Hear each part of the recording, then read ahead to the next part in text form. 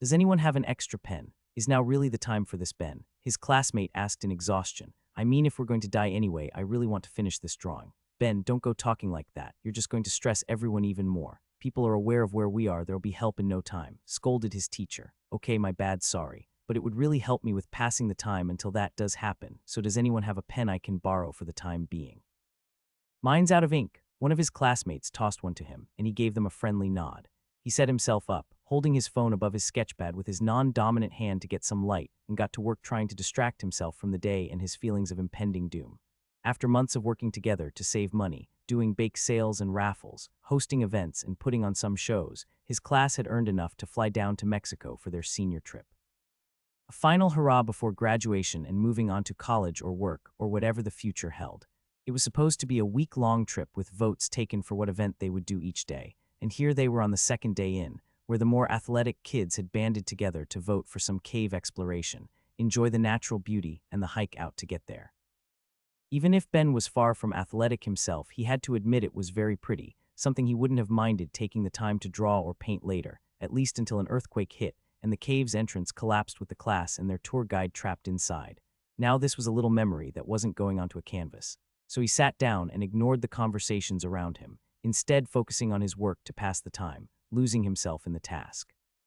He was currently working on a parkscape by his neighborhood. It was somewhere he would go out to draw on plenty of different occasions, but it was only recently he realized he didn't have any drawings of the park itself, despite it being one of his favorite spots.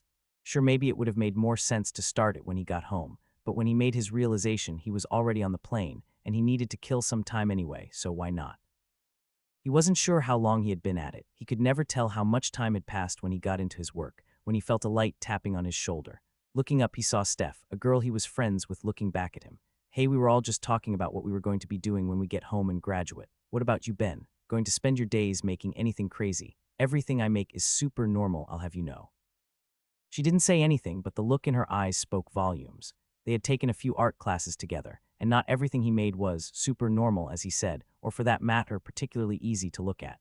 Even the teacher of the class, a true lover of symbolism and work, was a bit taken aback once by his sculpture representing the theme he had been given of despair. Feeling the judgment under her gaze, he quickly broke and answered her question. If you mean my immediate plans, I've been working on a piece of cosplay for a con I have tickets for. Making chainmail is a long-ass process, though. In the more distant future, it will be working for a year and then maybe art school if I can get accepted. Wait, go back a bit. A guy named John called out. Why are you making your own chainmail? Couldn't you just buy some or make something that resembles it, or just go in a different costume? That sounds like a huge pain in the ass. He gave his head a little scratch and thought about how to answer. I mean, isn't it just more satisfying to make it yourself? It just feels more rewarding, you know. Everyone went back to their discussion and he went back to his work, only stopping to eat with the others and plug a portable charger into his phone. More hours passed, but he eventually finished his work and looked on at what he created. Not bad, not bad. Line work is a little sloppy in places, but this isn't exactly peak drawing conditions, and I really captured the feeling of a lazy summer afternoon, if I do say so myself. Yep, this will certainly do. Feeling pretty good about how it turned out, he turned to show it off to one of his classmates, only to find that everyone else had gone to sleep, or was at least trying to. Looking at his nearly dead phone and seeing the time, he decided to take some time to pass out himself, hoping that things would seem more optimistic in the morning. Things were not better in the morning. Well, that wasn't strictly true. When he woke up, he thought the situation had improved in an unbelievable way until he got to learn about it. What the hell do you mean I'm dead? He found himself lying in a bed in a well-lit room. The curtains of a window were wide open, letting in a healthy amount of natural light. The room itself was plain, with no decorations to speak of, just the bed, a chair in the corner, and the woman sitting in it. You aren't dead currently, you just died to get here, she said, seeming a bit out of her own depths. I'm sorry, I know this must be a bit of a shock to you, but the gods brought your companions' souls here and rebuilt your bodies for you so you may live again and help this world. He looked at the woman before him, a girl maybe only a couple years older than himself. She had piercing blue eyes and was wearing long green robes, reminiscent of what a priest might wear, with brown hair mostly covered by her hat. Taking in what she said, he composed himself and responded, "Yes, so I'm not going to believe that. Are my classmates around?" She gave a sigh before continuing on with her explanation. Don't worry, you'll be reunited with them after I finish with my explanation. My name is Lehi. I have been assigned as your caretaker for the duration of your time here. We were informed that in the world you're from the gods take a rather hands-off approach, but watch and I'll prove this isn't the world you know. With some drama, she threw her hand out in front of her, and from nowhere a ball of water was suspended in the air above it. Then, as if directed by her will, it flew around the room. "What do you think of that?" she asked with a smile. "I'm told you don't have magic in your world. This should be plenty of proof." "Cool trick. I'd love to get you for my little brother's birthday. Doesn't mean it's magic," he calmly said, enjoying the little show nonetheless. Her smile cracked when she heard his calm rebuke and continued. "What do you mean, trick? Surely you can see this is magic. How else could I be doing this? I'm not sure, but isn't that the fun of magic tricks? Knowing how they're done kind of ruins the mystery. Has anyone ever told you you're too stubborn?" she said, putting her head in her hands. "I mean, frankly, I would be worried about the mental health of anyone who believed what you were saying with just that." He told her, taking his attention away from the now puddle of water that was the ball, and bringing it back to her, only for his attention to be captured immediately. He got out of bed and walked over to her, wanting to confirm what he was seeing for himself. Lehi saw him approach, and was still trying to figure out where to go from there when he made his move. "Hey, what are you? Where do you think you're touching?" Ben ignored her though, too preoccupied with his thoughts, as he was gently grasping and prodded what had fallen out of her outfit, specifically a pointed ear, about 15 centimeters in length. "Doesn't look or feel like a prosthetic. It's warm and fleshy too. Could it just be a birth defect?" he muttered to himself. For her part, Lehi relaxed once she realized what was going on, though not without commenting on the inappropriateness of touching an old woman's ears like that. She had been selected as one of the Otherworlders' caretakers partly for her appearance, specifically how closely she resembled a human, so as to not frighten them, but it seems like the small difference that could be seen between their two species was enough to help convince him. After a little while longer of his examination and mutterings, he sat back on his bed. "Are you at least convinced now?" she asked, embarrassment plain on her face. "Let's at least say I'm open to listen. So you're an elf. Based on what I've been told, you only have one intelligent species on your planet, so that must be the language filter.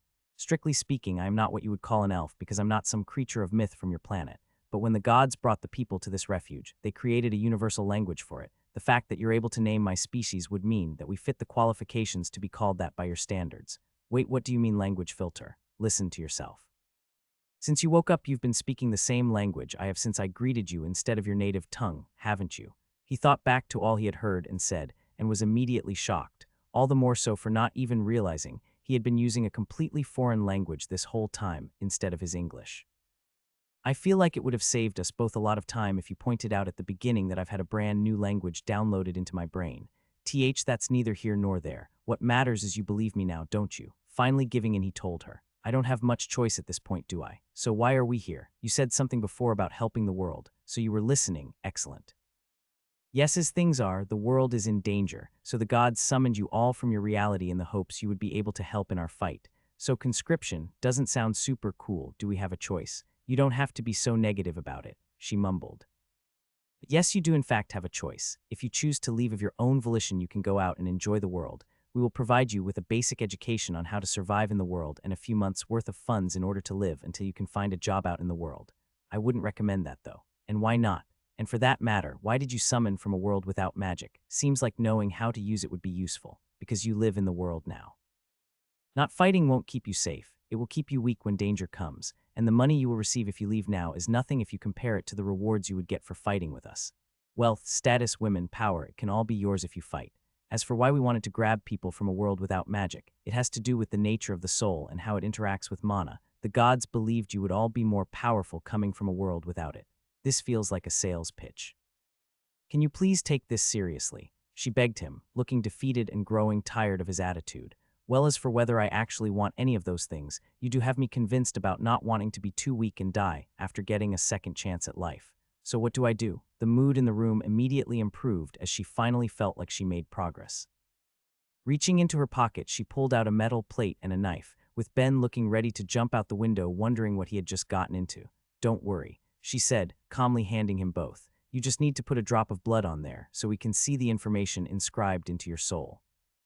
"This is back to being really sketchy. Do you have one of these I could see?" She sighed and reached into her pocket, pulling out her own card and handing it over. "I wonder if all the people from your world are this suspicious, or if I'm just unlucky." Ben ignored her and looked at her card, reading what it had to say.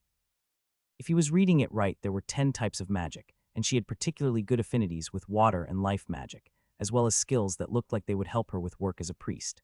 After comparing the two cards and content that they seemed identical other than that one was blank, he handed hers back and made a small nick on his arm, smearing blood in it. The card sucked it up, and letters suddenly appeared on it, revealing the information that could apparently be found in his soul. He took some time to read it over carefully and try and understand what he was seeing. What immediately caught his eye was the affinities and resistance levels. Compared to Lei's, whose water and life magics were in their 40s and nothing else was below 10, his were abysmal. On the other hand, his resistances dwarfed hers while she was again in a range from 5 to 20. He didn't have any below 60. The only problem was that he lacked the context to know what that meant. Other than that, there was the matter of skills. If passive skills were abilities that were always in use and World Speak Plus was what let him understand her, then presumably active skills were skills that needed intent like magic. But what were blessed skills? And when he had looked at her card, it had life magic listed as a blessed skill and water magic as an active one. What did that mean? Seeing no point in keeping these thoughts to himself, so he asked for an explanation, and she was happy to share. He had been right about the active skills and passive skills, but blessed skills were apparently something special that the world itself provided anyone who was born or in his case summoned there. As a skill's power increased, it would eventually evolve into the advanced form of the skill, but while in some cases that evolution would also produce a second bonus skill, like if water magic evolved into high water magic, it may also result in an additional skill such as water breathing. In the case of blessed skills, that would always happen, and on top of that the blessed skill would be around 50% more powerful than its unblessed version. If that's the case, can you take a look at my stats and let me know how I compare? Of course, she said, finally happy that things were progressing. It was as soon as she started reading it that her expression took another negative turn. That doesn't seem good. I'm sure it's good for priests to be honest, but that doesn't mean you should keep your feelings on your sleeves all the time.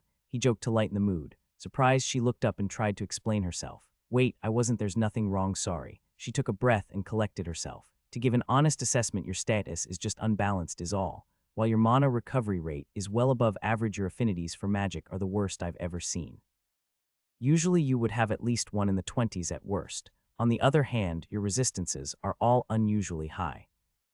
Neither of these things are bad. They could be perfectly fine if you were a fighter of some sort, but the world grants blessed skills based on what you have the best aptitude for. Yours are skills for craftsmen, and to get enchanting as a skill when you probably won't be able to learn any magic is just unusual. Although I'm not too well versed in how it works myself, so maybe it will have its uses.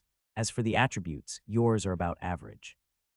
You would expect an average hominid type around your age to be in the 100 to 150 range, so while your intelligence is above average and your stamina is shockingly good, your strength and agility are both lacking. He sat and listened to what she had to say, and it didn't sound great, especially that it didn't seem like he could use magic, but there was nothing he could do about it. All he could do was try and live in this world with the hand he was dealt and figure things out as he went. Okay, well, it is what it is. Can you tell me about my blessed skills then? Sure, but I may not be too much help, unfortunately. Like I said, for enchanting, as far as I know, it's pretty reliant on adding magic effects you possess to items, but I think you can do it for skills too. Your biggest problem right now is that you only have your blessed skills, so there isn't too much you would be able to do with it at the moment. Crafting is what it sounds like, the process of making something with a physical item being the final result. This means that it covers other things like blacksmithing, alchemy, masonry, and probably some others I'm not aware of. The main flaw is that it's a jack of all trades, master of none type skill. While you will be able to use all of the abilities of various other crafting skills, it will take longer to level up, and let's say you and a blacksmith were to make the same item while at the same level. It would be expected that the blacksmith's item would be better because they would be more specialized. Finally, for focus, it's a skill that improves your concentration when working on something, helping you to ignore distractions. Ben listened to her explanation carefully and couldn't help but grimace. None of this really sounds good. I have no magic potential, a broad but weak crafting skill, the ability to pay attention, and more or less average aptitudes. All I have going for me are my resistances, and I don't have much to do with them. Is that about right? You're right, but don't give up. Your stats are average now for someone your age, but most people would be on their second or third job by now. You still have room to grow. After dinner, I'll take you to the library, and you can read up more on your skills before bed so you can get a better idea of what you can do with them. Okay, works for me then. Something to read sounds like it would be nice either way. Excellent, and there's only one last thing we need to talk about. Oh God, what now? You don't need to treat everything I say like bad news, you know, she said with a pout. Okay, sorry. What is it? Tomorrow you will be meeting the representatives of various nations or gods as they make you their offers for training under them and fighting in their specific forces. The following day you'll leave with whatever nation agrees to take you. That kind of feels like bad news. It will be fine. Pretty quick though, considering we just got here. It's literally the world at stake. Now come on, let's get you some dinner. I got something called Solar Flames and Spear User. I got Earth Master, Air Manipulator, and Shield Techniques. I got Lightning Magic. You only got one skill. That sucks. Now it looks like it's a type of magic you can typically only get if you manage to evolve air, water, and light magic at the same time, so I'll be able to use all those on top of lightning spells. Oh hell, that's pretty cool. When Ben arrived at dinner, everyone else had already gathered. It looked like he was delayed from spending so long verifying that this was another world, and they were already discussing the skills and abilities they had received. It seemed like a few were still pretty down to learn that they had died and there was no going back home, but many were at least ignoring that fact for now with the excitement of the situation. He took a seat between Steph and his pal Will and chatted with them as a priest brought him a plate to eat. How is it? He asked them, looking at the unusual purple mush beside some far too yellow-looking meat. Not poison. Will was quick to say, it's not bad. The taste is a little weird, but who knows what it came from, so I guess we'll just have to get used to these sorts of meals from now on. Steph said a little sadly. Now that there was food in front of him, he was feeling pretty hungry and wanted to dig in, but the looks of it still made him cautious, so he started with a small bite. Steph was right, a little weird, but overall not bad. The meat was slightly spicy and the texture was unusual, but he could stomach it. The purple mush with it sort of made him think of berries mixed with mashed potatoes, but not in a bad way. It had a mellow sweetness to it. As he was working his way through his plate, Will popped the question that he was dreading. The question everyone else seemed to be talking about. So what skills did you get? I ended up getting unarmed master, tough skin, and advanced enhanced strength, probably because I do some boxing. And I got spatial master, time controller, and high life magic. Steph chipped in. I got crafting, enchanting, and focus. That suits you to a T. Those skills are super on the ball with you. Well, how bad could it be? Will asked, so Ben pulled out his card to show them both. Oof, okay, that's pretty bad. Well, don't be so negative, let me see. Oh, well, your resistances are incredible at least. Yeah, and that stamina is great too, mine's only 400. With the exception of his stamina, they dwarfed him in all of his other attributes with values over 1,000, not to mention that they also had high magic affinities. Even Will, without any blessed magic skills, could probably learn magic in a pinch if he felt like it. They also already had some passive and active skills, probably because they had higher forms of their blessed skills automatically. They were definitely the sort of people this world was hoping for when they were brought here. He gave a long sigh and was about to give them back when one thing caught his eye. All of your skills are at level 0. Yeah, it looks like you at least got lucky with having one level automatically in a couple of yours. From what I was told, the skills go from 0 to 9, and if you meet the conditions, will evolve at level 10 into a new level 0 skill. Steph explained to him. Well, even if I'm not needed at least, I can probably enjoy crafting to an extent. Don't be so down. I was told they were looking for strong fighters, but even if your skills aren't for combat, that doesn't mean you won't be of any use. Don't let it get to you. Yeah, don't worry, my skills aren't really combat-oriented either, but I was told they should be useful for healing and helping supply troops. I'm sure they could use someone who could do things like make tools or weapons. With the motivation of his friends, his mood started to improve a bit. Sure, his stats weren't exactly incredible, but there must be some way to use them. He would just have to wait and see how tomorrow would go. After dinner, Lehi led him to a small library at the back of the church. It really gave him a sense of scale for the place as they made his way there. It was large, ridiculously so, with every wall lined with statues and paintings of different figures, some humanoid, some he would be more inclined to consider monsters. What are all these? Representations of the various gods. What? We must have passed a few hundred. Yes, and there are a few thousand total. Why would one world possibly need so many gods? He asked curiously, a development Lehi seemed pleased with. Good question, it all goes back to the founding of the world. Lehi said, starting her story. It seemed that this world didn't start out with thousands of gods and hundreds of races to go with them, but it happened as a result of circumstance. The threat they had been brought to fight was an ancient one, destroying and conquering hundreds of worlds over the millennia. The gods of those worlds gathered whatever survivors they could and brought them to this faraway land, to rebuild with other races whose worlds have been ravaged. In that time, the gods joined forces to help strengthen all the residents of this world and worked together to create the status system. A means for them to grow stronger and for their work to yield greater efforts, also that when invaders came for their current home they would be ready. Wait, and that's what we're here for, to fight against a force that had destroyed countless worlds. You guys summoned 20-something heroes. Well, other locations summoned other heroes from other worlds, but from what I understand, reaching beyond the edge of one universe into another is a difficult task. There shouldn't be more than 200 summoned heroes from various worlds who had been brought to different communal churches throughout the land.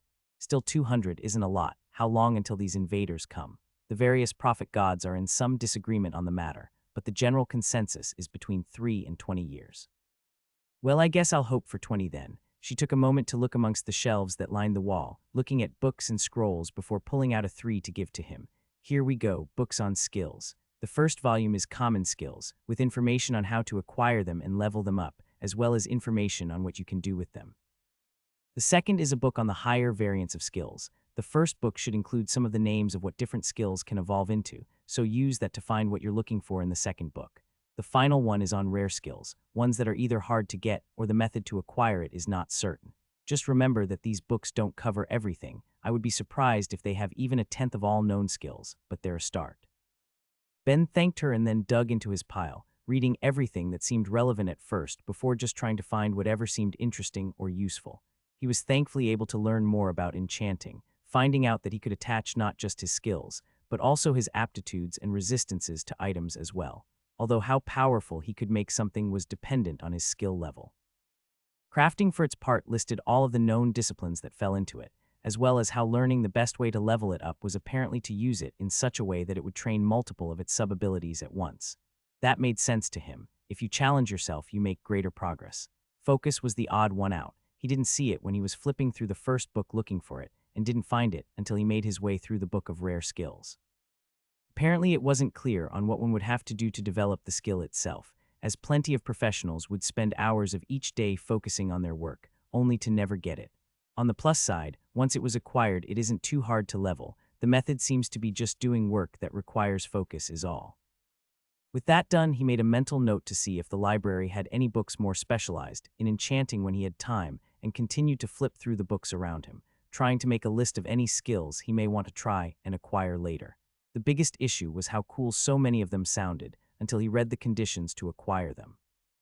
Magic was out automatically. While it was technically possible for him to get certain rare magic skills if he improved his attributes, all of them advised not even trying for affinities ones unless he had an aptitude of at least 20 in the skill he wanted to learn. Otherwise, it would be all but impossible to acquire. Even ignoring those, though, he still didn't have the best options just based on how his attributes worked out. His high intelligence and mana regeneration made him a candidate for an okay mage, but again, there was the issue of his affinities as well as low mana.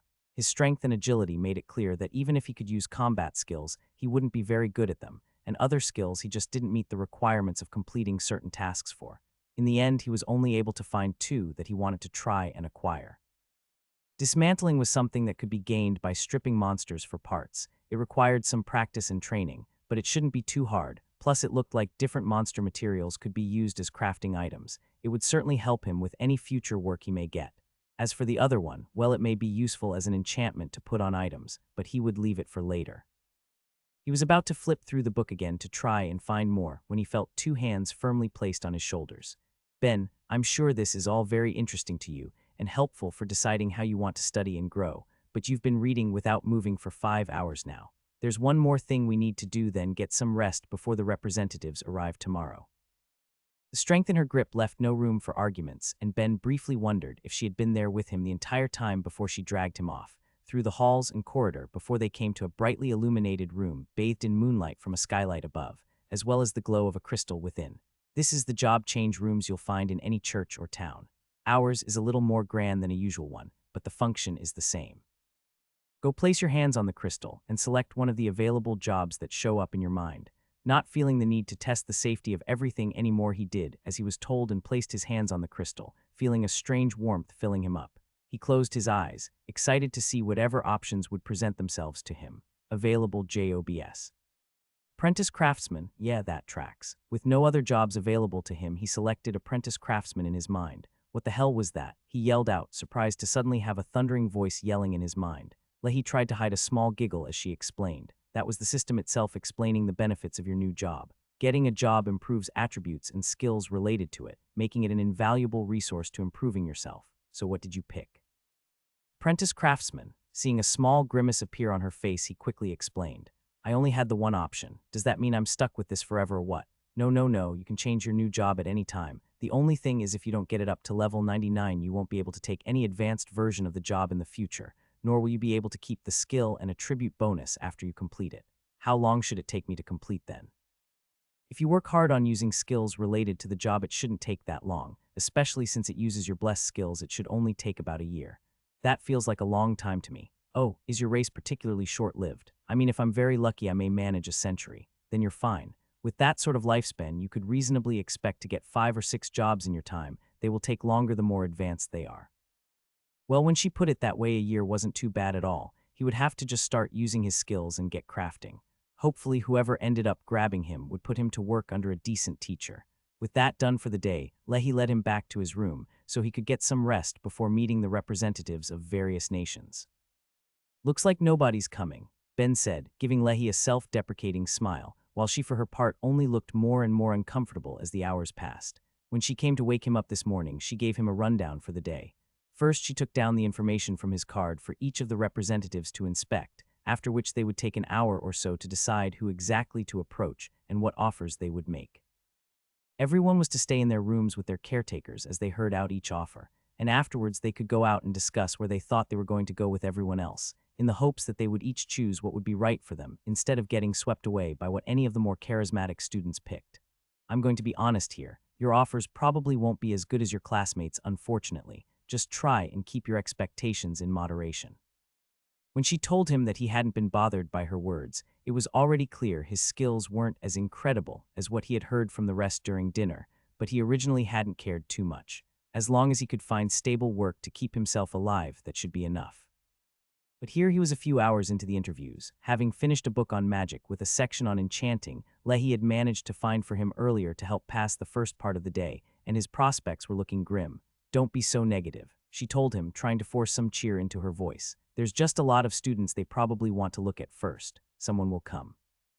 He tried to give her a more genuine smile than before and went to reread a few passages of his book that caught his eye. As he was trying to understand a few of the trickier concepts in it, he heard a knock on the door.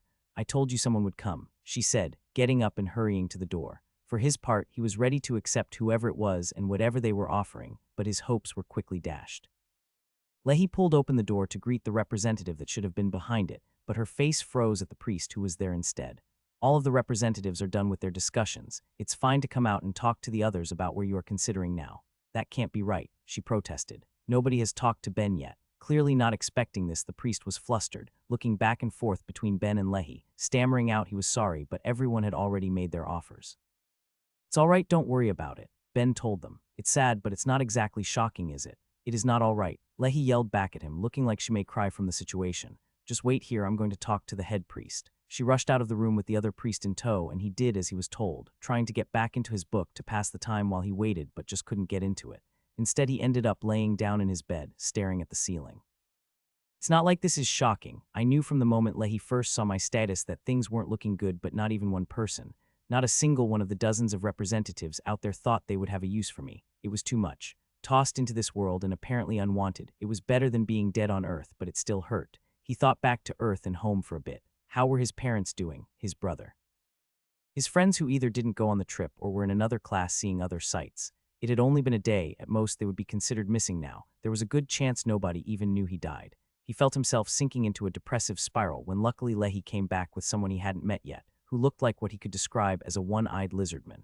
Hello, Ben, we haven't had the pleasure of meeting yet. My name is Father Yan, he said, introducing himself with an elegant bow. Lehi has appraised me of your situation. It's unfortunate, but we can't compel a nation to take you, nor should we. Wouldn't want you to suffer any unreasonable treatment as a result. We can, however, let you stay at the church for as long as you like, until you are ready to venture into the world yourself. Of course, we will also provide you with the funds promised if you had chosen to leave instead of helping. It may not feel like much after what these few days have brought you, but it should be of some help. Of course, if you want to talk to your classmates, dinner will be served soon. You can always discuss your options with them. Working up his willpower, he got out of bed and left to get some food. What do you mean you didn't get an offer? Steph yelled as soon as he explained what happened to her and Will. He was glad she cared enough to be outraged and all, but now all of his classmates were looking at him with faces of shock, confusion, and pity as they started to mutter amongst themselves. Wait, he didn't get an offer. I thought I heard him say his skills weren't great yesterday, but just how bad are they? Isn't that too sad? Feel like he maybe didn't want to have everyone aware of that, Steph. Will reprimanded her. So what will you do? He'll come with me. I got plenty of the representatives offering to accommodate me however they could. Getting you to come shouldn't be that hard, she told them, trying to ignore the looks she caused to sprout up everywhere. But you'll be alone. Well, then you guys will just have to visit me when you get some breaks. Steph still didn't seem happy about any of that, and Will was at a loss as to what to do as well. Eventually, they just had to accept his choice, even if they didn't like it at all. Things had quieted down around the table as they were talking. People couldn't help but be curious about his situation, but eventually it all picked up again as he focused on his meal.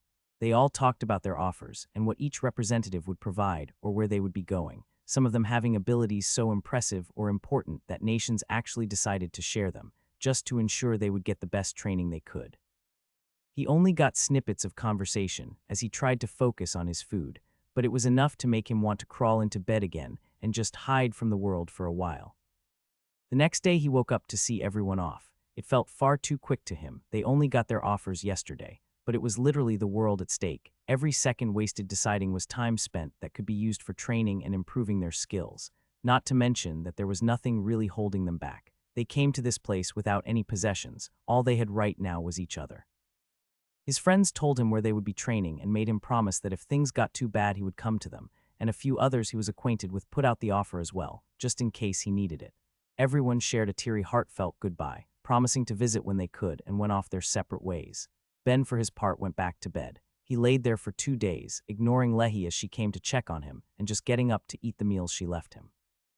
On the third day when he woke up, there was only one thought on his mind. God, this is boring. Even if he was still depressed, he couldn't wallow in it any longer. He needed something to occupy his mind. Looking out the window, he could see the sun had just barely risen, so he decided to find Lehi to plan out what to do for now. When he left, he immediately realized he was faced with a problem already. She always came to him. He never found her. This changed his first task to finding someone else that could help, and after searching around fruitlessly for a few minutes, he came across a passing priest, who was thankfully able to give him directions to her room. After a little walk, he was able to give a knock on her door. "Coming," she yelled, throwing it open a few seconds later. "Ben, you're finally up. Are you in better spirits now?" she asked, grabbing his arm and giving it a friendly squeeze, at least better enough to figure out what to do now. He told her, doing his best to focus on her face instead of the fact that she was wearing some rather cute frilly pajamas instead of her usual robes. "Well, me and Father Yan have been working on that while you pulled yourself together. He should already be in his office. Let's go discuss it together and see what he thinks." She was already dragging him off before he could reply. "Sure, but maybe you should change first." Stopping in her tracks, she took a quick look down at herself, gave a small squeak, and ran back to her room. "My caretaker's a bit of an airhead, huh?" A few minutes after that minor detour, they were in Father Yan's office, discussing where to go from here. "Unfortunately, we don't have many ways we could truly help you develop your blessed skills, so the best course of action would be to find a suitable teacher when you feel ready to venture into the world. Of course, there is also the option of staying here permanently, joining as a monk or priest of the church, and offering your faith to help strengthen the gods. If that's the case, then the plan we had discussed would involve using this time to learn. Lehi is already working on preparing you lessons about the world, but other than that, I was told you had already reviewed some books on skills. If there were any you wanted to try acquiring, we would be more than happy to accommodate you in any way you can. In that case, there's actually 2 I saw that sounded worth getting if you guys can help. I was looking at dismantling and stealth." Yan stroked his chin in thought. "I understand the use of dismantling for your blessed skills, but why stealth?" "On paper, because it would be something I could hopefully use for enchanting since magic isn't an option.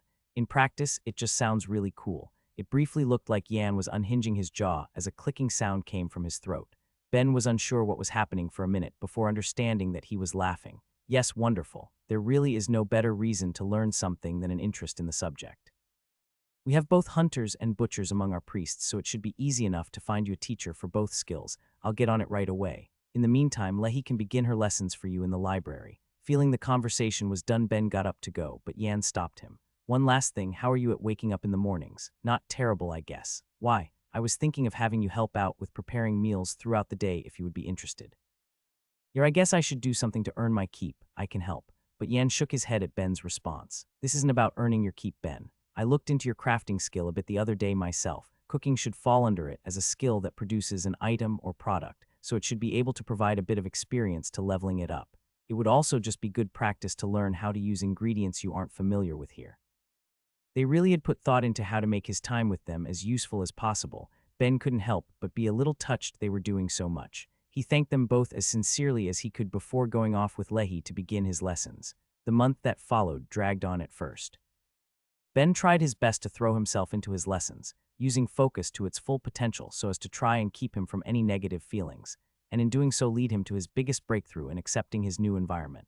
In the middle of one particularly boring lesson with Lehi, where he was learning about the different kingdoms and city-states in the world and how they would interact, he had been doing everything in his power to keep paying attention, despite just how dry and dull it all was. It was when he was sure he was going to fall asleep from the boringness of it all that he heard it.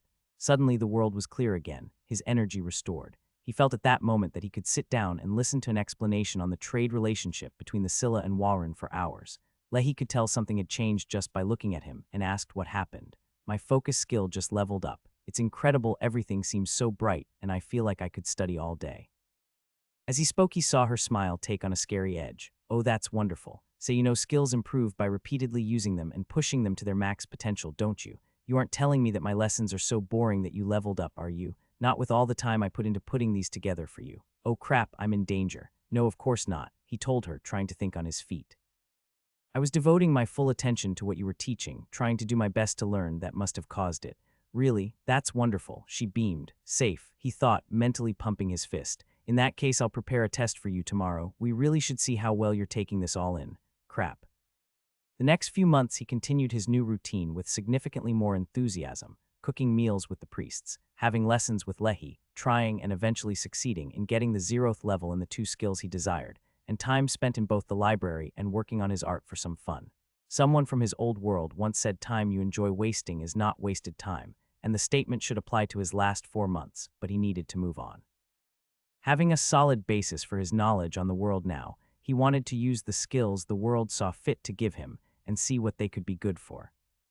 Are you sure you're ready to leave? Lehi asked for the 7th time, worry etched into her face. The world isn't the safest, you know. There's danger around every corner. It wouldn't hurt to stay a little longer. Just remember you can come back anytime, Ben. You're always welcome here. Now, before you head off, give me your card. Father Yan told him, taking it and tapping his own against it. There we go, as promised, the money you were offered.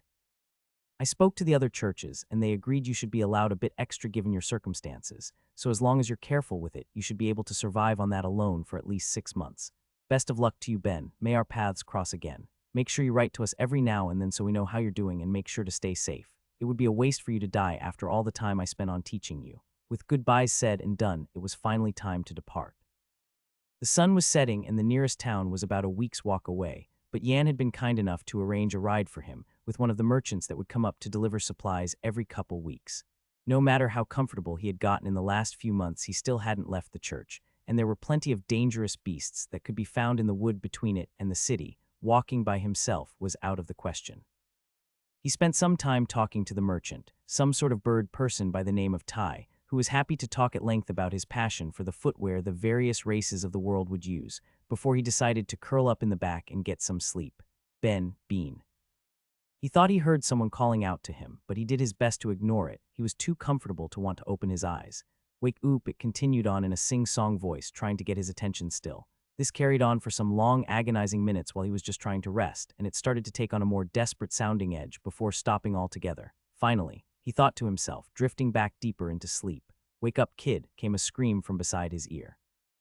Ga what? He yelled back, bolting upright, only to find he had no idea where he was. Last he remembered, he had been sleeping in a carriage, waiting to get to the town, but now he was in an endless grayish-blue void. He was standing on something, but there was no visible ground beneath him, no distinct boundary on the horizon to separate earth and sky. Not seeing anyone, he turned around, trying to find the voice that was calling out to him, only to be caught completely off guard by finding a silver cube, maybe the size of a car, floating ominously above him. Well, that's not concerning at all, he muttered to himself before calling out. Hello, is there anyone out here? Ah, Ben, finally awake are you? I have to say it's pretty surprising to see someone so determined to stay asleep inside of their own dream, the voice called out to him. He looked around but still didn't see anyone. Hey, do you think you could show yourself? Then we can talk. Of course, I'm right here above you. You're in the cube, he asked, looking back up at it. I am the cube, of fucking course you are, he muttered under his breath, still not used to the bizarreness of this world. In that case, who are you? And where am I? Straight to the point, huh? Well, the name's Myriad, and I brought you here. He stopped for dramatic effect, and the sounds of a drum roll filled the space. To offer you the position as my believer, he yelled, the entire backdrop behind him exploding into fireworks. I decline. The fireworks and drums immediately cut off, creating a sudden and uncomfortable silence. Wait, don't decide so soon on your own, at least hear me out. I mean, from what I heard in the church about divine realms and the fact that you're asking for me to be your believer, you must be some sort of god, right? Showing up in my dream and asking me to be your believer is just too sketchy. Ben knew this world was filled to the brim with gods, some would say too many, but from what he learned in the church, they weren't allowed to try to talk you into being their followers. That was up to their oracles, priests, and apostles. Wait, you have that a little bit wrong. We aren't allowed to actively try and steal the believers of other gods, but you have no faith. Contacting you is fair game. So this thing can read my mind, great.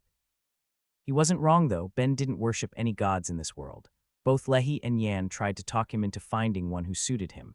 You didn't need to be one of the races that came to this world with a particular god, and they were known to occasionally bless their believers with skills and knowledge, but Ben just lacked interest. It's not that he didn't see the value in it, and he had plenty of options recommended to him that may be a good fit, but it felt like the gods just tossed him into the world without any thought. He only survived through the kindness of people. That wasn't even to mention how suspicious it was that a god would want him as a worshiper of all people. Okay, I can't help the mind reading, though. It's not really something a god can turn off, but I have all sorts of handy advice for you. I'm super helpful.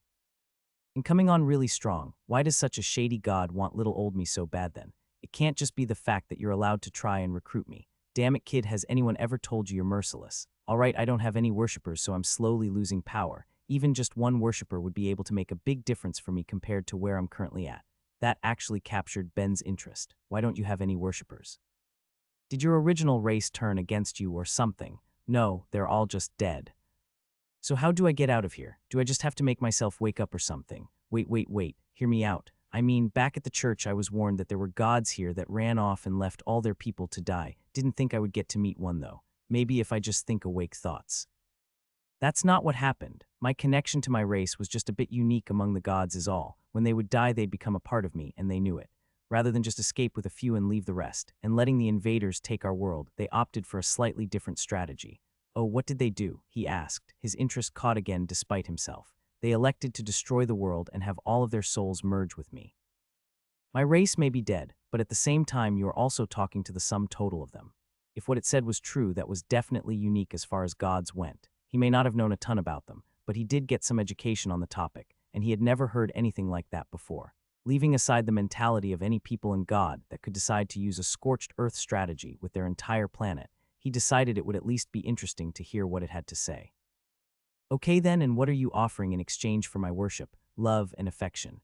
Ben turned around and started to walk away. Surely there would be an exit somewhere for him. That was a joke. Right now I can only give you information, but after I've been worshipped for a while I should be able to grant you a skill. Just give me a chance. The offer of a skill was hard to pass up. No matter how long you would worship a god, it wasn't guaranteed you would get one in your life unless you got their attention, either through actions or devotion. Of course, since he was already at the center of this particular god's attention, that didn't seem to be a problem. And what information can I get from you to make this worth my while? You don't have to sound so hard done by. I'm not asking for too much, a prayer or two a day. Tell people how great I am so they want to worship. Wait, stop trying to leave, I'll get to the point. By the time you wake up, you'll have arrived at the town of Stonewall at around a few hours after sunrise. You're looking for a master to teach you how to use your crafting and enchantment right. There's maybe 8 or 9 places you could train under for only focusing on one of your skills, and 4 if you want to focus on both.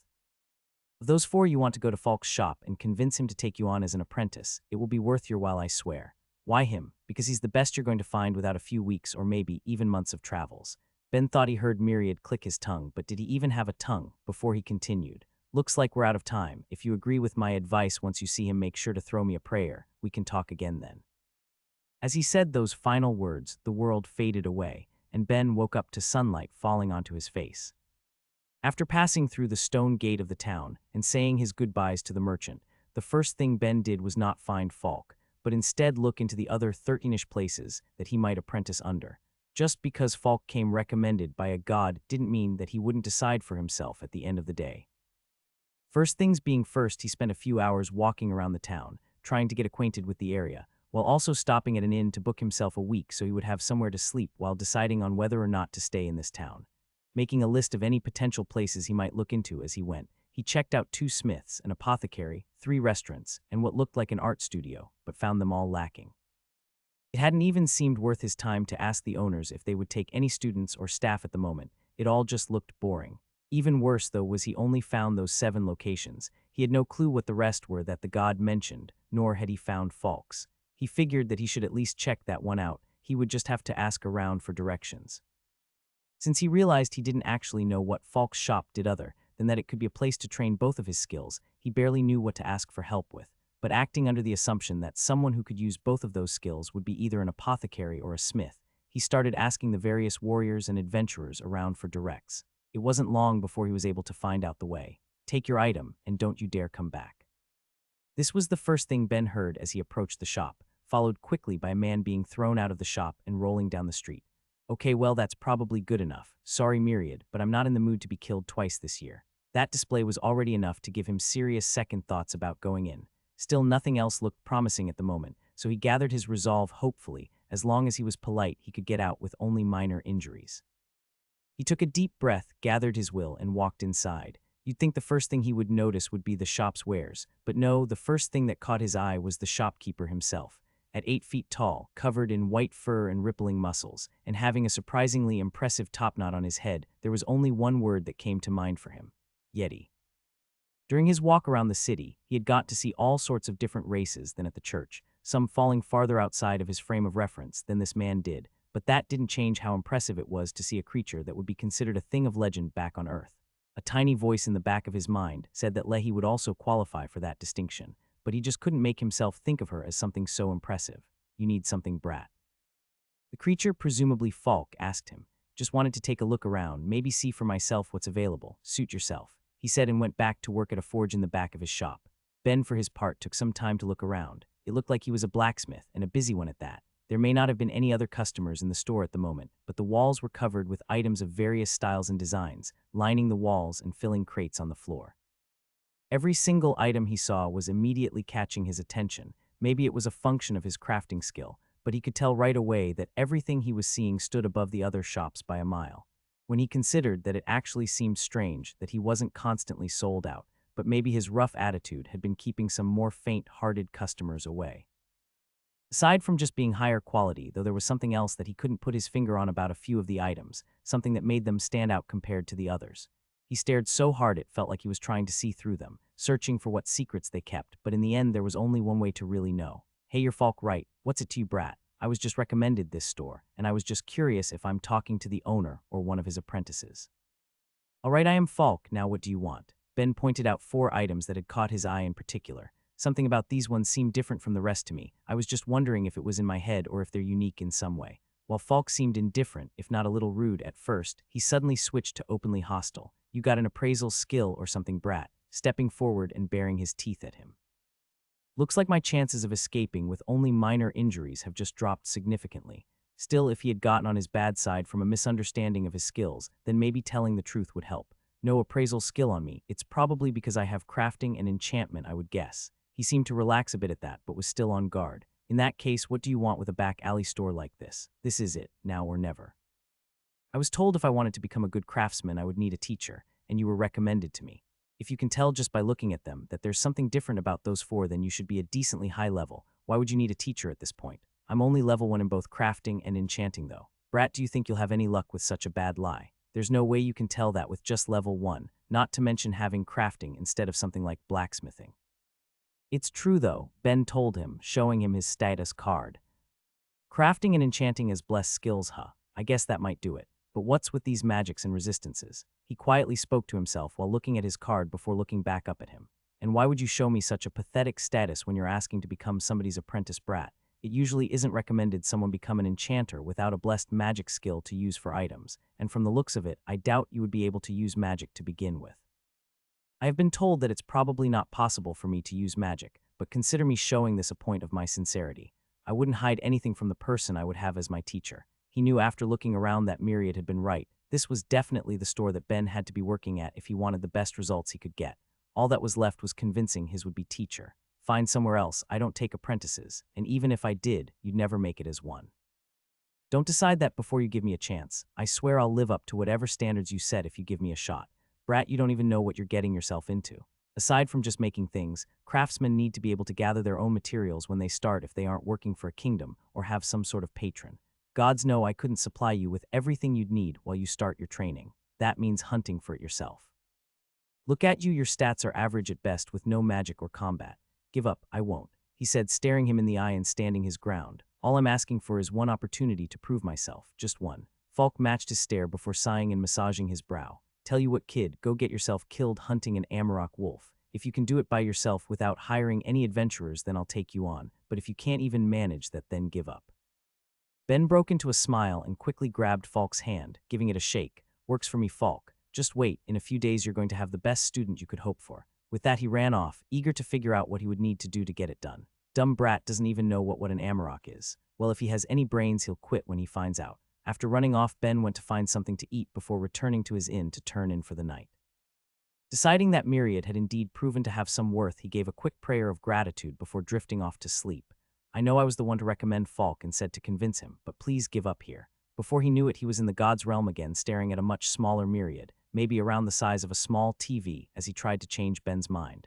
So can you just appear whenever you want? Seems pretty handy, Ben said, ignoring the god's plea. Ben, he gave you a task you could never reasonably be expected to accomplish. Well, yeah, obviously. Wait, you knew. Then why did you agree? He clearly didn't want to take me in, and if I kept pushing, I probably would have got something even harder assigned if he didn't just kick me out of the store. Honestly, I was lucky he offered a task at all. But it doesn't matter if you die. If I really think I'll die, then I won't do it, but that's not what matters.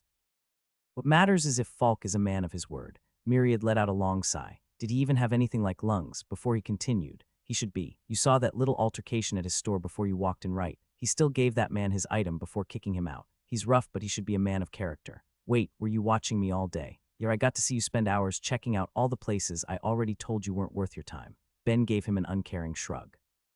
Trust but verify. Well, not much trust yet, but if you keep up the good work, we'll get there. Actually, where were the other places you said weren't worth my time? I only found 7. You're not going to waste time checking those out too, are you? If things don't work out with Falk, I may as well. Another long sigh. A few others were enchanters that work independently of other stores, so you could bring items from a regular smith to them in order to enchant.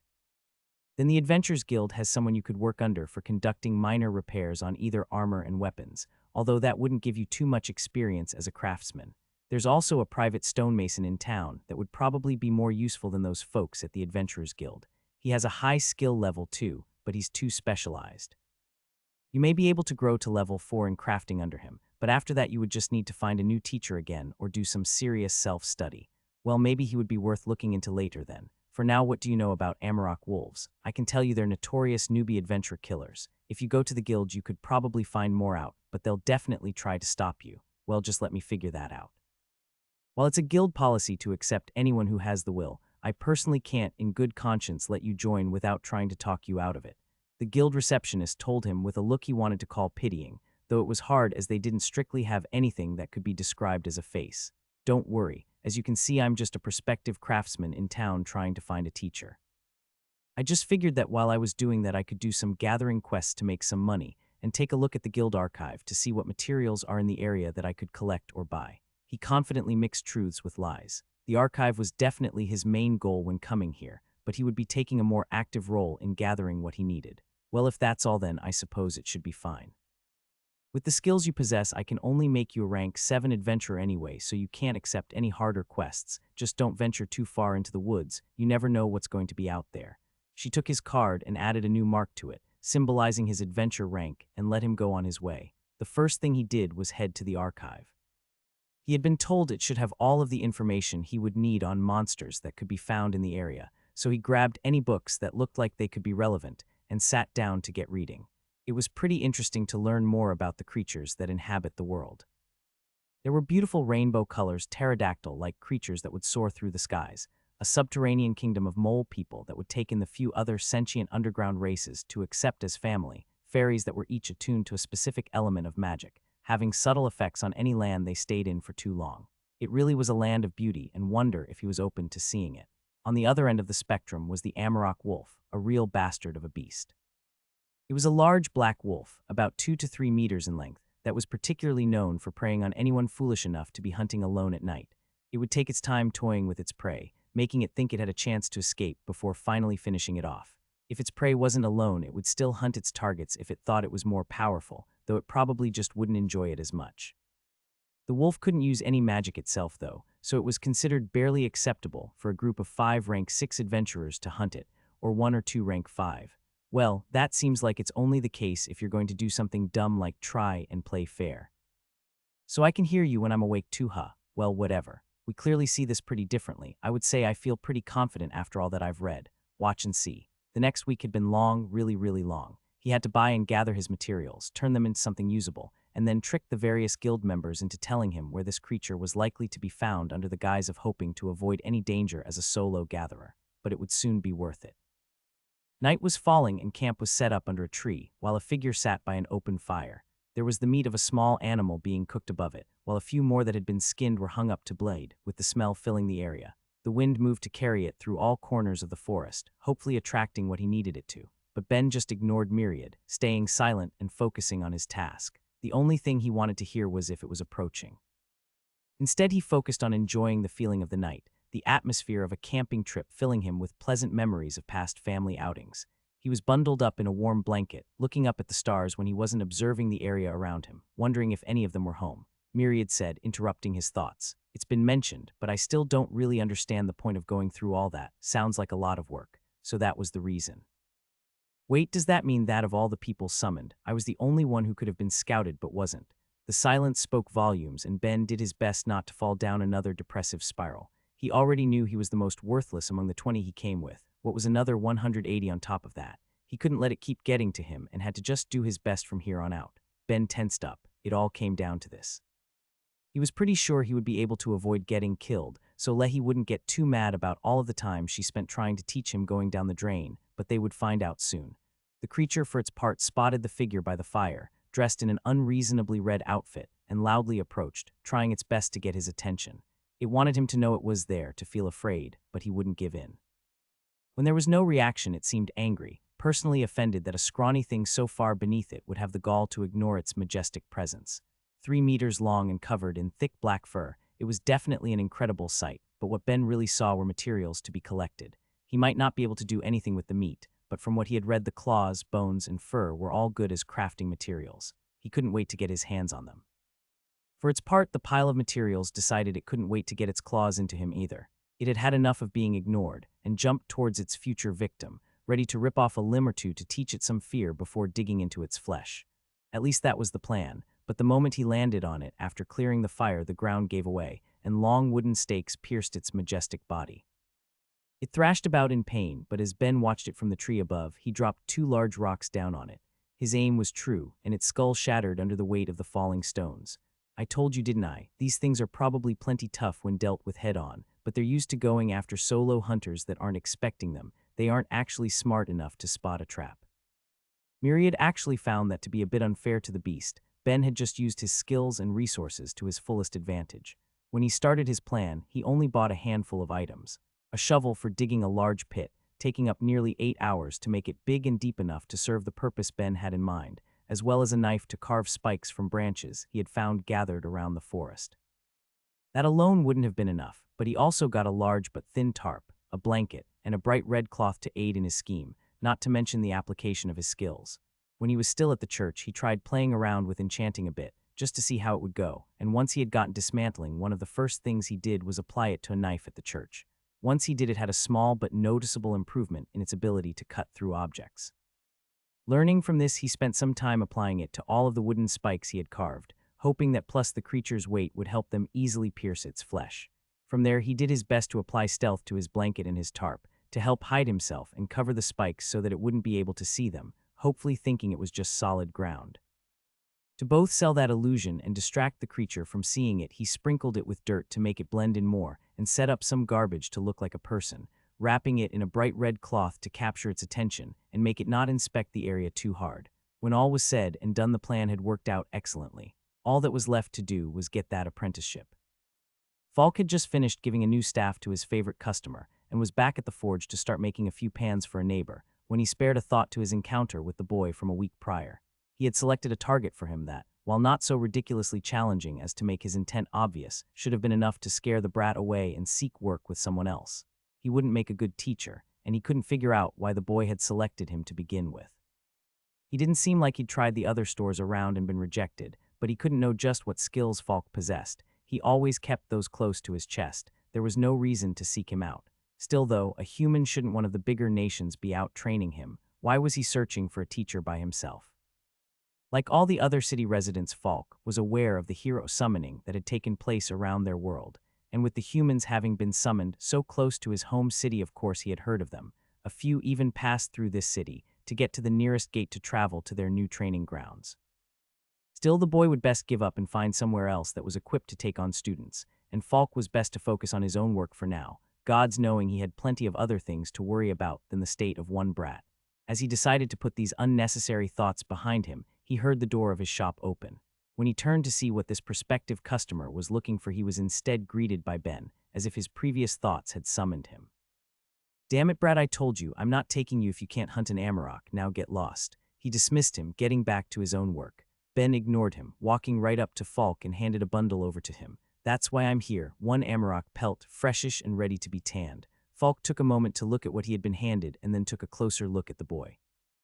It was clearly an amarok pelt. He had hunted a few in his own time, wouldn't mistake one, and the boy for his part was an absolute mess now that he stopped to look, covered in dirt and blood. But he still couldn't believe the kid had actually managed it. Sure, it's an amarok, I'll give you that. The condition of it's pretty trash though, way too many punctures. Not to mention that I told you to get it yourself, no adventurers. The condition it's in wasn't a part of the deal, and I did get it myself.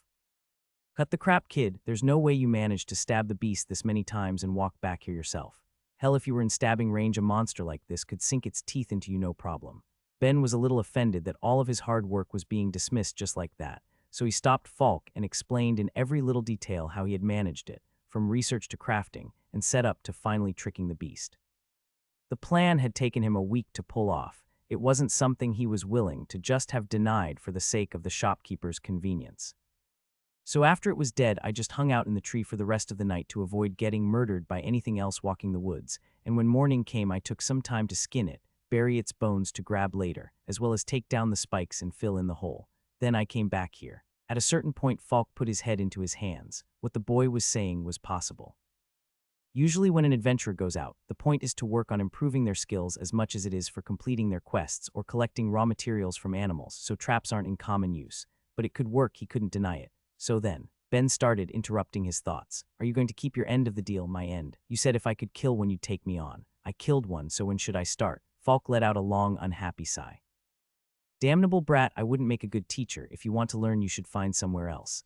I'll be the judge of that. Now when do I start? If this ever comes up again, I'm telling the next would-be student to hunt a bloody demon." "Fine, you start tomorrow. The shop opens at the crack of dawn. Don't be late. You won't regret this, Mr. Falk. I'll see you bright and early." Ben told him with a smile before running off. Yeah, and take a bath before you get here." "Tracking blood and dirt through my bloody shop," he mumbled, pulling out a broom as tidying up a bit. "Suwoo. Yeah, you showed your usefulness. I'll accept you as my god and toss you some prayers." As soon as Ben went to sleep at night, he found himself again in Myriad's divine realm, with him somehow managing to look antsy despite lacking a face or limbs or any other feature one could use to convey emotion. Knowing what he wanted, Ben gave in immediately. He had to admit that having a god around had its uses.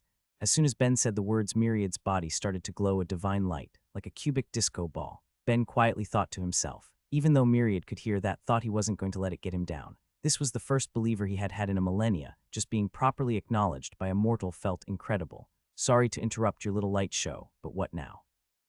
"Well, as my believer, I can grant you my blessing for starters. Though it will be weak now, it should get stronger if I grow in power a bit. I can also grant you a quest. No gift skill. I need you to pray to me consistently for a bit longer if I'm going to do that. A skill takes a lot of energy, and with the amount of strength I have now, it will have to be incredibly close to my properties as a god and the properties of my race." "Okay, sounds neat. What sort will it be?" "There's a couple options, but not to worry, I'll make something that will suit you to the best of my abilities." "All right, I'll leave it in your hands. And what do you mean by a quest?" The church must have not bothered explaining it since they didn't think it would be relevant to you, but gods can issue quests to the people. The more powerful the god, the more powerful the quest reward. "I can't currently do anything too grand, but the good news about being my #1 believer is I should be able to issue them to you more often than an average person could hope to get them." "Oh cool, then what's the reward?" Myriad let out a small groan. "Think you could hide your greed for a minute and ask what the quest is first? I'll be having you grow my faith. If you get me 5 new believers, I will raise your job level by 6. That sounded like an okay reward for now. After his months here, he hadn't done too much crafting. Just some cooking, dismantling, and other experimenting at the church had only raised him to level 14. He was hoping he would get some more interesting options for whatever came next. There was only one small issue. "There's no way I'm going to be able to find you 5 other believers," he said bluntly. "Wait, don't be so pessimistic. It's not impossible. An unknown god with little power and not much that can be immediately offered sounds pretty impossible to me. Irk. Not to mention, why would anyone switch their faith from presumably a powerful god to a weak one? Maybe if one of the world's deities is outed as being evil, we could scoop up some of their followers, but right now it just seems impossible." Well, if you accomplish something impressive, it may tempt some people towards me as a result. Me, the apprentice craftsman with level 1 skills at most, accomplish anything impressive. Come on, Myriad, you need to have some realism here. With the cruel reality of Ben's words, Myriad fell to the ground defeated. All the joy and energy he had been feeling from getting a believer vanished. Hey now, no need to be so sad, the deck's just stacked against you. Need power to get power, need followers to get followers. It's rough, but let's do our best. Myriad looked up, a bit of hope returning, so you'll take the quest. Is there literally any other option? This is the easiest one I can currently give you. Is there a time limit? Any penalty for failing? Nope, no limit or penalties. The only drawback is I can't give you another one until you complete this one. All right, might as well give it a try. He rose again, rainbows flowing out of his silvery form. I know you'll figure something out, Ben. I believe in you. Now time to wake up. You wouldn't want to be late. With that, Ben felt himself coming to consciousness, but before he even opened his eyes, he felt the world screaming in his head. I'm sorry, what of Myriad? Falk arrived at his shop, silently hoping the boy would sleep in or not show up so he would have an excuse to dismiss him, but no such luck. The brat managed to show up before even he did and was sitting outside the shop, laying against the door. All he could do was groan a bit, forced to accept what he agreed to. All right, get up. First things first, give the shop a sweep and we'll figure out where to go from there. Ben immediately got to it, cleaning up the shop with enthusiasm while Falk had no choice but to use the few minutes he had to focus on something he had been racking his brain about all night, just how to train the brat. Unfortunately for him, Ben was thorough but quick, too quick. The shop looked fine to open and he was standing in front of Falk, looking up at him expectantly. All right kid, first I guess you should make me something. We'll see where we should go from there. He brought him to a room in the back that looked like a combination of supply closet and work area. Buckets and drawers of materials were piled around, with a desk and tools hung around it, and a small shelf of books nearby. Ben's first thought seeing all of it was basically that it looked like fun. It was definitely somewhere he could sink a lot of hours if he was given the chance. He just had one minor problem. What am I supposed to make? Whatever you can for now, I just want to watch your process and see where you could improve it first. Help me pull the desk out front unless you're going to want to use the forge, then grab the supplies you'll need. To be clear, I'm only letting you grab from my stock today. In the future, you'll have to supply yourself. Ben did his best to help move the desk the Yeti worked at into the front of the shop, before going back and looking around. There were metals and materials of all sorts. He saw the bones and teeth and skins of a variety of creatures, the woods from all kinds of trees and materials that were clearly organic in nature, but that he had no clue as to what they could be. There was also an unusual amount of stone, of various types, all organized in a back corner. He wondered about the room for a minute, taking it all in, making a mental list of what to explore in the future, while he tried to figure out what he was going to make. The options before him seemed limited. He originally considered himself something of an artist, dabbling in a variety of arts, but he didn't think that would work. He could stitch together furs to make a cloak or jacket, but that didn't feel right either. It wasn't until he came across some metal wire that he remembered an unfinished project he would never get the chance to complete, giving him a good idea of what to do. Taking the supplies and tools he would need to the front workshop, he sat down at the desk and got to work as his teacher stood above him, watching as he went. It only took 2 minutes for him to stop Ben from his work. What are you doing? I was going to make chainmail. I thought I would add stealth to it while I went to at least give it a bit more benefit. Yes, I can see that. I more meant why are you doing it so wrong? Falk seemed genuinely confused, which kept Ben from being too annoyed. He came here to learn, and that's what he would do. What exactly am I doing wrong here? Gods, where do I even begin? You're going to make all that wire unusable if you keep this up, and it doesn't even seem like you're crafting. Falk, I'm going to need you to give me a bit more than that. Realizing he hadn't properly explained himself, Falk took a second to put his thoughts together and started again. You look like you're trying to enchant every single individual wire. That can be possible at a higher level, but right now you can't do that for something so small. The enchantment won't take, and you'll render the material unusable. He picked up the wire Ben had been using and ground it between his fingers. It seemed to have lost all of its malleability, causing it to break into shards and dust. What you have to do is slowly add the enchantment to the entire thing as you go, spreading the enchantment across the entire item. Aside from that, do you not know how to use your crafting? He clearly did not with what was being asked, but he had to confirm anyway. Is it not just a way to have a better idea of how to put stuff together while also making you better at the process? Well, you're not wrong, but it's also like most other skills. You have to burn up a little mana to get its full effects. Since you can enchant, you should know how to do that, yeah. He did. It had taken a fair amount of trial and error at the church, as well as a lot of questions to the priests to figure it out, but when he got it was incredible. All right, so just use mana with the skill and try again. He got back to work, doing as he was told, and immediately felt a difference. He could feel it flowing out of him into the wires, making them slightly more easy to work with. bending as he wanted them to, and holding their shape a bit better. This wasn't even considering the improvements to his body. He could feel his movements improving, making less mistakes that needed to be corrected. He couldn't help but think of how long carving all of the spikes had taken before and how much time he could have saved, but no point worrying about that now. With his teacher's advice, he immediately lost himself in the task, devoting all of his attention to the project before him. He wasn't sure how much time passed, but before he knew it, he was holding onto a full set of mail, enchanted with stealth as well. He couldn't help but think how incredible skills were. While he had been chipping away at the piece he had been making at home, getting a few hours a day done here or there, he now has a finished product in one go. Sighing in contentment, he stretched and looked to see Falk snoozing at his chair. He figured it probably wasn't good for the man to be sleeping on the job, so decided to have some fun. "Hey Falk, what do you think?" he yelled, waking the man up. He shot up from his seat with a start. "Damn it, boy, do you have any idea what time it is?" "No, I decided to sleep at midnight." He threw open the door dramatically, making it clear that the sun had fallen and moonlight streamed in through the door. "You must have been working at that for almost 20 hours. Ah haha, maybe yelling to wake him up hadn't been the best idea. Ben knew he was prone to getting lost in a task. His family used to have to tell him lights out whenever he got into a project, but he didn't think he'd ever gone this long before. "Sorry about that. Using crafting ended up being more entertaining than I thought. I'd say you got more use out of your focus skill than anything," he grumbled, waving his hand for Ben to hand over his item. "Come on now, let's see how it went so I can go back to sleep." Falk stared at it for a few minutes, slowly losing the tired expression in his eyes. "Looks like you managed to make a lower common item. Not bad for your first attempt considering you didn't even know how to properly craft when you started." Items could be divided into 6 levels of rarity. There was common, uncommon, rare, ultra rare, legendary, and mythic. On top of this, each level was further subdivided into lower, middle, and upper to show just how well it would compare to items in its own category.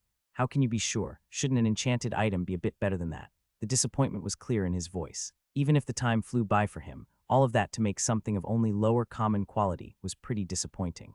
When you reach the 9th level of your skill, you'll be able to see the quality of the item without issue.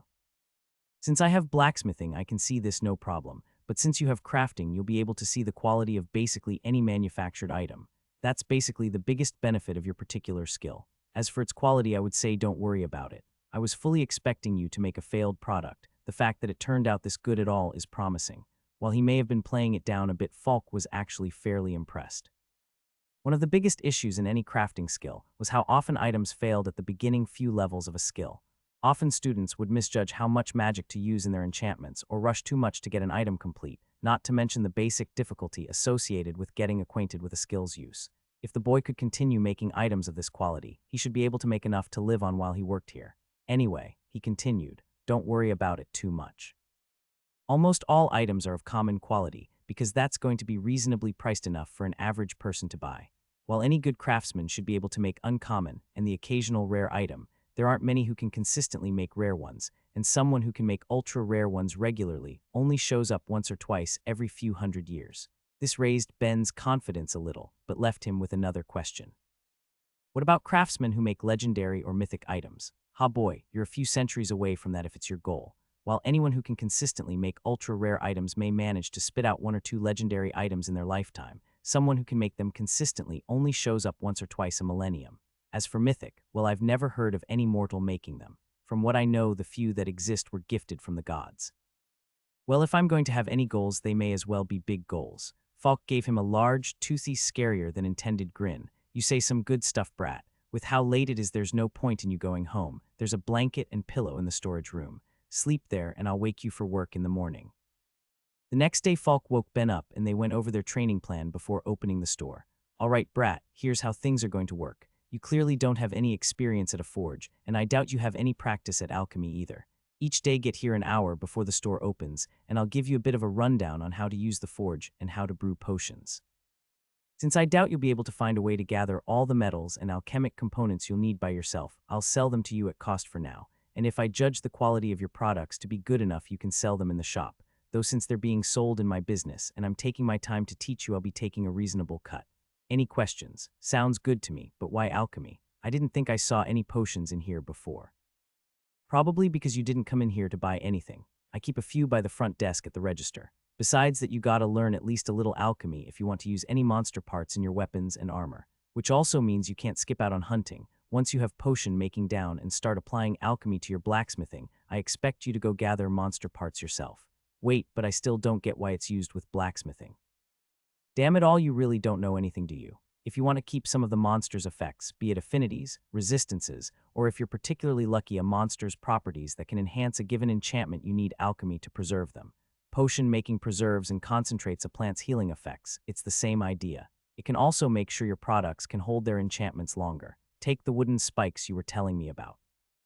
If you had enchanted them a day before using them without putting any more mana into it, then they were probably only half as effective. With the right materials, the mana loss could be significantly slower. Some materials could even manage to hold mana without any loss or slowly absorb mana from the environment. How effective you use your skills will determine how good the final product is. And he paused, giving a wicked grin. How much you can sell them for. All right, what are we starting with then? Flack pulled out his card and directed it at Ben. We're starting with you paying for a week's worth of supplies. After that, I'll get you working on the backup forge in the back. Ben tapped his own card against Falk's, transferring the money over to him, and then went out to a back room and got to work. He was first shown how to start the forge, and from there Falk gave him a basic explanation of what he would be doing. For today, I'll loan you some tools, but you're going to be using them to make your own, so make sure you do your best so you can use them for a long time. Since these will be for your own use, you won't be able to sell them, but it's an important step in learning to really appreciate the materials you work with. Now quiz time, what is the most important tool for a blacksmith? Would it be a hammer? That seemed to be what he would always see them wielding in shows and movies, so it felt like a safe bet. That's what most people would guess, but no. What's most important, and what you'll be making first, is a set of tongs. Why tongs? They certainly didn't seem super important compared to what you would use to shape your items. Do you want to be grabbing some red-hot metal with your bare hands, brat? Sure, shaping your metal is important, but if you can't move it the way you need to efficiently, the metal will cool, and you'll lose too much time having to constantly reheat it.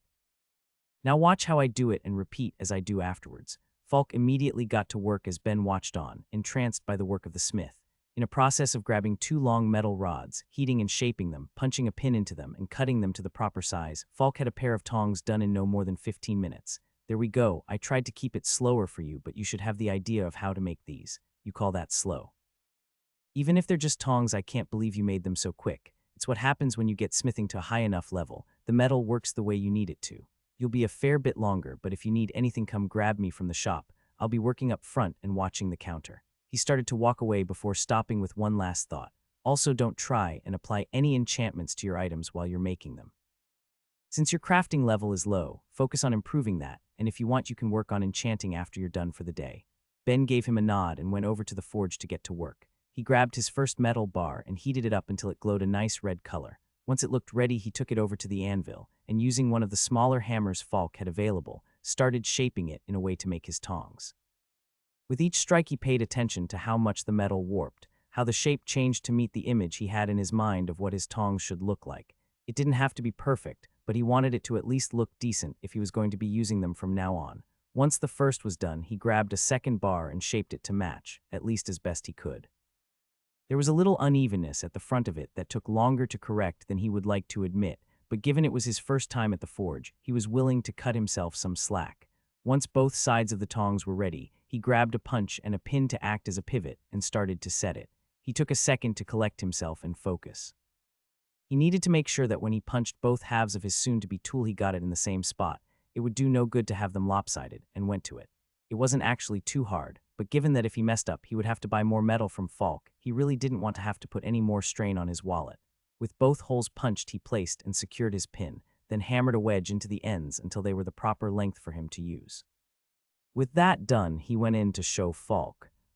And here's the staff. Hopefully this one lasts a bit longer than the last one. I'll see you in a few days then. It looked like he was just finishing with a customer. As he waved them off, Ben went up and showed him his end product. Not bad. I was expecting you to mess up the first time, but I guess this wasn't too hard. With this done, we can start on the next step then, making you a hammer. Come and watch carefully. I'm only showing you this once. He was brought over to the forge in the front and watched Falk skillfully take a lump of metal and shape it into a tool, with the front end being flat and the back end being a wedge. He punched a hole into the center and fitted it with a wooden handle, and it was all done even faster than his tongs from before. Once again, Ben couldn't help but be impressed by the quick and precise work Falk managed, and he was excited to try it for himself. He ran back to the small work area he had been given and got to it, taking a bar of iron and tossed it in the forge. Using his newly made tongs, he grabbed it from the forge and started striking it, feeling each blow changing its shape, the rhythmic clanging filling his mind. Again, he was slower than his teacher, but he didn't mind. Now that he was making things himself, finally putting his crafting to use, he could see it was about the journey, not the destination. He finished forging the hammer's head and secured it to a strong wooden bar to use as the handle, then took it to Falk to get his seal of approval. Feels like it may be a bit small, but it will do for now. I guess you're a bit small yourself anyway. I'm plenty tall for my race, you're just huge. Brad, I'm the run of my family, your race is just too small. Well, that was a terrifying thought, but with his teacher's approval for his tools, Ben was given the task of making J-hooks for the rest of the day to work on some of the different techniques he had learned so far. If I remember right, your strength was only at 90, right? You also have focus. Falk had come to check on Ben as the day was ending and prepared to send him home when he saw the small mountain of J-hooks beside him. That's right, why? No reason. Anyway, I've got a few books for you to borrow, just some on alchemy and enchanting. I'm giving you tomorrow off, so stay home and read them. Sure, sounds good. See you in a couple then. Good luck. Ben wasn't really sure what he meant by that, but he grabbed the books and left the shop. Since it had been a long one, he decided to turn in early and get to reading the next day. As he slowly woke up, he realized why Falk asked him those questions yesterday. Oh God, everything hurts, not you, Myriad. Wait, actually, can you do anything about this? I don't think I can move my arms. Actually, pretty sure I can't move anything. Oog. The books he needed to read were left on the other side of the room. It was going to be a long day. The next couple months were busy. Ben's lessons were mostly split between blacksmithing and alchemy, with a bit of enchantment added here and there, while his free time was divided between reading from Falk's books, practicing some of the hobbies he already had like drawing and sculpting, as well as occasionally hunting and dismantling some beasts in a nearby woods to use for his training or to sell to Falk for the materials. As he was working at his forge, finishing up a staff enhanced with blood elk bone, a notification sprang up. His mind was suddenly clearer and his thoughts felt sharper. He looked at the staff he had just finished and could suddenly tell where he had gone wrong and how it could be improved upon, but that didn't matter right now. It was his first level up since he was at the church and he couldn't contain his excitement. He ran out to tell the only acquaintance he had in the town about his good news. Guess why he stopped short when he saw his teacher was busy interacting with one of the regulars. Sorry, I'll come back in a bit. Hold up, Brad, I was just going to grab you. You've seen Thera before, haven't Ben looked at the customer. It was hard to make out any details about them. They were a little shorter than himself and wearing a hooded robe and gave off a bit of an unapproachable vibe, but they were definitely a frequent shopper here. The only distinguishing feature he could really see was a paper white hand grasping a new staff, which they would come in almost weekly to get. We've never been properly introduced before, but I know they're your favorite customer. Nice to meet you. I'm Ben. Ben had never paid them much mind beyond wondering how they afforded to replace their equipment so much. He offered them his hand, but not even giving it a second look, they turned away from him and back to Falk. What's this about, Uncle? Uncle. His favorite customer is his niece, and he didn't tell his wonderful student about this. What a no-good teacher. No being right now, Myriad, I'm being upset. She ignored my super friendly greeting. What this is about is that I've gotten a job I can't turn down, so I won't be able to make you any staves for a while. For the next couple months, I'll be leaving it to my apprentice. What? Okay, sure, I guess making a staff a week won't hurt. The staves I make can last a week, he stressed. You'll be making 1 or 2 a day. Jesus Christ. What do you do with them? He asked Thera. He had made a few staves already and was told they should be fine to sell. How could they only last a day? That's not my name and I'm an adventurer, equipment breaks, she said with an air of dismissal. Thera has more mana and less control than a staff can handle. They shatter after a week. Uncle, he doesn't need to know that. He will if he's going to be adventuring with you. What? Both Ben and Thera yelled in tandem. Falk, I'm not an adventurer, I'm a craftsman. If I'm trying to make her a good quality staff a day, when am I going to have time to practice other things if I also have to adventure with her?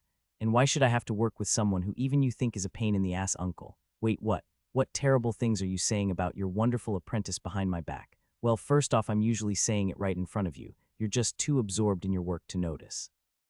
As for why you should do it, Ben, I won't be charging you for any supplies you take to make her staves. She gets them for free, but I'll still give you the regular pay you would be getting for her work, so it's a good deal for you. As for you, young lady, I know you haven't been partying with anyone recently, and you know that isn't part of the deal. Party with my apprentice, and I won't be telling your parents. Fine, she unhappily agreed. Not fine. Falk, I'm all well and good for making the staves, but like I said, I'm no adventurer. You know I don't have a single useful skill. Why should I put myself at risk? Boy, don't act like I don't know that you hunt something once or twice a week. I'm the bastard you've been selling your catches to. Sure, trapping things is fine, but hunting with a proper adventurer is completely different. I won't be able to keep up, Myriad asked. If this girl has so much raw power that she keeps blowing up staves, then yeah, I should be fine. I just want to see how much more I can get from my dear teacher. Falk, for his part, seemed to have caught on quick to what Ben was doing. All right, what do you want, brat? No point beating around the bush then. 2 things. use of the workshop when you're done for the day so I can stay late and practice, as well as the rights to use whatever scraps are left from making her staves. The workshop I can do, but how do I know you aren't going to use a small piece of something and take the rest of it as scrap? All right, let's define it then. Any leftovers the size of my fist or smaller are mine for the taking, and I won't use materials specifically to get the leftovers. Sounds good. I'll agree if it's items we have in steady supply. I can't very well be giving away any of the rarer materials willy-nilly. Deal. All right, I can't imagine what you're going to use some small scraps for, but don't make too much of a mess with them.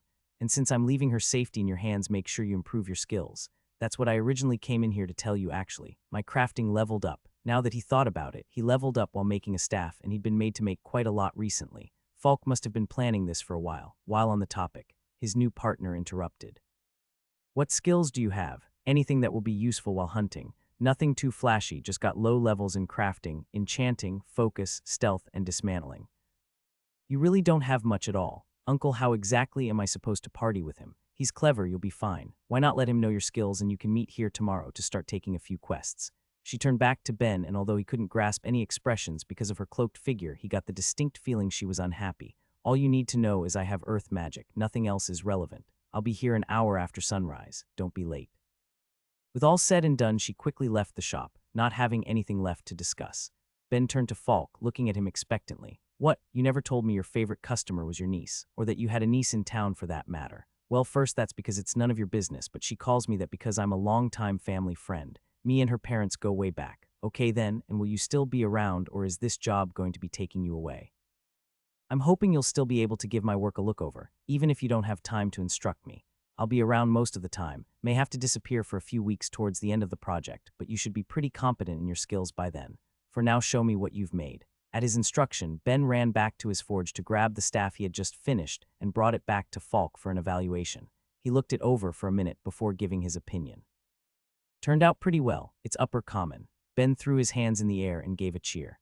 Ever since he had learned how to incorporate alchemy into his blacksmithing, his works had gone from being consistently lower common with the occasional middle, if he was extra lucky, to getting mostly middle common with the occasion upper, and every upper was worth celebrating since it meant they could sell for a higher price. Don't be too happy, brat. There are a lot of areas you could still improve on, and the jump from upper common to lower uncommon is still a big one. Yeah, I know, but I can already see how I can improve the next time. I didn't mix in the bone paste thoroughly enough for one, so there's probably some inconsistency in the rod, and I shouldn't have heated it as much either when I was forging it. That must have damaged the structure of the material in some small ways. Well, it's at least good that your eyes have improved some with your level at least. Now go home and sleep. This should be good enough for her to use tomorrow. With a wag of his finger, Ben told him off. Nope, I'll be here for a bit later. And what exactly do you mean by that? Did you already forget? I get use of the workshop when we close for the day. You meant immediately. No time like the present. Besides, I want to see how having level 2 in crafting changes things. Falk let out a long sigh and walked to the counter before coming back, throwing a key at Ben. Here, don't lose it and lock up when you're done. With that, Falk walked off and Ben went to the storage room, looking at everything there that he previously couldn't touch. Oh yeah, this is going to be fun. Thera woke up unhappy. Frankly, she had been angry since the previous night, having been forced into partying with some random man just because she didn't have anyone else to adventure with at the moment. No matter how much gratitude she had for her uncle, or how much she respected his opinion, she would still much rather be going out by herself, until she found a real adventurer she could work with. Still, she would need staves, and if this was how she was going to get them, then so be it. She would just treat it as if she were adventuring alone and hope whatever his name was could manage himself. She ate a quick breakfast with her aunt as the sun was rising and walked over to Falk's shop, prepared to meet with her temporary companion, but saw nobody waiting outside, so she went in. Her uncle was sweeping and dusting the place, as he always did, to try and keep it presentable. Good morning, uncle. Where's this boy I'm stuck with? She couldn't keep the annoyance from her voice.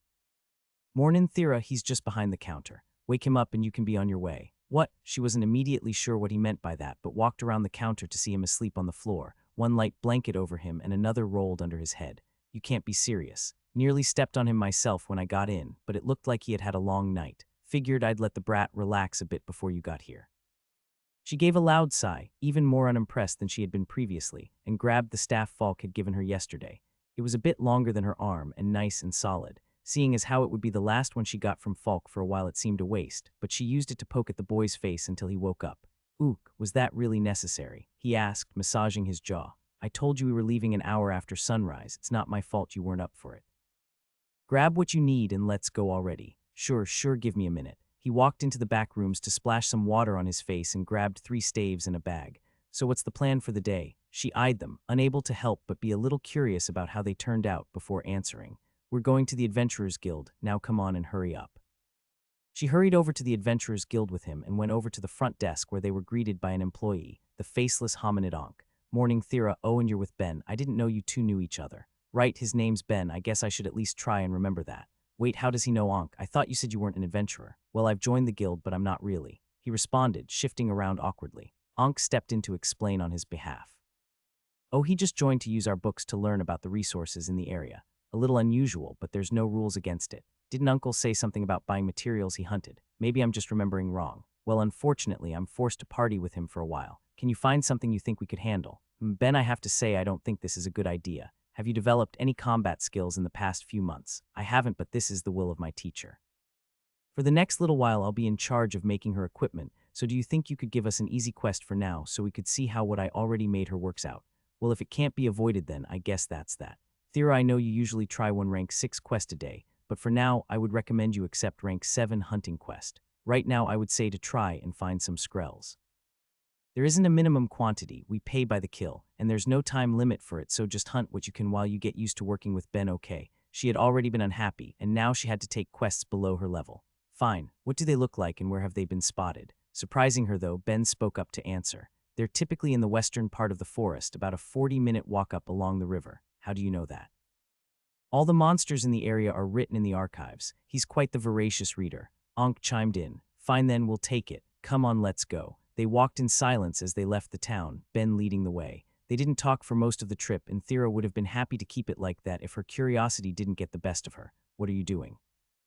Ever since they left the town, Ben had been picking up handfuls of rocks and twigs, stared at one for a while, then dropped it and moved on to the next, all seemingly for no reason. Oh, this.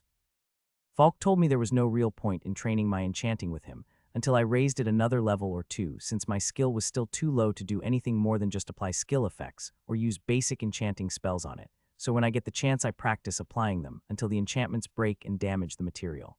At that, he gestured to the stone in his hand and gave it a small squeeze, causing it to crumble to dust.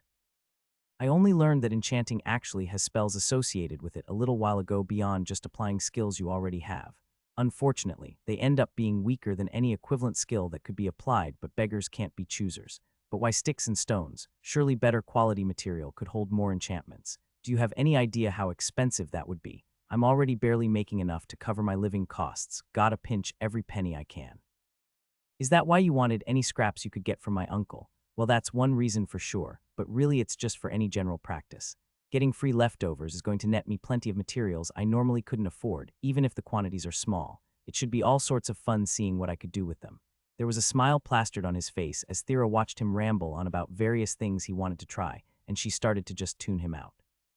He seemed passionate at least, and she couldn't help but be a bit envious of having blessed skills that he actually enjoyed. Her thoughts darkened as she thought about her own. Having earth magic wasn't so bad, even if her level with it was low, but as for the other one. But don't let me ramble on by myself. Tell me a bit about yourself, Thera. Ben asked, pulling her away from her thoughts. Still, her life was private, not something she would just share. There's nothing to tell. I left my family a year ago to see a bit of the world and improve my magic, that's all. Do anything for fun? No. God, I hope that's not true. It's good to have some excitement in life. I question how exciting a craftsman's life could be. His smile cracked, and for a second Ben wore a truly sad expression before bouncing back. Oh, you may be surprised. Never know when something unexpected may happen. She wanted to ask what he meant and was a little worried she offended him before, but chose to say nothing. It was never a good idea to get too close to anyone she partied with. They walked in silence for a while longer before Ben stopped. All right, this should be the general area we need to start looking. Once they arrived at their destination, Ben set out what he was thinking. The staff you currently have is the last one Falk gave you, right? You should probably save it for emergencies. For now, do you mind trying the ones I made and tell me how they feel? She looked at her staff hesitantly before stringing it over her back and grabbing the one Ben was offering and gave it a look over. The design is pretty plain and it feels rough. Are you sure it will hold up? No clue, but that's the one I finished before my level went up. The two I made after should be better. She raised the staff in front of her and concentrated, forcing mana through it to bring together her spell.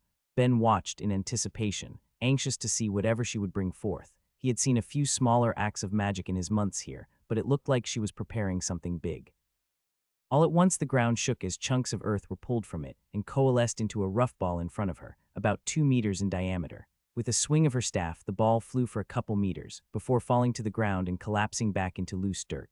It was a little disappointing, but when he turned back to her, the problem became obvious. Towards the end of the spell, the staff had shattered into slivers of metal. Useless. Her frank evaluation hurt a little, but there was no mistake his work didn't live up to the task. So the first one didn't work out, we still have 2 more, he told her with forced cheer. Maybe you could use a smaller spell this time. We shouldn't need something like that for hunting skrells. I can't, she muttered under her breath. Sorry what? He hoped he misheard her, but that dream was dashed. That's as small of a spell as I can do, okay. Have a problem with that? She yelled at him angrily. He couldn't even notice how defensive she was with how much was going through his head. That's as small as she can make it. Is that what they meant when they were talking about how much mana she has? Hey Myriad, are you around? What am I supposed to do about this? Mind showing me what you can do without a staff so I have a reference? He asked, hoping Myriad was wrong. To his relief, she started gathering her power without argument, though she looked unhappy about it, and started to use her magic. Loose dirt tens of meters around them rose into the air, then promptly fell to the ground again. Was that it? Got a problem with that? Nope, just thinking is all. Do you think either of the other staves will work? Not reassuring. Okay, I have to ask, how many shots would you say you get off with Falk's staves before they break? I don't see any relevance to the question. She's trying to avoid answering. Myriad was trying to be optimistic, but Ben heard the edge of worry in his voice. My first staff didn't even really let you finish a spell. If my teacher thinks I should be able to make you something that would last a day or two, I need to know what the expected number of shots should be. She looked away, clearly not wanting to have this conversation. Ben did his best to contain a long sigh and continued. Look, Thera, I'm going to be doing my absolute best to make you the best product I can. They may not meet the standard you're used to, but I want to at least know how much I need to improve if I'm going to meet my teacher's expectations. To do that, I need you to work with me. I won't judge. Fine, but keep it to yourself. About 14 or 20. I'm keeping my face straight right. Doesn't look like I'm about to scream or anything. Let's say 20 then. Are you going out to hunt 7 days a week? 6. I take 1 day off to relax. Okay, so then let's say I need to get my staves to a quality where they can last about 3 shots a day. Does Falk know you only get about 20 uses out of each staff? Again, she just fidgeted about and tried to avoid the question, which was all the answer Ben needed. Got it. All right, we're having a change of plans. Try out the last 2 staves, then we're heading back. I'm going to need to experiment a little to make something that will work better. But we haven't even hunted anything yet. Are you that short on money? Money isn't the issue. We'll never get our adventurer rank up if we don't hunt consistently. It looked like her greed leaned more towards prestige than wealth, and Ben was going to have none of it. If the staves I've already made can't hold up through 1 spell, then you aren't going to be able to hunt anything anyway. Just let me watch you fire your spells, and I'll hopefully have something a bit more usable in the next week. She couldn't argue the fact that they probably wouldn't have any success anyway, but she was still far from happy about the turn of events. Still, she did as she was asked and grabbed the next staff, a wooden one wrapped in a metal wire treated with haunter blood, and prepared the same spell as before. She began using her magic and again had a large ball of earth floating in front of them before sending it flying, this time getting about 10 or 15 meters before crashing to the ground, the staff shattering in her hand. Well, that was an improvement at least. Would act as a better conductor of earth magic, or could the strengthening properties of the haunter blood have kept it together for longer? Either way, try the final one, then let's get out of here. She dropped the remaining fragments of the last staff and grabbed the final one, Ben's personal favorite. This was another metal one, but it had a soft blue glow to it from a reaction between the copper it was made with and some nightmare bone. Why does it look like this? She asked, hesitant to use the mysterious item in her hands. Since I was allowed to use anything, I tried experimenting with some of the more unusual materials in the shop. I gotta say, I'm real happy with how it turned out. It looks a little evil. Hands grasping at his heart, he tried to put aside her words. That's probably the best staff I've made to date. If we take the materials I used into account, then I would say it's more valuable than any staff an average rank 6 would be using. Well, I guess you're used to using exceptional staves, but I'm still really ow fuck. He fell to the ground in immense pain, initially not sure what had happened, though looking down at his leg the cause became clear to see. About the size of a cat with 3 eyes and a mouth that took up most of its face, a skrell had sunk its razor-like teeth into the flesh of his calf. Though the target of their quest had come to them, it wasn't anything to be happy about. The reason such a creature was asked to be hunted was because they were entering a dry season which also happened to be their breeding season, and skrells were known for possessing a weak fire magic. Usually not enough to do anything, but in a time of year when there was little rain, the chances of a forest fire spiked drastically. It made keeping their population low a priority around this time. That may make them sound incredibly dangerous, but in reality they would usually pose no more threat than the cats they resemble. That's only if they don't get their teeth into you, of course. Ben, for his part, lacking in luck, had the small beast latched onto him, its teeth heating up to cook the flesh they were digging into. He reached down to try and pull the creature away, but the moment he grabbed at it, it ended up securing 4 sets of claws into him as well, latching on in such a way that he wouldn't be able to get it off without taking some large chunks of flesh as well. Thera personally was less worried about keeping his skin where it belonged. Using the last staff he had provided, she swung back with it, batting the creature in the skull, and with a sickening crunch sent it flying along with about a couple golf balls worth of meat from his leg. Blood pouring from his calf, Ben took some deep breaths, trying to calm himself down and get his pain under control. The moment this stopped being about hunting and became focused on seeing the stave's performance, he should have tried to move to a safer area. He just hadn't been thinking. It could have been worse, but now that he got his blood all over the place, they needed to get out of there and back to town. Thera barely even looked at him, instead handing over her staff. Use this as a crutch and let's head back to town to get you treated. He took it and forced himself up. The staff was barely long enough to act as a cane, but he could tell from her attitude it would have to do. Gods below, you aren't looking too good, boy. Are you both okay? A gatekeeper was quick to ask when seeing Ben's state. Nothing that a healer can't fix. He was quick to reply, except I'm not sure I can't really afford a healer, can I? Hey, Thera, mind using the last staff to dig a hole in the ground? I'll crawl in and you can bury me. We'll save everyone some hassle. Even if he was kidding, she was not impressed. You aren't going to die. Wait with the guard and I'll get some help, she said before running off. I was serious about not being able to afford a healer. He yelled after her before collapsing to the ground. When they left the forest, he quickly wrapped his leg in a strip of shirt to try and keep the bleeding down, but he still experienced a steady amount of blood loss on the walk back. Now that he was at least back at the town, he took off his make-do bandage to inspect the damage. On the more positive side, the biggest wound wasn't bleeding quite as badly as he thought it would. On the negative side, it's because the muscle was slightly cooked, and every movement of his leg sent pain through it. Just walking back had been torture. As he laid against the gate trying to ignore his body, he heard the sound of feet slapping against stone and turned to see Falk running towards him with Thera trailing behind. Brat, what the hell happened to you? The giant of a man yelled. Just a bit of carelessness, biting me in the butt is all. Well, biting me in the leg actually. I'll be more careful next time. He joked as a wave of dizziness assaulted him. Fine, we'll talk about it later. Let's just get you to a clinic. I wasn't joking when I said I don't know if I can afford one before. We both know the owner, the cost won't be too bad. Thera said, staring at the bloody mess that was his leg. Can you stand? Give me a minute. He tried to get up but immediately stumbled and would have fallen if Falk hadn't been there to steady him. When his teacher saw that Ben would be struggling for the entire way, he scooped him up in his arms. Falk, you old gentleman, I bet the ladies love this. Boy, don't make me drop you. Please no, keep carrying me in your big strong arms. He joked, feeling the blood loss catch up to him as his consciousness drifted away. I really shouldn't make it a habit to wake up in strange rooms, he said to himself as he regained consciousness. He wasn't expecting a response, but a voice spoke up from beside him. Oh, you're finally awake. Won't Thera be thrilled? Turning to look at the speaker, Ben would have mistaken her for being human. She was a beautiful woman who looked to be in her 30s with pale skin and long black hair. The only things that set her apart from his own race were cat-like pupils and a long, thin, leathery black tail coming up from her waist and holding a cup to her mouth. Still groggy, he had to ask, "Where am I? What happened? You ended up losing a lot of blood on the way back and passed out. I'm one of the town's healers, Sonia. My niece and Falk ran you to me. I have to say healing you was a pain, took most of the day. Falk warned me your life resistance was way too high, but I haven't had to put in this much effort since I first started training in healing magic." His leg was feeling noticeably better, and when he sat up, he could see the skin was smooth and healed. He could also see he was no longer wearing pants, so he grabbed a blanket to tastefully cover himself. You don't have to worry about it. Falk said he would cover the costs, and I'm an old friend of his anyway. I wouldn't charge his first apprentice too much. What a softy, his teacher was already being far more accommodating than he let on at first, and now this. He would have to give the man some proper gratitude. He really is, just don't say it to his face. And don't mention that I said he's covering your costs, he didn't want you knowing. Man, for how gruff he acts, he's too nice of a guy. He's an absolute sweetheart, she agreed happily as she smiled down at him. Now you should be good to go, you were asleep for most of the day. Just let me grab Thera for you. Wait, you don't have to, but she was already gone. He took the moment of privacy to slip on his clothes that had been moved to his bedside before Thera walked in. Oh hey, he said, awkwardly buttoning his pants. Before he could think of whatever he should say, she was bowing at him. I'm sorry. If I had told you about my magic earlier, then you wouldn't have been hurt the forest. What? Don't worry about it. I should have asked more questions before we left, and it's my fault for not paying attention. I'm usually a bit more careful, I swear. They stood in silence for a moment longer, both feeling awkward and not knowing what to say before Thera spoke up.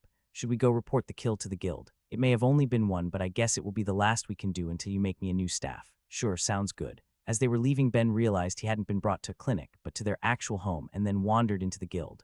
Ankh was still at the counter and gave them both a friendly greeting when they went in. Back already. How did the hunt go? Not ideal, Thera told them, neglecting to mention the specific events of their hunt.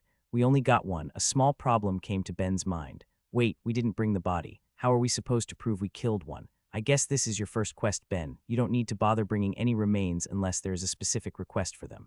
Now here, both of you give me your cards. Whenever you hunt something after you've joined, the guild can inspect them for what you've hunted and how much you contributed. Thera, it looks like you got 70% of the kill.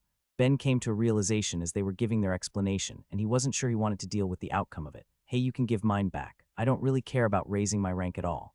Ben, you have a lot of unreported kills. If they had a face, Ben was sure Ankh would be staring a hole through him.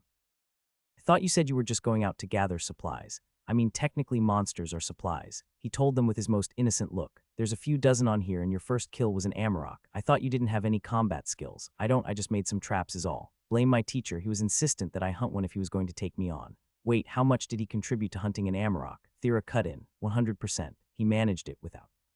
He couldn't tell why, but he could hear a lot of unhappiness in their voice. Is that a problem? It's not exactly a problem per se. It's just it may cause you some issues later is all. Wait, why? You've successfully hunted enough powerful monsters to be moved up a rank. Ordinarily, this would be a matter of congratulations, but ranking up also comes with its own added responsibilities, namely that you'll now have to participate in any emergency quests. There aren't many that have happened that would take rank 6s. Normally that's reserved for rank 5s at the lowest, but it can happen. This regularly wouldn't be a big deal. Any emergency request can be dangerous, but the only time lower ranks are included is if it's something they should be able to manage, or if it's expected everyone would die either way. The issue is that without any combat skills, even the safer ones could leave you at risk. You could always revoke your rights as an adventurer, but then you would no longer get access to the archives.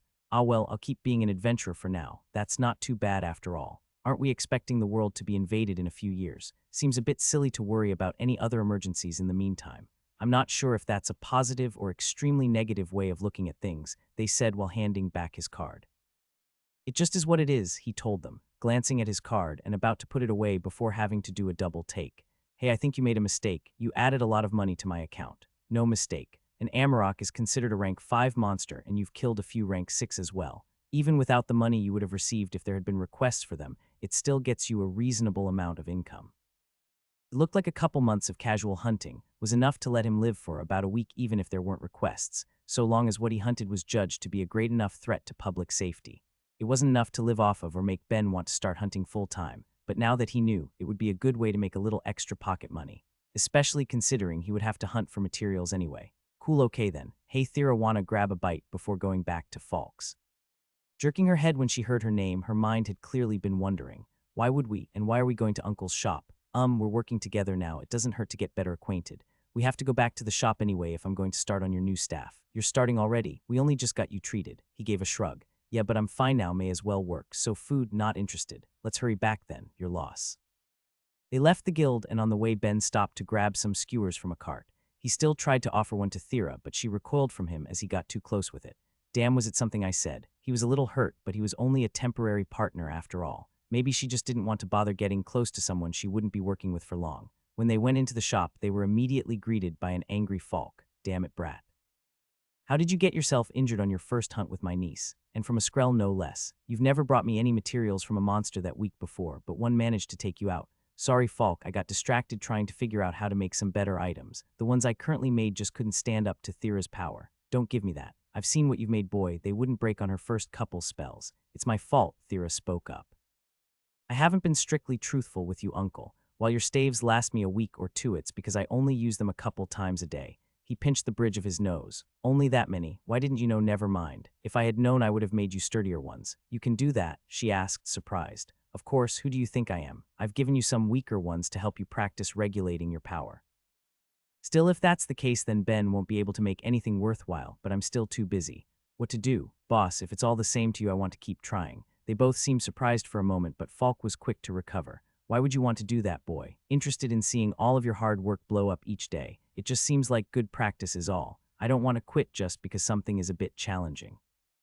Falk put on a thoughtful look for a second before giving an answer. All right then, suit yourself. Saves me the trouble of finding someone else at least. With that done, Ben spent the rest of his day at the forge, experimenting with materials to try and make something that would work. Can you try a little harder to not get yourself killed? Dying to one of the weaker rank 7 monsters would just be embarrassing. Hey Myriad, show a bit more enthusiasm that your favorite worshipper is in good health, would you?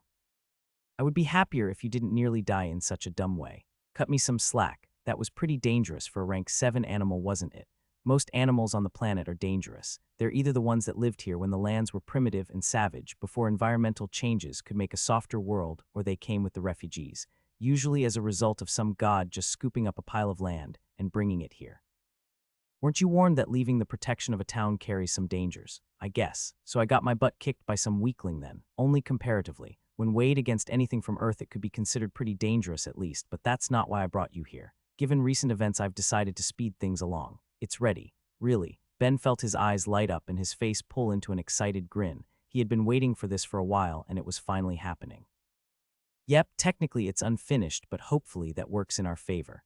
Plus, you spent a lot of time praying for the pain to go away when your leg got mangled, so as your patron god, I'm in pretty good form at the moment. Now come place your hand on me. He didn't really need to be reminded of what happened earlier anymore, but he did what he was told, and placed his hand on top of Myriad's cool metallic form when a voice rang out in his mind.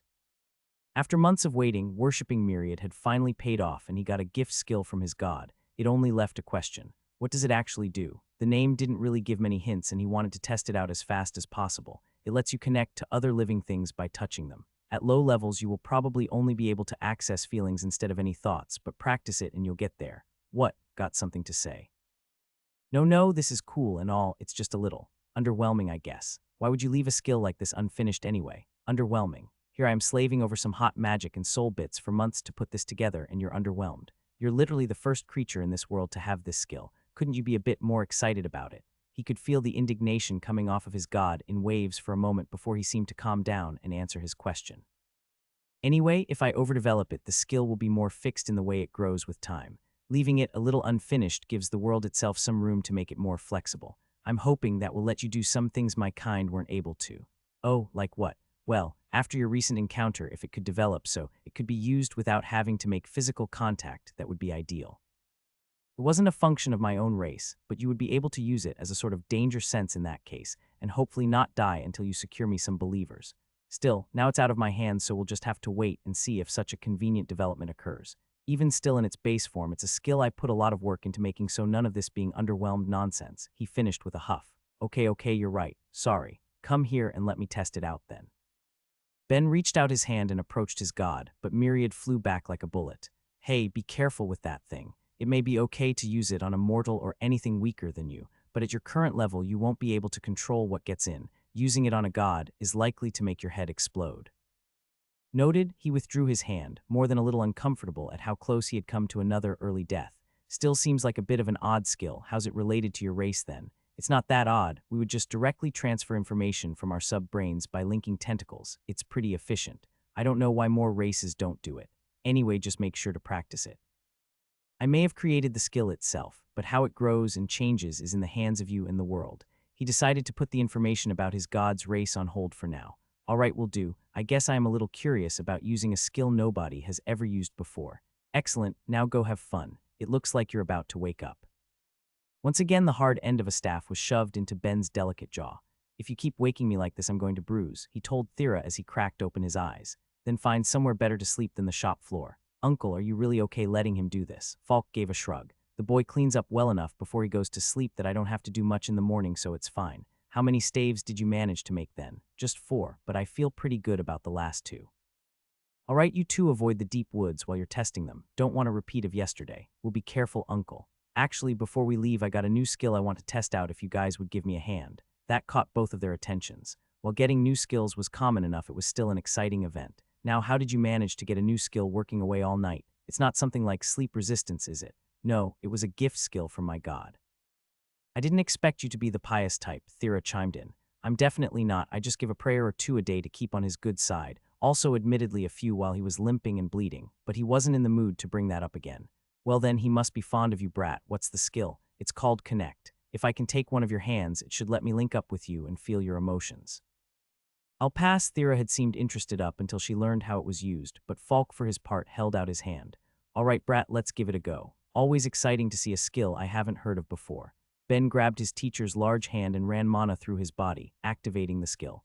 Immediately he was hit with two feelings, excitement and nervousness, and instantly knew they were coming from his teacher.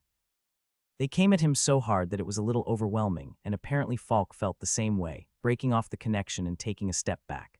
Damn it, lad, you didn't mention it was a two-way connection. Go eat something from the back if you're that hungry. It would be rude to neglect a skill your god saw fit to give you. Just so long as you don't ignore your work here, do what you want. Though I don't think I'll be helping you with that a second time. Felt too weird. Fair enough, how should I train it then? Worry about that later. Thera cut in. Let's go try these staves already. Surprised but happy with her enthusiasm to try out his new works, they quickly went off to a field just outside of town that other adventurers and mages would go to train. Couldn't we go somewhere with a bit more privacy? She asked him. Why? This is a designated training ground for this type of thing. It's just a bit embarrassing to have everyone see me fail at casting spells is all. Not to mention, I know a few of the adventurers here. Well, if you aren't comfortable, I guess we could venture a bit deeper into the woods. There are a lot of bugs in this area anyway, he told her, slapping something off the side of his neck. She thought back to the events of the previous day and knew she had to make the responsible choice. No, I told Falk we wouldn't go into the woods. Let's just get this over with and leave. All right, in that case, let's try the one you didn't end up using yesterday, and then move on to the next two. She did as she was told, starting with the first staff and trying to make her earth bullets. For all three, she was able to get it off the ground, and the first two even let her throw them a couple meters, while the last one shattered with the ball of dirt floating in front of her. Okay then, that went about as well as expected, he said while Thera wiped away some dirt that blew all over her cloak and hood. Now for the next two. I have a lot of confidence at least one of these will work out. She looked at the remaining two staves a bit dubiously. Unlike the others that looked mostly like traditional staves, if not a bit rough, these two were monsters, just thick rods that would take at least two hands to wield with no way of being useful in an actual fight. Aren't these a bit too big? They're just prototypes. As long as they work, I should be able to scale the size down a bit. Come on, try the first one. Still hesitating and with a bit more effort than she was used to for lifting a staff, Thera lifted the first one and prepared her spell. She felt her mana pass through it and started lifting up the earth. It was going surprisingly well at first and she was starting to feel confident, but as she lifted her staff above her head, preparing to swing it with her magic, it exploded, far more violently than any staff had before, as slivers of metal and dust flew all around her. Are you all right? Ben yelled, reaching out to her, but she jerked away from his hand. I'm fine, that was just a little unexpected. What happened? I was testing out a couple different ideas for the staves was all. The one you just used was made by layering different materials enchanted with varying levels of earth resistance. I put lower resistance in the center with a higher resistance on the outside, so that must have caused a buildup of pressure while magic was passing through it. If you're okay, let's try the second one then. It's not going to blow up too, is it? She asked, eyeing the rod suspiciously. For this one I did the opposite, giving it a resistant core that has progressively less resistance the closer to the outside it is, so probably not. Of course, I didn't expect the first one to blow up either, so who's to say? She was far from confident after hearing his answer, but she would never get a working staff if she didn't try them. She once again picked it up and started to pass her magic through it. It felt harder than before, like more of her mana was being lost compared to when she would usually use the spell, and she thought her ball of earth was slightly smaller than usual as well. Still, she managed to get her earth bullet prepared in front of her. She gave her rod a swing, and it was looking good, being thrown farther than any of her previous attempts, a good 20 meters, before it fell apart. She took a look at the staff in her hand. It was still intact, but only barely. Large cracks had formed throughout its surface, going down nearly to its core, but it hadn't shattered. Just to try, she ran more mana through it to see if she could manage another spell, but that was more than it could handle and it fell apart in her hands. So I'm on the right track then. I should be able to make it smaller, no problem, but how will I get it sturdier? Is it just a question of what materials I use? He looked up from his mutterings and turned to Thera. How did it feel to use? Was there any issues? Nothing major. I was able to use that spell about as well as I can with Falk's staff. That's good, but you could only do it once. I would like you to at least get 4 uses out of it before it breaks to put me on par with what Falk thought I could do. I'll have to experiment with some of the materials in the shop, maybe try something that has natural earth resistance. Or should I try to make a better composite material? So you think you'll be able to make something stronger then? Without a doubt, it's more of a question of how long it will take. For now, let's head back to the shop. As they wandered back into town, Ben decided it was time to ask a question that had been on his mind for a while now. So just to be clear, do you not like being touched in general, or is it something about me in particular that bothers you? What? Where did that come from? I mean, it's pretty obvious. Anytime I've come close, you've backed off immediately. It's not a problem or anything. I'll totally respect your boundaries. I just want to know if it's because of me in particular. It's not you, I'm not one for physical contact. If you'll respect that, then it's fine. All right, cool. A small load felt like it had been lifted from Ben's mind. Everyone has their preferences. He was just happy to know it wasn't anything against him as a person. In that case, want to grab a bite. I say I don't have a problem with you and your first thought is to make a move on me. She responded, going on guard immediately. He raised his hands in defense of himself. Whoa, now nobody's making a move on anybody, least of all my teacher's niece. I just thought it would be nice to try and get along since we'll be working together for a while. I don't really know anyone in town aside from Falk. She let out a long sigh at his response. It would be easier to reject him if he was trying to flirt instead of just wanting to make a friend. Look, you seem like a nice enough person, but I'm not looking to make any friends. All that does is complicate things.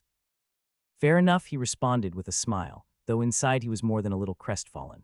He really didn't have much of an idea on how to meet people, and currently his only social interaction was with Falk and Myriad. It would just be nice to have some more company outside of my head. Still, he was hungry anyway, so he stopped at a food cart for a bowl of, well, it was something, and the taste wasn't bad, so it probably didn't matter, before scarfing it down and making it back to the shop. They greeted Falk and Ben went back to the storage room to grab some new materials.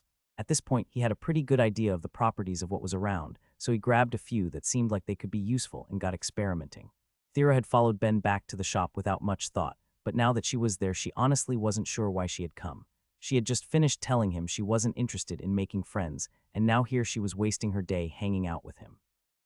Well, it couldn't strictly be called hanging out. Does he always get so absorbed in his work, uncle? The moment he grabbed everything he wanted from the storage room, it was like nobody else was there. Why do you think he keeps falling asleep in the shop? Before I gave him a key, I would always have to pull him from his work by nightfall, or he wouldn't notice the time himself. Seems like he needs a hobby. He has his own problems, just like you, Thera. Be nice to the boy.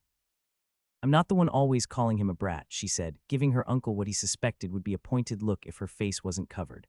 Bah, I do it with affection. He'll start to grow on you. So are you going to head back and help Sonia at the clinic or stick around for a bit? There's not really any reason to stay, I just thought I would say hi. Well, why not watch the boy work for a bit? You might enjoy it. Why would I do that? Let's say it's to teach you to appreciate the amount of work that goes into one of your staves. Besides, I remember when you were a kid you'd always fall asleep after watching me work for hours. I'm not a child anymore, she replied reflexively, before giving it a little more thought, but I guess it couldn't hurt to stay for a little at least. Falk gave her a smile which she ignored and went to sit a little way from Ben.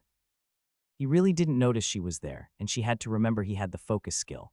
Though she personally wasn't sure of its effects, it seemed clear enough, and she had to wonder if he could tune out the world like that because he had the skill, or if he had the skill because he was so naturally good at it. Whatever it was, he was completely absorbed in his work, which at the moment entailed grinding a variety of horns and bones in a mortar and pestle into a fine powder. She remembered watching Falk do the same when she was younger and thought he had been able to do it a lot quicker, but then again her uncle's levels were probably a lot higher than Ben's at the time. She shouldn't compare. He was thorough in his work though, not taking his eyes off each material until it reached his standards, before putting the finished powder into a bowl off to the side and starting on the next one. Once all of that was done, he went to the forge and pulled out some metal bars he must have put into it before she had come over and started pounding it out into a flatter sheet, and sprinkled some of the powdered bone or claw onto it before folding it in on itself, pounding it down again, and adding more. The process repeated for 6 or 7 more times, reheating as necessary before he was apparently satisfied with that particular sheet. It was left just outside the forge, but close enough that it would keep some of its heat. From there, he repeated the processes again and again with different powders and different metals. Thera would be embarrassed to admit that Falk had been right. This really was reminding her of when she would watch him work as a child. Seeing Ben's focus on his task helped the time flow by easily. It was at least more entertaining than helping clean for her aunt. Once all the metals were apparently done, at least in his eyes, he started to cut a few smaller strips from 2 of them while leaving the other 3 in their original state, and started to wrap one around the other, and then the next on top of it, and so on, until he had something a bit more thick and stout than the staves he had given her to use earlier that day. When she saw what he'd made, she thought it was about done, that it would still be a while before he could get it any smaller, and she would just have to get used to using a bulkier tool for a while, but he continued to process it. It was put back into the forge, and once heated was hammered and rolled out, stretching the material in length. Once he had it a little longer than twice the length she would normally use, he hammered a wedge into the middle of it, breaking it in 2 before taking some time to round the ends off both into a nicer shape. With that done, he took a second to appraise his work, before stopping and yelling, "Ah, god damn it. And I would prefer if I hadn't just wasted a bunch of time." "What's wrong?" Thera asked him, and Falk came to the back as well after hearing him yell. "Oh hey, I didn't realize you were still here." "Nothing wrong, in fact it's the opposite of wrong, it's good news. Just would have rather gotten it before starting on the new staves. My enchanting went up. Isn't that great though?" She was a little vexed at his apparent unhappiness. In the few days she'd known him, his level went up for 2 separate skills. If only she could be so lucky. It's fantastic. I just wish it happened before I started, this is all." "Ha boy, I get you. There isn't a craftsman alive who doesn't know the pain of working hard on something only to suddenly become able to do a better job at it after the fact," Falk told him surprisingly sympathetically. "Unfortunately, it comes with leveling. Your greatest gains and improvement always come after your best work. Speaking of, may I?" Gesturing at the 2 staves at the forge, he clearly wanted a look and Ben was happy to comply. It never hurt to have his teacher's opinion. As he gave one a quick appraisal, Falk couldn't help but let out a low, satisfied whistle. "I gotta say, boy, even if you're still learning a lot of the craft, you're probably the only one who could make a staff like this at your level. It's a clever idea, though definitely unusable to anyone but Thera." "Wait, why?" Thera wanted to know. "Don't get me wrong, it looks fine and all, but what has you so impressed?" "Ben, did you tell her at all how you enchanted the staff?" "I mentioned it a bit when she tried out the prototype earlier today, though that one was bulkier and only used 3 layers. Can you guys just tell me what you're talking about?" she asked in some exasperation. Ben took the lead. "I didn't do anything too crazy. I was just able to create a 5-layer gradient of earth resistance enchantments. I'm pretty sure anyone could do it, but there's only a handful of people who could do it like you, boy." He saw that Thera continued to not understand, so he went on to explain. "I'm not sure how much of his skills he's mentioned, but if he doesn't mind," Ben gave him a quick okay. "All right, so one of the boy's blessed skills is enchanting. Now, regularly enchanting can only apply about 10 of any affinity or resistance for every level you have in it, but since his is blessed, that means he can get 15 or 30 total since he was level 1. Now, ordinarily, that still wouldn't be a ton, but the boy has some really good earth resistance. Just the core of the staff alone has a resistance of 24. Wait, that's almost as good as my actual earth resistance. Well, with the level up, he could make something even greater, around 36, I believe. That's insane." Falk had been right. She really needed to try and appreciate the work that went into one of the staves she could only get a few uses out of. Gods know she wouldn't have guessed it would take a resistance level that high just to make a staff she could use once. Ben, for his part, had something else on his mind. "Come on now, Falk, you know what I want to know." His teacher let out a long sigh.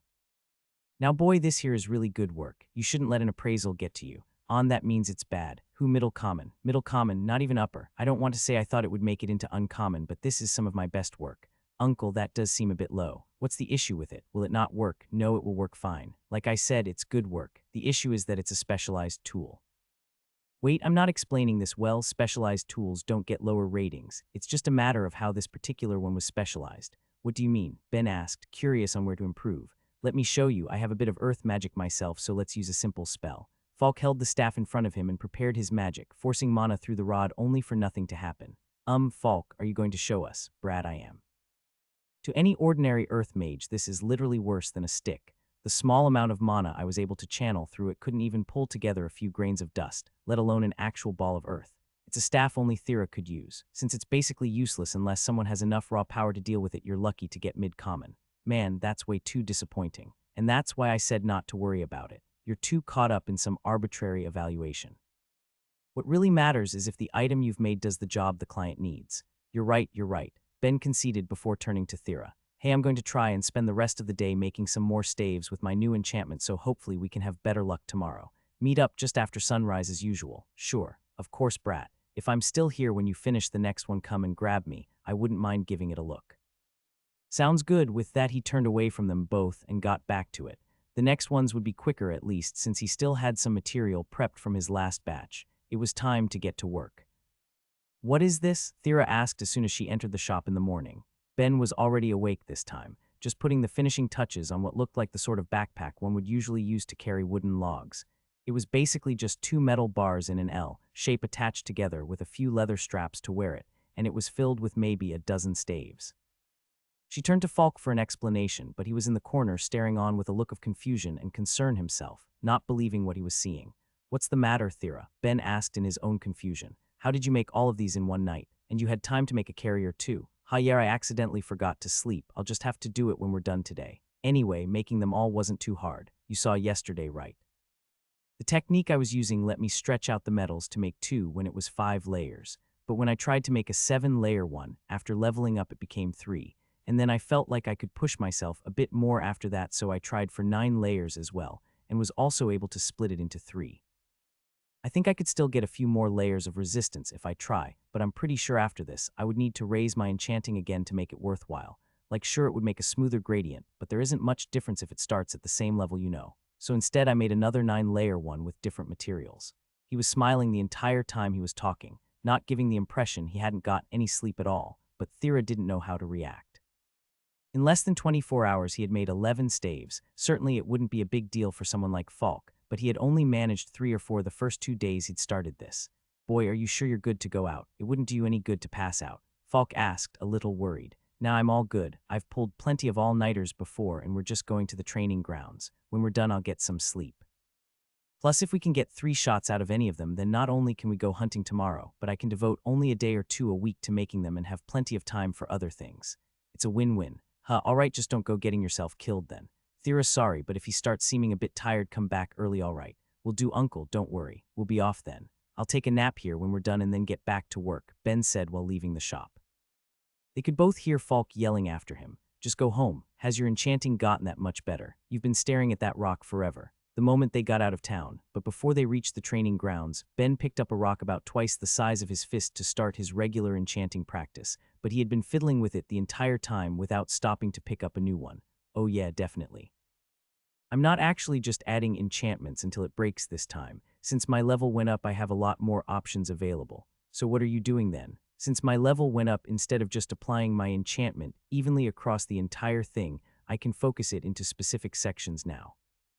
From what I read, this usually actually works worse in a lot of cases, because it can result in instability and weakness in poor quality materials, or just erases the enchantment from better quality ones, but it lets me do things like this. Saying this, he held up his rock, and instead of breaking the entire thing, he only scraped away a bit of the material with his fingers. So you don't break the entire thing now, is that all? I don't break the entire thing, and now the rest of the material keeps its structure. He rapped his knuckles against the rest of it before continuing. And now I can use my crafting at the same time to make the material a bit easier to manipulate so those sections will break faster. Okay, that's neat and all. But why? Well, it was mostly just curiosity to see if I could, but since it looks like I figured this would be a good way to train both skills at once. Plus, I feel like sculpting something, and this is an easy and cheap way to go about it. Ben was glad she started a bit of conversation. It seemed like the secret to getting her to talk was to spark her curiosity a bit so maybe he could finish sculpting something interesting by the time they were heading back. When she asked him another question. Why do you practice so much? What do you mean? I think I'm doing this a pretty normal amount. You're missing sleep and seem to use any spare moment to practice some more. If this is what's normal for you, then I don't think many others do quite this much. Well, I mean, it's fun. Like aside from reading, there really isn't much else to do, and leveling up just feels fulfilling, I guess. Don't you like practicing magic? I don't know, really. Then why do you do this? There has to be easier things you could do if you don't enjoy it. The world's going to be at war in a couple years. Growing up, my father would often talk about the death of his world, and I just don't want the same thing to happen here without fighting. I guess that makes sense. We're all in this together, even if the average person was still reasonably comfortable and enjoying their day-to-day life. The fact that could all come tumbling down in a little less than 3 years hung in the backs of most people's minds. It made sense to try and prepare a bit while you still could, though something she said bothered him a little. Wait, though, your father remembers his world ending. I thought the last group of refugees was a few hundred years ago. Thera was instantly beating herself up. Somehow she got caught up in the flow of things and started talking about her family without meaning to and ended up saying something without thinking. Well, there are plenty of long-lived races around, she responded, desperately trying to brush off her careless remark. Ben was able to see she wanted to drop the topic, so he let it go. Fair enough, he told her. I actually have an elf friend. She won't tell me her age, though. She'd usually just say, you shouldn't tease an old woman when I would try to probe her. Why, what would you do? Usually tease her. She wasn't really sure what she was expecting, but let out a groan anyway. All right, enough of that. It looks like we're here.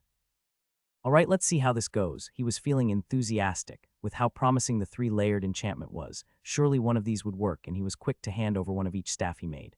Hey, I was thinking this for a while, but did we really need to bring all of them? Plenty are just duplicates of themselves, aren't they? Thera asked as she looked on at the pile he still had in hand. It doesn't hurt. They're here just in case I want to see you use one again or try something different. All right then, let's get this over with. She was still uncomfortable to be in an area with a few other people around practicing in the morning, and was a little jealous of how calm Ben seemed about it, still working on shaping his stone while seemingly having his full attention on her. The 5-layer and 7-layer staves worked a bit better than the 3-layered one, but were still ultimately disappointing. After a successful first shot, they tried for a second, and the 5-layer was able to at least create a ball of earth, while the 7-layer one being able to throw it a few meters, but not enough to really consider it a second shot. All that was left were the 2 different 9 layers. Thera started to activate her magic, letting it flow through her into her staff, and felt the same unfamiliar resistance she had experienced with all of his latest works, before firing her first earth bullet.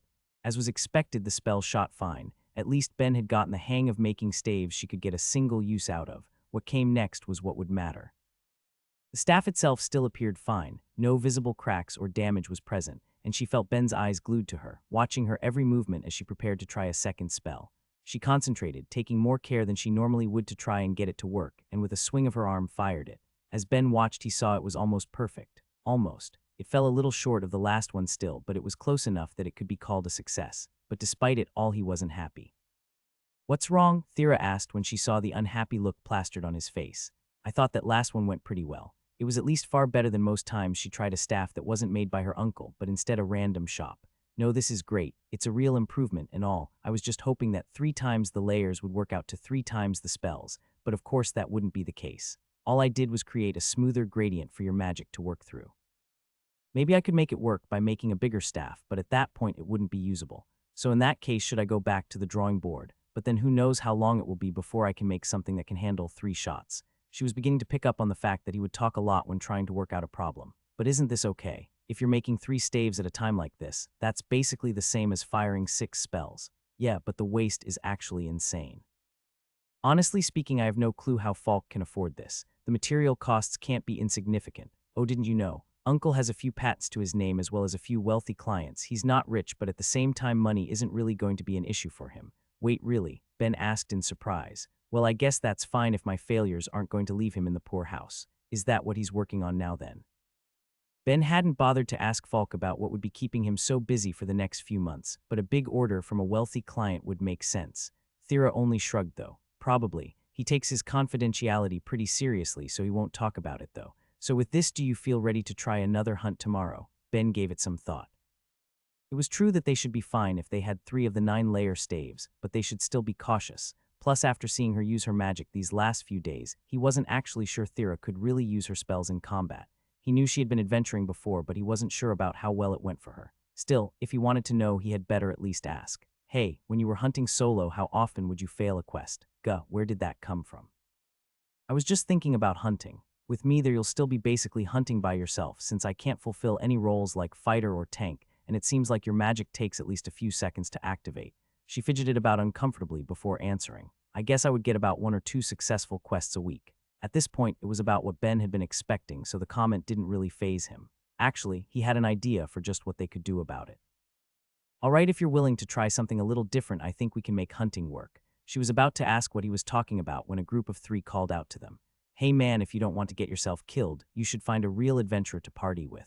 Ben turned to look at who was talking, and saw the speaker seemed to be a 4-armed warrior, carrying 2 shields in his upper hands and 2 spears in his lower ones.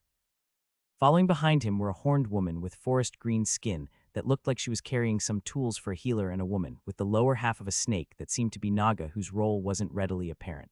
He was about to ask what they wanted when Thera spoke up. Mind your own business and leave us alone, Sko. The man, apparently Sko, turned to her. Thera, since it doesn't look like anyone else warned him, someone needs to step in.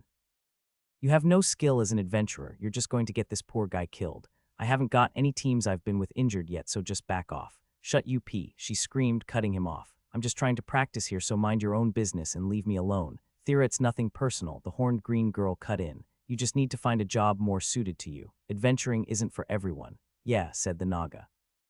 It's for your own safety too. We already heard about your new partner getting injured and having to walk himself back to the gate. How are you going to feel if he dies because of you? Thera was shaking with emotion at this point and didn't know what to say, which is when Ben stepped between them and cut in. Hold on, I got injured because of my own carelessness. If Thera hadn't stepped in to help, it could have been a lot worse. Besides that, I'm enjoying working with her and don't plan on stopping anytime soon. Now if you'll excuse us. He quickly grabbed his things and gestured for Thera to come with him. As they walked away, he heard one of them say, "Looks like the guy's already cursed." They walked in silence for a minute until they were far enough away from the training grounds before Ben turned to her. "Are you okay?" Even if they weren't close and she didn't want to be anything more than a temporary team, he didn't want to think about her being bullied by other adventurers. He really did believe she was a nice enough girl, if not a bit distant with people. "I didn't do anything, don't worry about it. I mean for sticking up for me, I appreciate it." "Oh, well, I mean we're a team right now, it's the least I can do," he told her with a smile. They walked in silence for a bit longer before she spoke up again. "Are you not going to ask about it?" What?" He was genuinely confused. "Being cursed by me. There's those sorts of rumors going around. What's that?" "I don't care about any rumors. We may not know each other well, but I trust Falk, and he wouldn't have asked me to work with you if he didn't think I could manage. But if we're working together for a while, it may negatively affect people's opinion of you. At the very least, it's well known with the adventurers in town. Bah, what do I care if some adventurers think I'm being cursed? The whole world already decided I'm useless, so this much is nothing." She was about to ask him what he meant by that, but he spoke up again before she could get any words in. "Anyway, I have an idea for how we're going to get some hunting done tomorrow. I'll just need to gather a couple supplies and check the guild archives quickly. Meet up tomorrow morning." "All right, sure. Cool, see you then." He turned around and was about to run off when he remembered one last thing and turned back to her. "Here, catch." She grabbed what he tossed to her and almost fumbled it before she was able to give it a proper look. When she did, she saw the stone carving he had been working on, of a small cloaked figure holding a staff above her head. "Hope you don't mind, I accidentally ended up using you as a reference while you were practicing. If you don't want it, feel free to throw it out. See you tomorrow then." With his business done, he ran off.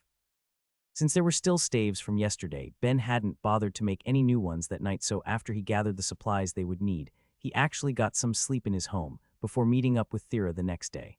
When they met up at the shop, Falk ended up asking them about how yesterday went, and Thera instantly got quiet, becoming more apparent it was a tell for when she wasn't interested in talking about something. Presumably she wanted to keep their little encounter a secret from Falk, so Ben stepped in. "It went okay. The new staff didn't work as well as I had hoped, but we were able to get 2 shots off at least, so we're going hunting today." Falk gave Thera a quick glance, but decided not to broach the subject either and instead focus on their hunt. "You sure you're ready, boy? 2 shots isn't a lot. You could always take another week to try and make a better staff. Heck, I'm sure you'll improve their use when you get a bit more comfortable with how you manufacture them. I'm sure you're right, but that still won't be enough to get us to 3 shots. Don't worry though, we'll be hunting these my way." "Well, if it's your way, it should be fine, but will Thera get any practice with her magic?" "Not to worry, I have a simple strategy that's going to rely pretty much entirely on her magic, with just a little help from me," he told them, grabbing the staves, a small sack, and a shovel. What exactly is your way?" Ben was going to explain, but Falk cut him off. "The boy's just going to play to his strengths. Try and learn what you can." "You're really overselling me here, Falk, but it's going to be a pretty simple plan. It will be maybe an hour of setup tops when we get there, so let's go." "This doesn't really feel like adventuring," Thera said while on top of a tree branch. "If it gets the job done, that's all that matters. Now don't be too loud, don't want to scare anything off." Ben explained the strategy to her on the way there, while also giving her a rundown on how he would usually hunt in general.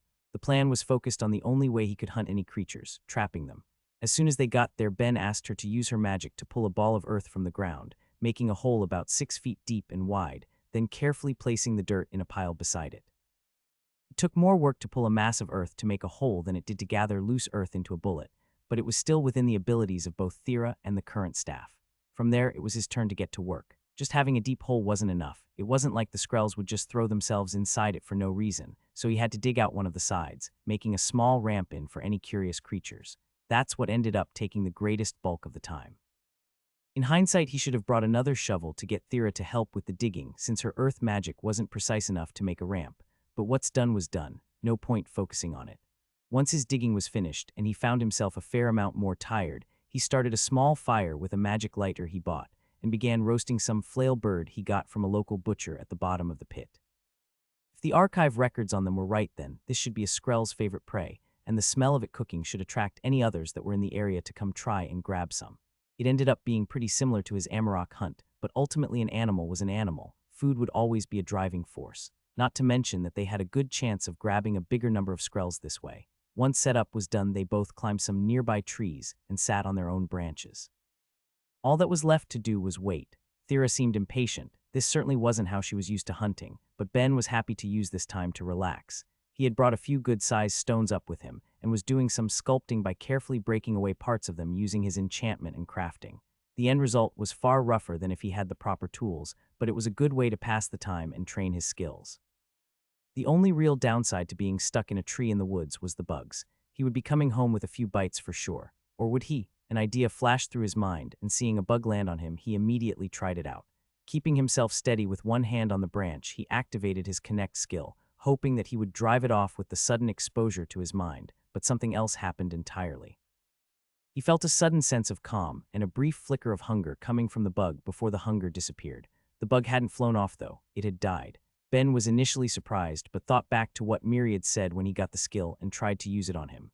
Maybe in the same way that he was weaker than a god, an insect was weak enough that it couldn't properly handle his feelings, killing it. If that was the case, then he would at least be able to get a bit of practice from using it on bugs, but would that really be enough to improve his skill level? It was at least better than nothing. He lifted his hand to swat away the tiny corpse when the sense of calm he was feeling vanished as well, causing him to pause again. He hadn't noticed it wasn't his own emotion he was feeling, but the sudden loss made it clear it came from the connection breaking, much in the same way it felt when Falk pulled away after he first tested the skill. The only problem was he didn't know what he had connected to. He looked around and felt his body, wondering if perhaps a bigger bug had landed on him, but taken longer to die or fly away. But if that was the case, wouldn't he have felt some sort of distress from it? He was at a loss until it occurred to him. He had been touching the tree. He had to test it out again. Placing his hand on its trunk, he once again activated his connection and experienced a feeling of calm wash over him. As that happened, his excitement spiked, and after a minute he felt the tree gently respond to it. It was slow, but it felt as if its mood was picking up from neutral to something else he couldn't quite identify. The discovery left him elated. This was it. This was how he could train his connect skill without needing another person to help him. Thinking about it, he could always get a pet as well, but a plant would be so much less effort, not to mention the lack of guilt of using the skill in case it has any negative effects on it. He still wasn't sure it would have any real practical use, but it would be a shame not to level it a bit and see. At the very least, it seemed to make a decent bug killer. He proceeded to spend the next half hour using his skill to get acquainted with the tree. It wasn't really a conversation, just an exchange of feelings, but it was still interesting to probe at it with his emotions and see how it would respond. He tried to send thoughts to it directly, but at least at the moment that seemed impossible. In that time, he got the impression that even though the tree was alive and able to experience some external stimulus, its feelings and range of emotions were significantly more limited than he would expect an animal to be, but there was still so much to figure out. It was as he was experimenting that Thera whispered at him to grab his attention. "Hey, they're here." A small group of Skrells were approaching the cooking meat. They were cautious at first, but once they saw it was unattended, they raced towards it, with a few of the more cautious ones that were hiding farther back running to catch up. Soon enough, there were around a dozen in the hole, each fighting the others for some of the scraps. It was time to finish it. "All right, Thera, you got this." She gave him a nod and grabbed her staff, carefully activating her magic and directing it at the pile of earth, trying to make it do just one thing: shift back into the hole. It was a task she normally wouldn't have bothered with, but it was also significantly easier on her than trying to make a proper earth bullet. The dirt quickly slid across the ground, filling the hole with all of the Skrells in it. For good measure, she used a bit more mana to press down into the earth, making sure nothing would crawl out and resulting in her staff breaking into fragments. "That was easier than I expected," she said when she was done and had dusted off her hands. "But can my magic actually get better like this? Easy is good. Why work your butt off for one kill when you can score a bunch? As for your magic, who knows? But from my perspective, this doesn't seem much different from when you shoot an earth bullet. It's all just moving earth around. The only thing that's changed is the intent. Anyway, let's give it another 15 or 20 minutes for the smell to disappear. Then can you dig out the hole again? Sure, are we hunting more?" "No, I didn't bring enough meat for that. This was really more of a proof of concept. My goal is all those buried materials we got, 20 Skrell corpses. Even if they were small, with the amount he had, he would be able to make plenty of weapons boosted with their fire affinity from the bones, and at least some fire-resistant pouches from the skins.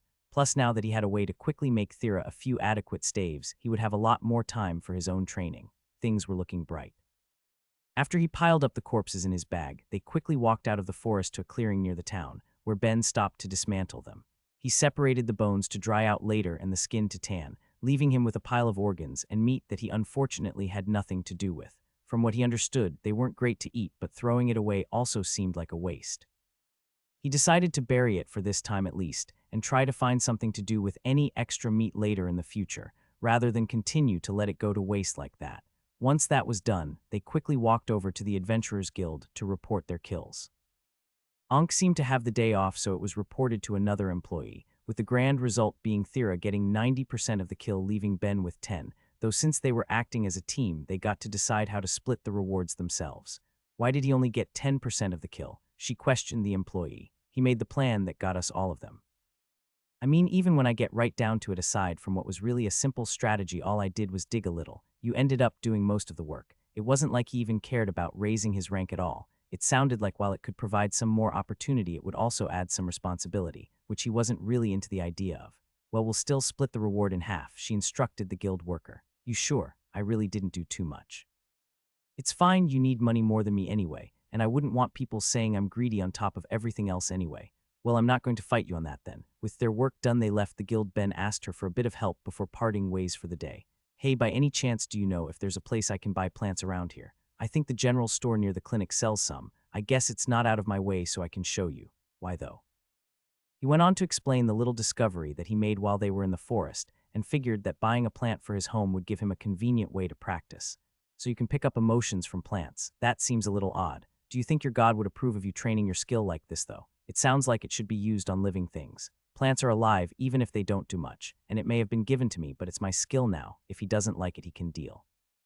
The attitude surprised her a little. Most people who would be lucky enough to get a gift skill would care a little more on their god's opinion, but it wasn't her place to say. Besides, there were plenty of gods who liked the strong-willed as well, so they chatted a bit until they got to the store and parted ways. Oh really? I was a little curious if you would say I was using it wrong like this. Good then, hopefully I can find some more I can use it for. In the meantime, any thoughts on what sort of plant I should buy? The shop he was at did have a small garden section, with seeds and a few nicer potted plants that were a little more exotic than what grew normally in the area. Pass. I want something I can practice with immediately, so it has to be something already mature, preferably that will live a while too. The one Myriad was talking about was a potted tree about 3 feet tall with lovely purple leaves and looking like the berries were about to develop. It looked nice enough, and he had a window in the place he was renting, so it seemed like it would be as good of a choice as any. With his decision made, he paid the shopkeeper, grabbed the plant, and went on his way. Myriad suddenly said as they were chatting while he walked back to his home. He suppressed his first instinct to look around him and continued on his way, though changing course so he wouldn't end up at his home. What do you mean I'm being followed? Am I about to be mugged? He wasn't on the main street, but he was close by, and it seemed like it would be a pretty bold thing to do in the middle of the day. Are we sure this isn't just Thera? He still had no clue what she looked like without it. Why, Jesus Myriad, could you lead with that next time? The urge to look around or just run became even greater, but he was still trying to appear casual. What should I do then? Great. The day had started off so good, and now he had to avoid getting stabbed. He walked a bit down the street before taking a turn that would get him towards the main road where there would be more foot traffic, hopefully enough to deter his pursuer, when Myriad spoke up again. He could hear the sound of footsteps slapping against the road behind him, but he didn't waste the second it would take to turn around. He immediately followed his god's orders and ran like his life depended on it.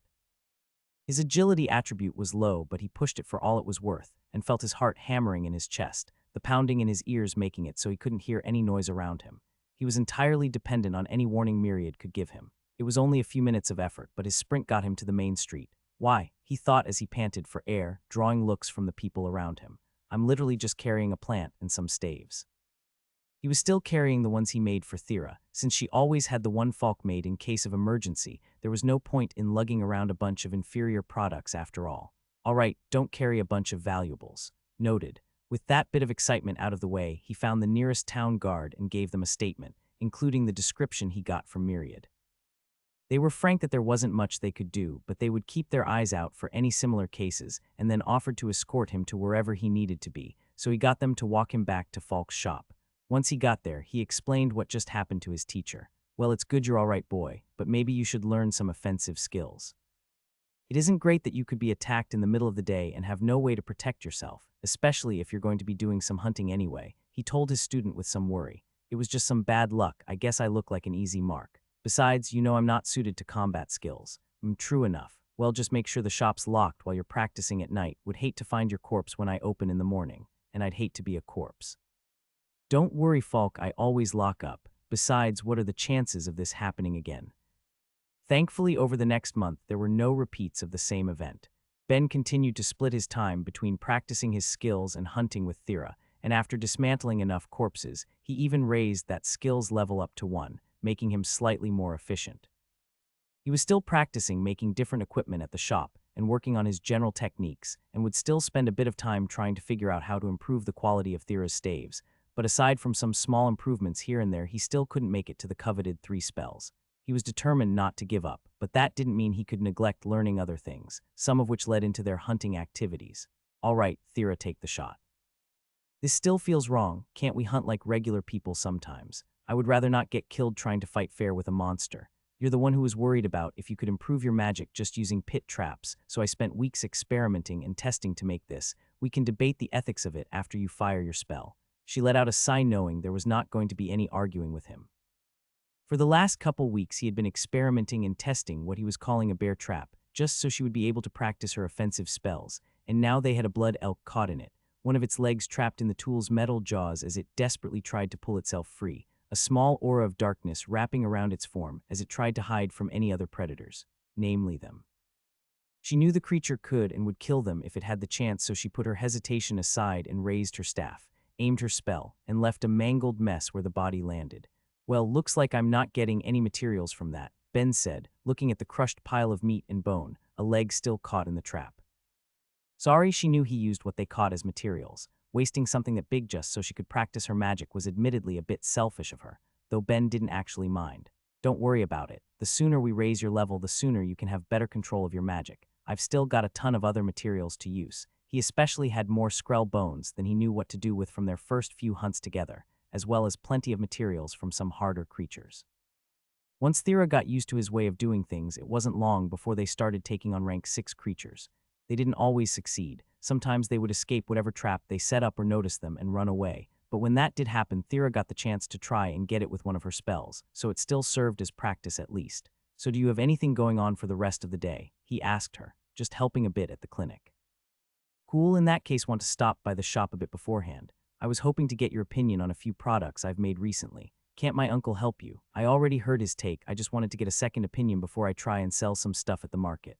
All right then, sure, she decided after a moment's hesitation. If it won't take too long, I don't mind. So what sort of weapon did you make then? She asked as they got to the shop. Not a weapon, just some toys. Why would you make toys? She asked in confusion. This is a weapons shop. Falk overheard their conversation and chimed in. It's good to try some different sorts of things when you're starting out, Thera. Just cause I mostly make weapons doesn't mean the boy will when he starts on his own. Besides that, I make other things too. Sonya just got a new pan not too long ago. Okay, uncle, but I still don't see the point. If he's selling at the market, wouldn't it be better to make weapons like usual?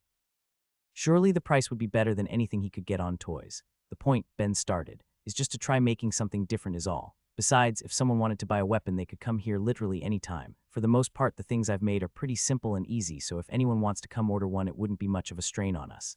Give me a second, I'll grab them. He ran to the back and pulled out a box of things, placing them on the table one by one to show off.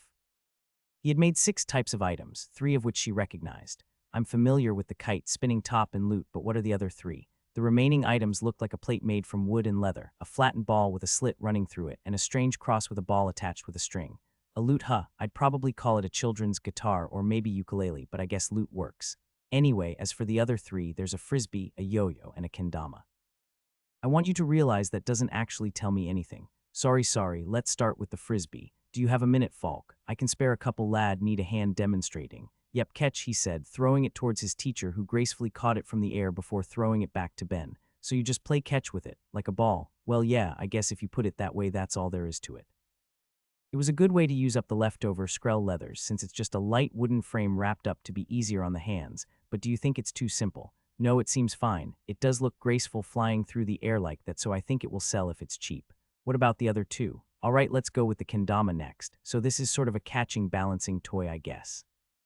The point is to hold the base and try to land the ball on one of the sides or the spike at top. He tried a couple times to demonstrate, but failed to successfully land any of them. If you can't even do it to demonstrate, how can you expect anyone to want to buy it? She asked while watching his failed attempts. Told you, Falk yelled as he worked. Okay, you guys are right. Glad I only made a couple of them instead of wasting a ton of time. In that case, the last is the yo-yo. Can you at least use this one? I'm actually pretty good with this one. An old friend taught me how years ago. His smile took on a sad note for a moment before he went back to a more animated expression, and he pulled out a bit of string that was hidden in the slit running along its circumference. He put the loop around his middle finger and threw it down, only for it to smoothly return, traveling back up the string and into his hand, After doing that a couple times, he changed to throwing it forwards, then spun it in a loop around his hand as well. It actually ended up being a bit fun to watch. All right, that one actually has some pretty good potential, I think, but is it hard to use? She asked after seeing his display. It takes some practice to get it right, but it's not that hard. Want to give it a try? Sure. Cool, so all you're doing at first is repeating what I did. Slip it around your middle finger, raise your arm up like you're flexing and bring it down. While it's at the bottom, just gently jerk your hand up and it should return to you. She did as she was told and brought it down before jerking her hand, only for it to just sit sadly at the bottom of the string. That's all right, like I said, it takes a little practice. Just wind it back up and try again. She tried 2 more times and started feeling discouraged, wondering how much practice it would take, but on her 4th try she had her success. I did it. She rejoiced at her success, only to immediately be embarrassed at the enthusiasm she showed. If her face wasn't covered by her cloak, she would be clearly blushing for them to see. Luckily, Ben didn't seem to mind the outburst and was happy to cheer her on. Great work. It took me a lot longer to get it right when I was first learning. See, Falk, it doesn't take forever to master, he called out to his teacher. Bah, Thera's just talented. You can't hold the average man to her standard. Ignore him. He's just sore that he couldn't get the hang of it after 20 minutes of trying. Want to try throwing it forward? She was already playing with it some more, so why not try her on something a little more advanced? Sure, I guess I can see the appeal of this. She was having a fair bit of fun, actually. It had been a long time since she had just stopped to play around, and it was a good change of pace from the usual training, hunting, and helping her aunt. Ben explained what to do and she started trying again, getting lost in the task before succeeding in a few minutes. She repeated that throw and the new one a few times, making sure she got the proper feel for it before stopping to return it to him. You can keep that one if you want. I have a bunch. He had made plenty since they were easy enough and the material cost was low. Even selling them cheap, he could make a reasonable amount from the base cost, so he didn't mind giving one away, though Thera seemed to hesitate. I don't know. It's fine, Thera. He isn't thinking anything. Falk yelled out. No worries, so are you good to push hunting back to the afternoon tomorrow? I don't know how long it will take to sell this all, but if it takes too long, I'll just pack up. Sure, that's no problem. Your toys seem good. I'm sure they'll sell well. Have a good night. Ben walked to the back of the shop where his work area was set up, and Thera was about to leave when Falk called out to her. Before you go, Thera, mind giving me a moment? Sure, what can I do for you, uncle? I just wanted to ask, has the boy seemed okay to you recently? No stranger than usual, I think. Why? I'm pretty sure he's been sleeping less, and I'm not sure if you've noticed, but his smile's been slipping more than usual, like he's struggling with something. How could he be sleeping less? Doesn't he already spend most of each night practicing here? I guess I have noticed he tends to hide his negative feelings a bit, though. It would happen a lot when he started talking about people he knew, like whatever friend taught him to yo-yo, but she didn't think too much on it. Sometimes people would have falling outs. She didn't feel like prying. Well, I'm a little worried anyway. By the end of the week, I'll have to leave the city for a little while to see a client. Do you think you could keep an eye on him while I'm gone? Maybe go with him to the market tomorrow and try and ask him about whatever's on his mind. Uncle, you know I don't like getting too close to people. Really, it seems like you two are getting along well, though. He even gave you one of those yo things.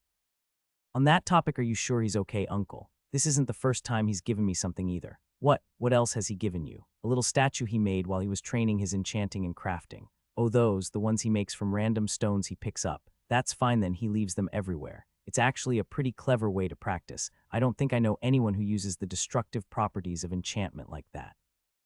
Actually, I should tell him to take a bunch to try and sell too. They're starting to pile up in the back a bit. But I got off topic. He's fine, you don't have anything to worry about. Maybe if you spoke to him openly, he could ease your mind. She was not at all fond of that idea. Well, either way, you've got your cloak, and like I've said before, his resistances are high. Trust me, you'll both be fine. So would you do this as a favor for me? All right then, Uncle, I guess I can do it for you. There's a good girl. Now tell your aunt I said hello. He'll be setting up in the morning, so come early, okay? All right, I'll be here tomorrow. After waking up, Thera wiped herself down with a warmed bucket of water before getting dressed, donning her cloak, and preparing to start her day. Having made her promise with Falk, she headed over to the shop and prepared to spend the morning with Ben at the market as he tried to sell his wares. Honestly, she was a little excited for it. It wasn't often that she would actually go to those sorts of things, since there tended to be more people around than she could deal with. But the few times she had been to one in her homeland, she had fun seeing all that was available. Of course, as a local market, it would be smaller, with people selling their foods and handicrafts and whatnot, but it would still be a new experience. She also didn't want to admit it, but she was beginning to enjoy the company that Ben provided. Having worked together for a month now, it was the longest she had ever lasted in a party. Usually once other members saw how she struggled with her magic or heard the rumors about her, they would be quick to drop her, leaving her to adventure alone even if that was more dangerous. But Ben had stuck it out. Sure, he had an agreement with her uncle, but for the most part he seemed to be enjoying himself, and it was nice to have the company. She was still a little worried that he was being affected by her presence, even if it was nice. Just receiving 2 small gifts was enough to put her on edge. But if Falk insisted he was fine, then she would believe him for now. But Uncle should be done with his project in another month or two, so I guess he'll go back to being the one to make me staves. I guess that means we'll stop working together. Although he also said I need to adventure with his apprentice until I can find a new party to join. Gods know I'm not going to have any luck with that in this town, so maybe they would be working together for a while longer still. As these thoughts floated around her head, she entered the shop and found Ben, sweeping the floor with a dead look in his eyes. Ben, are you okay?" She didn't know why she asked. He clearly wasn't at the moment, but she was caught off guard and didn't know what else to lead with. Hearing her voice, he jumped up and threw on a smile, as if he were going to greet a customer instead of talking with someone he'd been working with for a while. "Thera, good morning. Sorry I was lost in thought and wasn't expecting you here so early. Didn't we have plans to meet up afternoon? Uncle Falk asked me to come help out with your table at the market, so I came early. Are you all right?" "Oh yeah, I'm good. I just didn't really sleep last night, so I ended up getting too focused on my cleaning, but I would love to have the help. I actually just finished loading a cart if you want to come set up with me. I was told there would be plenty of chairs there, so I don't think we need to grab any." All right, sure, it looked like her uncle was on to something, but she was no good with these sorts of things. She would just have to try and find a way to broach the subject as the day went on. With him already packed and ready to go, they headed out to the town square where the event was being held and found the table he had been assigned and started piling his items on top of it. About a dozen yo-yos, 30 or 40 frisbees, 3 small lutes, and a bucket of tops were placed on top of the table, with the kites being stored underneath to save on space. Once that was done, he started piling up the sculptures he had been making in his spare time. There must have been around 50 of them, all around the size of a hand, with the details more well-defined than what he had given her after his first attempt. "You've gotten better at this," she expressed after picking one up and giving it a look, "though I'm not sure what this is supposed to be." She looked at the little sculpture to examine it. While there were similarities to other creatures, it definitely didn't look like anything she was familiar with, having a round body, thick legs, large thin ears, and one of the most unusual noses she'd ever seen. How big are these supposed to be? Is it like a pet? Oh man, I can only say probably not. I'm sure there's probably some eccentric out there that would keep them, but they're way bigger than I am. I can't imagine how hard it would be to look after one. Are all of these creatures from your homeland? While plenty resembled animals she was familiar with, there were also a few that were foreign to her. Some are just from stories. She saw the sad look come to his eye again and decided not to put it off any longer. "Ben, what's wrong?" Now that her uncle made her notice, it was more and more obvious something was going on with him, and before she knew it, the words had slipped out. Nothing's wrong though," he told her, giving a confused look.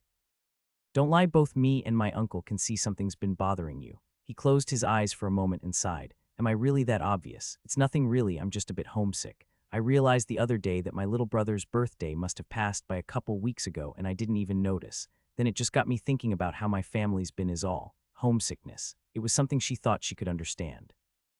Even if she came to town where her aunt and uncle were, she would still miss her parents from time to time. If that's what it is, then can't you go see them? I don't mind if we can't hunt for a few weeks, and I'm sure Uncle Falk would let you take the time off if you asked. It's not like you'll be running the shop while he's gone, so now would be the perfect time for a visit." He looked about awkwardly for a few moments and tried to figure out what to say before answering. "That's not really in the cards for me. I'm not really keeping it a secret or anything. Falk should know since I've shown him my card, but I guess we haven't actually talked about our races." Her blood ran cold and she tensed up. Why did that have to come up? Was his problem a racial one? She had heard some peoples would send their young on journeys of growth and self-discovery, but was that what was going on with him? And now that he was bringing it up, did that mean he was going to ask about her too? As if he was reading her mind, he let out a small chuckle. "Wow, how thin is that cloak? I could actually see your shoulders tense beneath it. Anyway, relax. I kind of figured since you never take that thing off that you have your own circumstances you don't want to talk about, and I won't ask. Have you heard of humans? With hundreds of races in the world, it was easy to never learn about or encounter members of certain ones, let alone the endless potential mixed breed groups. The world was large after all, and not all of them would form mixed towns like the one they currently lived in, but the name sounded familiar. Weren't people talking about that one a lot a few months ago? But why? Oh, she remembered why she had heard of them. When they first appeared in the world almost a year ago, they were all anyone in the town was talking about. Thera hadn't really cared herself, but there was a lot of excitement when some passed through to get to one of the nearby gates. Souls of the recently deceased summoned from their world in the hopes they could help save this one. She didn't know what to say to that. Of all the possibilities that had crossed her mind, this wasn't even something she had considered. Why would he be in this town? Shouldn't one of the nations have taken him in? Didn't her homeland take one or two in? If he went through all that, why was he alone here? So she didn't know what she was going to say. She couldn't find the right word, but Ben ended up picking one for her. Dead, at least as far as my friends and family are concerned. Hell, I guess as far as my world is concerned too. What did one even say to that? I'm sorry, was all that ended up coming out. Don't worry about it, he told her, using a smile to hide how he was feeling. Did he always do that? I like this world. I've got to do and see all sorts of things I never would have experienced in my own. Seeing magic and using skills has been incredible. It can just be a little lonely from time to time. Of course you'd be lonely. I can't imagine, and I've just pushed away any attempts he's made to be friends. Would it really be so bad? Falk says I don't need to worry about anything happening with him, and I know he's a nice guy. Can't I open up a bit myself? On an impulse, she was about to speak up about her own life, to try and reveal why she tried to keep a safe distance, but he spoke up before she could and her resolve passed. Anyway, that's a little bit about me. It looks like things are starting to pick up here. Think we should play with the tops or yo-yos at all to try and catch some people's attention. Sure, I have some experience with string instruments too, so I could try playing if you'd like. That would be great. I actually still haven't heard much music in this world, so I'd love to hear you play. Not enough bards come through the town. His happiness seemed so much more genuine at the thought compared to when he was talking before. She picked up one of the lutes and started plucking out a tune from her home as she lost herself in her own thoughts. Her life was always something she tried to keep private, but her uncle told her to try opening up, and she trusted him. She would at least think about it. The morning passed by slowly. There were plenty of people who came around to browse, but they didn't get many buyers. It was clear their little shop was probably doing the worst, but they still got a few sales and were able to attract some kids with pocket money once they saw them playing with the toys they made. It annoyed Ben that his statues weren't selling too well considering the price was pretty low, but not many of the adults were giving his area a look, with parents occasionally coming to pull the children away. He had talked Thera into a small game of frisbee, although given that the table was about 6 feet long, they didn't have much real throwing distance to work with. Still, it managed to pass the time and distract him from the conversation they had in the morning. He hadn't planned to share his story, but it had felt good to get his feelings off his chest. Taking time to talk about your problems certainly helped, but now he had a new one. Thera had seemed uncomfortable since the conversation. He wasn't sure what to do about it, and he didn't mean to create a bad atmosphere, so he was at a loss. I think I should go, she suddenly spoke up after passing the frisbee back to him.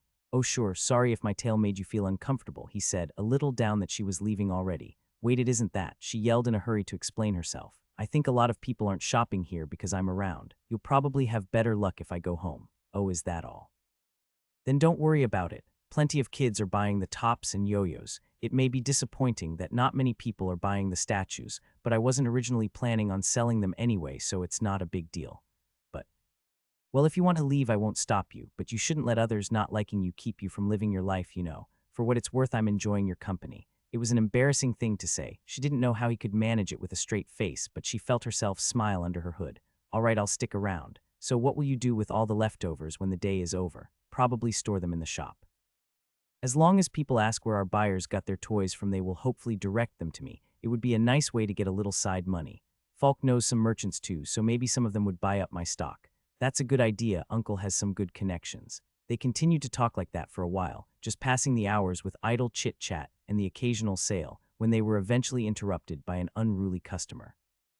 Oh, not now, Thera muttered under her breath, and it didn't take long to see why. So you're still working together. This must be some sort of record for you, Thera, Sko said as he walked up to their table, but you should still leave the guy alone before anything bad happens. Sko, we're just trying to enjoy the market. If you're not going to buy something, then buzz off, she told him with an exasperated sigh. He was alone for now at least. The two women he was with when they first ran into him a month ago were nowhere to be seen, but Ben wasn't in the mood to deal with this. Still, he would be civil as long as he was a customer. Pardon me, sir, but are you interested in anything we're selling? If so, I would be happy to help you out, he said with his best customer service smile. Look, guy, I asked around, your name's Ben, right? Why not come with me for a bit? Let's have a talk. He saw veins start to bulge on the four-armed man's forehead as he tried to politely brush him off. Look, man, I'm just trying to help you here. Thera's got her claws in you, and if you don't get out soon, you're going to end up like Roan. I warned that asshole off multiple times. Whatever happened to him is his own problem, Thera almost shouted, full of indignation. He may not have been a good guy, but you sent him off his fucking rocker. The same thing's going to happen to this one if you stick around. Ben placed his hands on the tabletop and took a deep breath. It looked like things weren't going to end as peacefully as he would have liked, so he may as well get a rise out of him.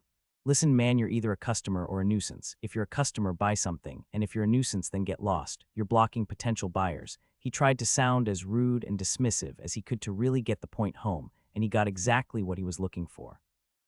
Listen, you, he started to say as he threw all four of his hands onto their table, before everything came tumbling down. The front legs of it broke, and all of the toys and statues he had made fell to the ground, most of them breaking in the process. Thera was outraged to see all of Ben's work be damaged and destroyed like that while Sko stood there stunned. She was about to start tearing into him, but Ben yelled out first. "Hey, are there any guards around? We're having a bit of an issue." Ben yelled, knowing full well there was at least one stationed nearby, just in case any problems like this occurred. But it seemed there were also a few off-duty who broke off from their families to see what the commotion was. The one on duty looked at the mess of broken stone scattered around before turning to Ben. "All right, what exactly happened here?" Ben pointed an accusatory finger towards the man and told his tale. "This guy came up and started harassing me and my coworker before breaking my table. Look at this mess, how am I supposed to sell any of this now?" He tried to put on the saddest look he could while he stared down at the destruction of all his hard work. It wasn't hard, he was genuinely a bit angry at the moment. What matters is if it would pay off. The guard for his part was professional about the matter and listened to Sko's side as well. "And do you have anything to say about what happened? I didn't mean to break his crap, I just wanted to get him to stop working with the girl." "And why did that lead you to breaking the table?" "Gah, I didn't mean to. I must have put in a bit more strength than I thought." "Who, all right, you both separate but wait nearby. I'm going to talk with the other tables in the area and then we'll sort this mess out." He left to talk to the people in the surrounding area. Thera was simmering with rage, and it looked like the girl Sko was with the first time they met ended up finding him. "Sko, what sort of mess did you get yourself into?" "We told you to just leave them alone today, didn't we? I just wanted to talk to the guy was all. I didn't mean for anything to happen," he said awkwardly. While they had their talk, the guard came back and pulled them together. "All right, after talking to the other tables, it sounds like you came to cause problems.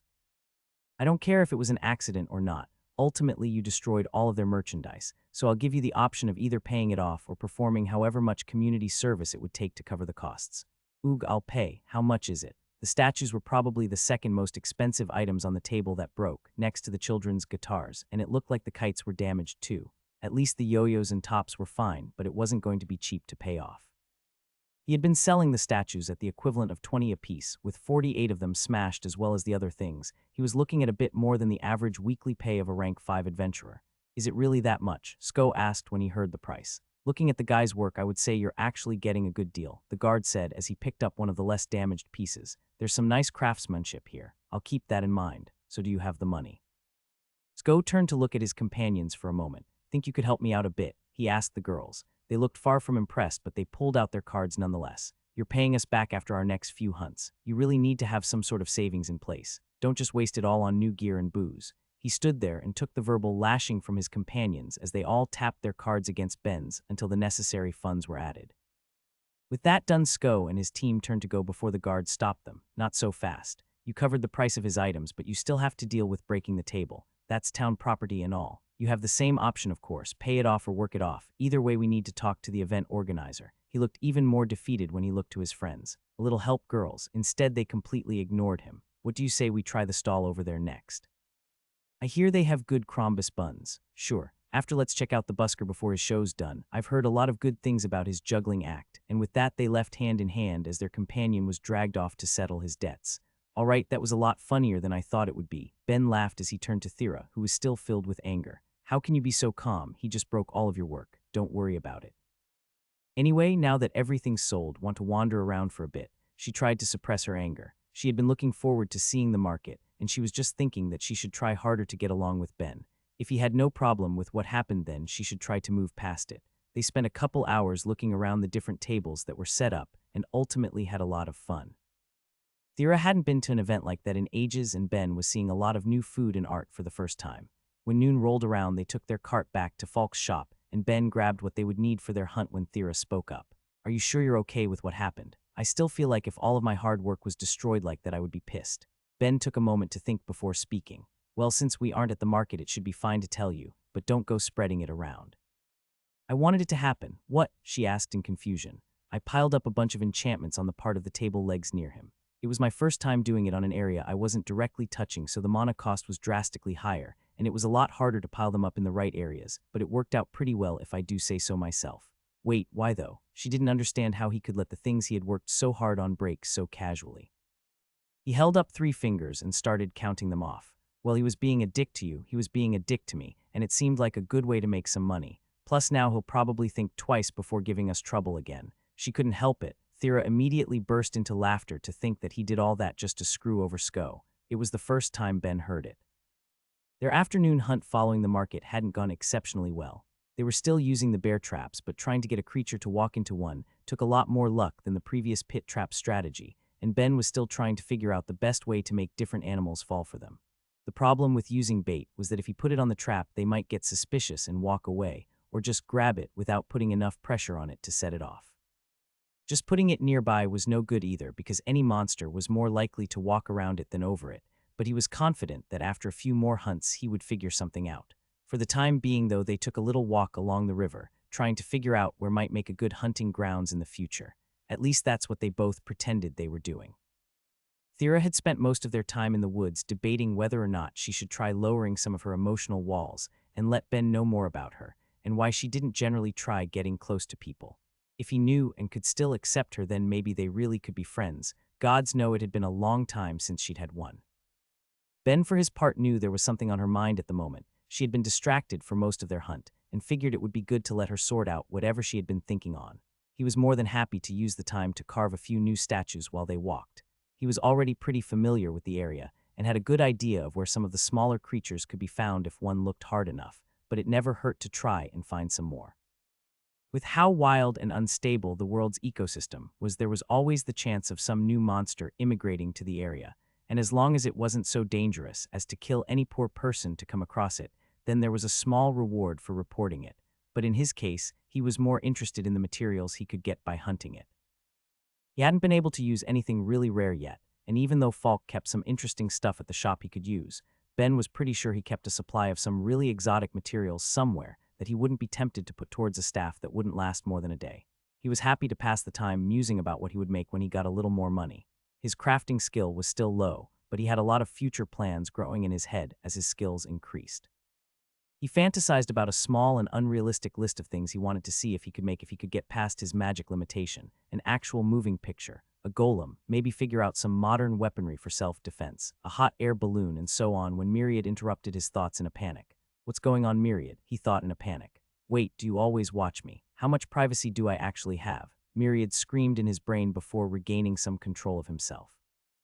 Will that work? Wait, are they even after me? Thera's here too. Well, if they're after me, we could separate and Thera could try to run for help. Fuck, how close are we to the nearest party? You don't sound too confident. Ben desperately wished they had one of his bear traps on him. They always left them hidden under one of the trees near where they hunted, because it was a pain to bring them out every time, but he would feel so much safer if he could place it.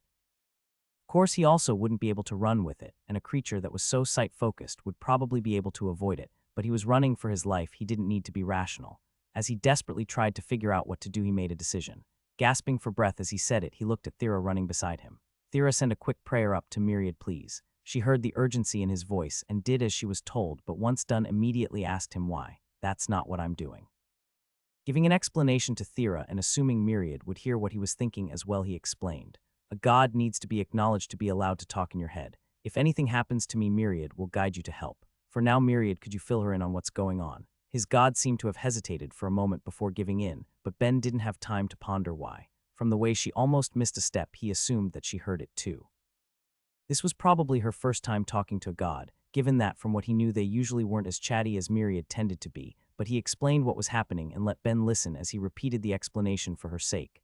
When he got to the bit about it being a tamer after them, Thera muttered between breaths, "Oh gods, it's him." Ben couldn't let the remark pass. "You know who this is? Is this guy after you?" A quick nod of confirmation before she added, "Though he's probably going to try to kill you too. Not the time, Myriad." It didn't seem like he had bothered to share his complaint with Thera as well, given her lack of reaction. As they ran through the woods, the species of tree had begun to change to one that seemed a lot more comfortable growing closer together than in the surrounding area, but Ben had low hopes that it would help. It could be a large area, but surely anyone looking for them would find them soon. All he could do was try and find a place to hide, squeezing between trunks and trying to avoid some of the lower branches.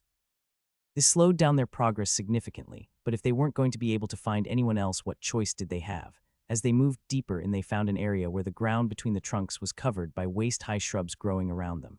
They could either walk through them and keep going or try to hide in them. "What do you think?" he quietly asked her. "We could try and lay low here or pass through. Maybe we could climb up a tree if we can find any sturdy enough. The branches on these ones look too thin, though." He was cursing himself for not thinking about it earlier, but it was too late now. Besides, that would have definitely left them trapped in one place. He didn't have much hope of Thera's magic saving them. By the time their pursuers got within range, they would probably get to them before she could activate her spell. "Let's hide for now. Maybe we'll get lucky." He really doubted it, but without many other options, they walked down into the bushes and sunk down next to each other. Myriad said with a voice still filled with dread. "Thera," Ben whispered as low as he could to get her attention. "I don't know what you have against physical contact, but please try to ignore and take my hand. I have stealth, even though it's low. If I apply it to us, it should help at least a little." For a second, he thought she would go for it, but she gave her head a regretful shake. With a voice filled with pain, she spoke back. "I'm sorry, I just can't." No matter how wrong it would feel, Ben was 100% sure Myriad was right. Even if he didn't remember his first death, one was enough. Besides, all he would be doing was breaking whatever small amount of trust he had managed to build, and he honestly had no clue how much of it he had even gotten from her. But that was the problem. No matter how small it was, he had spent over a month working hard to gain that little bit of trust. He didn't want to destroy it now, especially when it probably wouldn't be enough to save them anyway, so he gave another option. "Okay, then what about letting me enchant your cloak? I'll activate my stealth, and when I'm done you should be able to activate it, okay?" "That won't work," she told him with a voice filled with sorrow. "I can't regulate my mana well enough for most enchanted tools. I basically just break the enchantment." "All right then, I'll apply it and activate it for you. I'll just have to touch your cloak. I won't touch you, all right?" "Okay, do it." She laid her arm out on the ground beside him and he grabbed her loose sleeve, about to start when he felt something. An enchantment already laid on it. Why would this be here if she can't even use it? He thought to himself before ultimately brushing it away. From what he could tell, it was a weak one. He couldn't even guess what it could be for, so he decided to ignore it for now. Instead, he focused on the task at hand and started. He activated his stealth and felt his mana move through him as he started to try and lay it over the cloak. He was trying to be as fast as he could. Every second counted here, so he stretched his energy to try and place the entire enchantment at once. It was then he felt a problem, something he was deeply familiar with from all of his times using his skill to carve statues. He felt the enchantment break, along with the material it was being attached to. Long strips tore into the cloak, and he heard Thera gasp as he panicked himself. "No, why now? I haven't accidentally broken enchantment since I first started using this stupid skill." He was torn somewhere between screaming, crying, and needing to apologize to Thera when Myriad's panicked voice tore into his mind. The sound of stomping feet and breaking branches suddenly filled the forest, and Ben didn't have time to ask how it was attracted. He looked at Thera and saw her panicking, the white skin of her arms peeking through some of the tears in her damaged cloak. He took a breath and prepared himself. "Thera, run. I'm going to try something, so have Myriad direct you to help." She looked over to him, face still obscured despite the panic in her voice. "What? No, you'll die." There was no time to argue about it. He stood up and faced whatever approached. Time would tell how this would turn out, and he began to truly lose himself in his feelings. He panicked. He didn't want to die. He knew there wasn't going to be a third chance at life, and he was afraid. He never saw the few friends he had in the world. He didn't want to go through the pain of something trying to eat him. The first time had been bad enough. He didn't want Thera to die. This stupid thing found her immediately after he broke her cloak. There was no way the two events weren't connected. He didn't want to die without making an impact. He needed to show all the assholes who decided he didn't have any worth that they made a mistake. Identitwenty. A creature broke through the woods, unlike anything he had seen yet in the world. As big as a horse and with hideous rubbery gray skin. It ran towards him on 6 pointed legs and stared at him with dozens of horrifying mismatched eyes, none of which looked like they belonged to the same creature, before it opened up a jaw as wide as his head and lunged at him. Ben was scared to death. He had worked himself into a panic and was reaching an arm out at it as if that could stop it, but the monster chose to ignore it entirely, instead gouging its teeth into his unguarded torso. In the back of his mind, he thought he heard Thera scream. None of it mattered to Ben, though. The moment the beast pierced his flesh, he connected to it. All of the panic, the fear, the regret, the pain. Everything got transferred over to the Alseer, and the monster clearly wasn't prepared for it. Almost immediately, it let go and began to run in the opposite direction, as if its life depended on it. At least it certainly thought it did. He briefly thought he heard another voice in the distance yelling at it, but Myriad was also screaming in his head and Thera was above him. Apparently he was on the ground. Had he fallen when the creature tackled him or after? Holding his thoughts was getting hard. He was pretty sure Thera was saying something, screaming it really, but he couldn't make out the words. As he gazed up at her above him and thought he could just barely make out some of her features before everything slowly faded to black. Ben felt himself begin to come to consciousness. The pain was still there, but he decided to take that as a good thing. Pain meant he was still alive after all, and it had at least gotten weaker than when the Alseer decided to try and make a meal of him, but he still didn't want to move much at the moment. He felt the softness of a bed beneath him and opened his eyes a crack to look up at the ceiling. Something seemed familiar about it, but he was still in a daze. It was hard to say for sure. He turned his head to the side to try to see where he was, when he found himself in a room with an albino gorilla quietly reading a book in a chair beside him. No, not a gorilla, a yeti. Falk, he quietly croaked out. His throat felt dry and it was hard to talk. How long had he been out? His teacher's head jerked up when he heard his name and looked at Ben, before running to the door and yelling, "Sonia, Thera, he's awake," and rushing back to his bedside. Ben could hear the sounds of footsteps hurrying down the halls before Sonia burst into the room. He thought it was strange. He was sure he had heard the sound of more than just one person, and apparently she had thought the same. When she found she had come in alone, she marched back to the door, reached out, and dragged someone inside. It took a moment for Ben's mind to work out what and who he was seeing. At first, he thought he was seeing a statue of a member of Sonia's race. Skin that looked like it was made from genuine marble and solid gold eyes lacking whites or pupils, with hair running just below her shoulders to match, and a thin tail wrapped around their waist like a belt. He wasn't originally able to put together what he was seeing. Why would a statue be moving, or wearing fabric clothes for that matter? It took embarrassingly long for it to click for him before he looked into her eyes and spoke up. "I'm glad to see you're safe. Sorry about the cloak." She noticeably grimaced and ignored his apology, instead turning to the other two. "I told you he would be under my effects. I'll go hide on the other side of the house for now. Thera, it's perfectly natural for him to be concerned about you after what happened. Just wait here while we talk. Ben, honey, do you know where you are?" Sonia asked, kneeling down to look into his eyes. "Pretty sure this is your house, right? I was brought here after my Skrell incident. Do you have any water?" He felt his throat rubbing against itself during that whole sentence. She grabbed a glass and filled it from a pitcher that was sitting just outside of his field of view. "All right, you seem coherent enough. Can you tell us what happened?" she gently questioned as he sipped on his drink. He went over the details he remembered in his mind before he started to talk.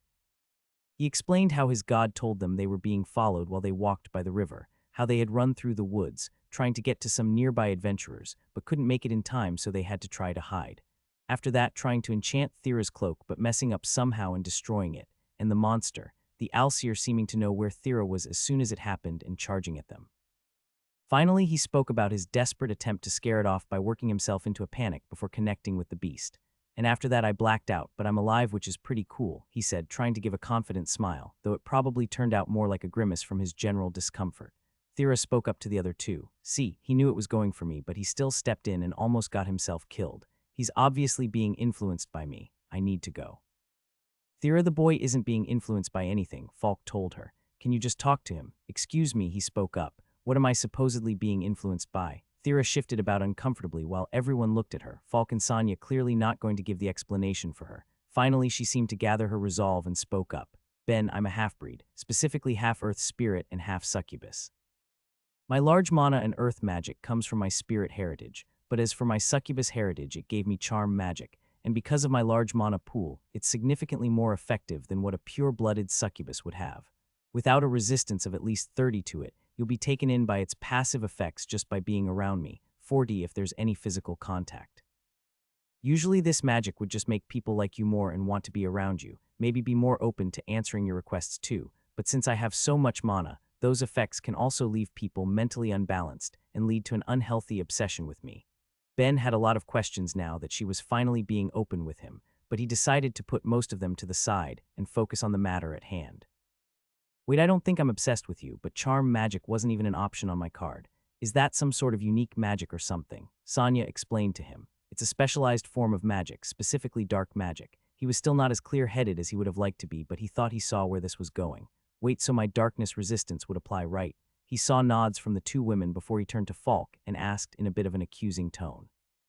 "And why didn't you explain anything to your niece?" He gave a bit of a shrug before telling him. "Etiquette. Unlike a certain human that barged into my shop one day, most people don't openly share the entire details of their status with another. That's some very personal stuff after all, and in the wrong hands could reveal things you might not want others to know. If someone decides to share their status with you, you keep it to yourself." Ben sighed.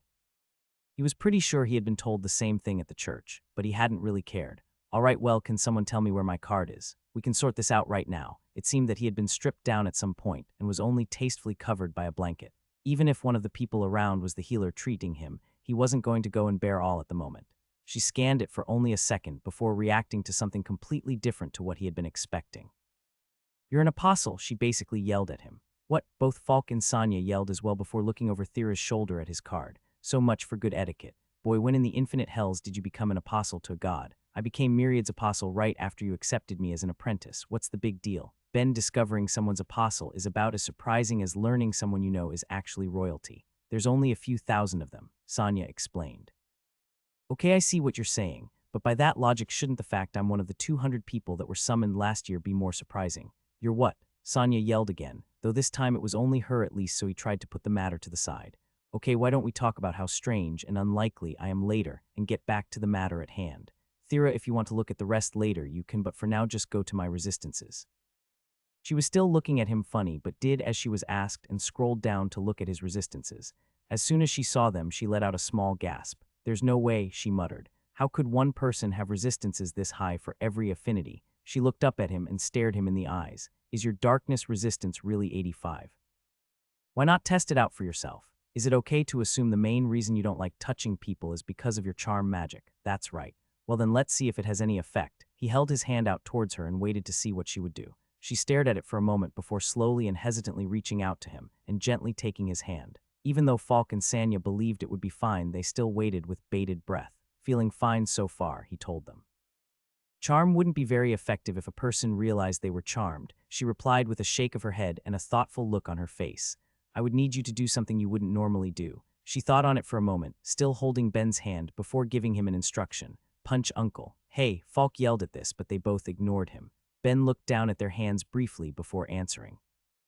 Thera, you can't ask something so tempting after I find out he's let a misunderstanding stand between us for over a month. I'm going to want to do it. Still, he contained himself to prove that there were no passive effects taking hold over him, though Falk still wasn't happy with the response.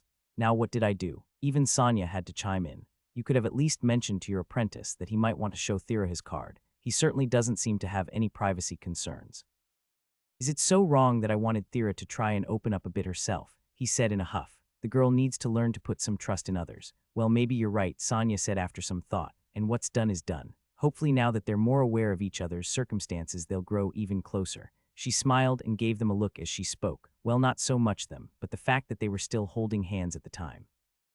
When Thera noticed her cheeks flushed a light gold, making Ben wonder if that was the color of her blood as well, before she let go and took a couple of steps back. Well, she started, not making eye contact after being embarrassed by her aunt. I guess you really aren't under my influence, so that's good at least. Yeah, so when I'm in better shape we can go hunting again without worry, plus maybe now she wouldn't be so hesitant around him, which he considered a win. But as he brought up hunting again, the atmosphere darkened and everyone grew quiet. Guys, what's going on? Don't tell me I'm going to be bedridden for a while now. He was still sore, but he thought he could move if he had to. Well, quite a few of your bones were broken and you experienced some organ damage, not to mention suffered some deep cuts where you were bitten, but most of the serious damage has been treated. You were out for a few days, and I had to call in all of the town's healers to look after you almost around the clock in that time, but you're out of danger now. After a few more days of treatment, you should be completely fine, Sonya explained. Oh boy, that sounds expensive, he winced. Well, it probably would be, but I'm friends with all of the town's healers since we worked together at the clinic, and I would never think of charging someone who almost died to save Thera's life. The issue is, she trailed off, not sure what to say, before Thera took over. The issue is me, she said bluntly. I'm currently under house arrest. What? Why? Using any sort of mind-altering magic on civilians or not properly containing a magic's passive effects tends to be illegal. Currently I've done both. She looked away and wouldn't meet his eyes as she explained it. What? But we already established that your magic doesn't affect me. What's the issue? Boy, it isn't about the effect she has on you, but what she had on others. It isn't as bad as she made it sound. Things are just a little complicated at the moment is all. His teacher went on to explain what happened after he had blacked out that day. The tamer that set the Alseer on them had run off with the beast as it tried to escape, evidently worried about what could have been done to repel something that dangerous, but there was still the issue that Ben was laying on the ground dying. In an act of desperation, Thera dragged his body to the nearest party of adventurers that Myriad directed her to, and without having her cloak, she charmed them. Given how easy it was, the party of 4 they encountered probably would have helped anyway, but that didn't change the fact that not only did she expose them to her passive effects, but willingly took advantage of it too, making a mage with access to some light magic drain almost all of their mana to keep him alive, while the other 3 members carefully picked him up and ran him back to the town and through the gates, all the way to Sonya's home. Thera passed many people in the streets as they ran there, and even though she didn't do anything intentionally to influence them, Many of them were drawn to her, some even trying to follow them along. After such a brief exposure, their minds cleared fairly quickly, and thankfully the parties she manipulated were more understanding, and even after no longer being under her effects, were willing to let the matter go since it was to save a life, but the damage had been done. The guards had come and were prepared to arrest Thera on the spot, if it weren't for the sight of Ben bleeding out and Sonia desperately trying to treat him. As she sent for more healers, they probably would have. But they were able to see there was something more going on than just a person with a passive magic running wild, and waited until Ben was out of immediate danger to get the whole story. Once everything was cleared up and all of the victims' minds were no longer distorted by the charm effect, it was decided that Thera would not be held liable for what happened seeing as she was attacked and trying to save a life, but that she would either be kept at home or was to return to the succubus nation of Analia until a time that she could get a new means to block her magic. Ben laid back down and stared up at the ceiling. So then this is my fault. Thera, who looked like she was trying to control her emotion up to that point, turned to him in surprise. What? Why would you think that? I'm the one who broke your cloak. It's what you used to block your charm, right? I knew I could feel some sort of enchantment on it, but I thought I could still apply my own and it would be fine. I have no clue what went wrong. Was I rushing too much with the enchantment? I could barely feel the magic in it, so I didn't think I would have to be too careful, but it looks like I messed everything up.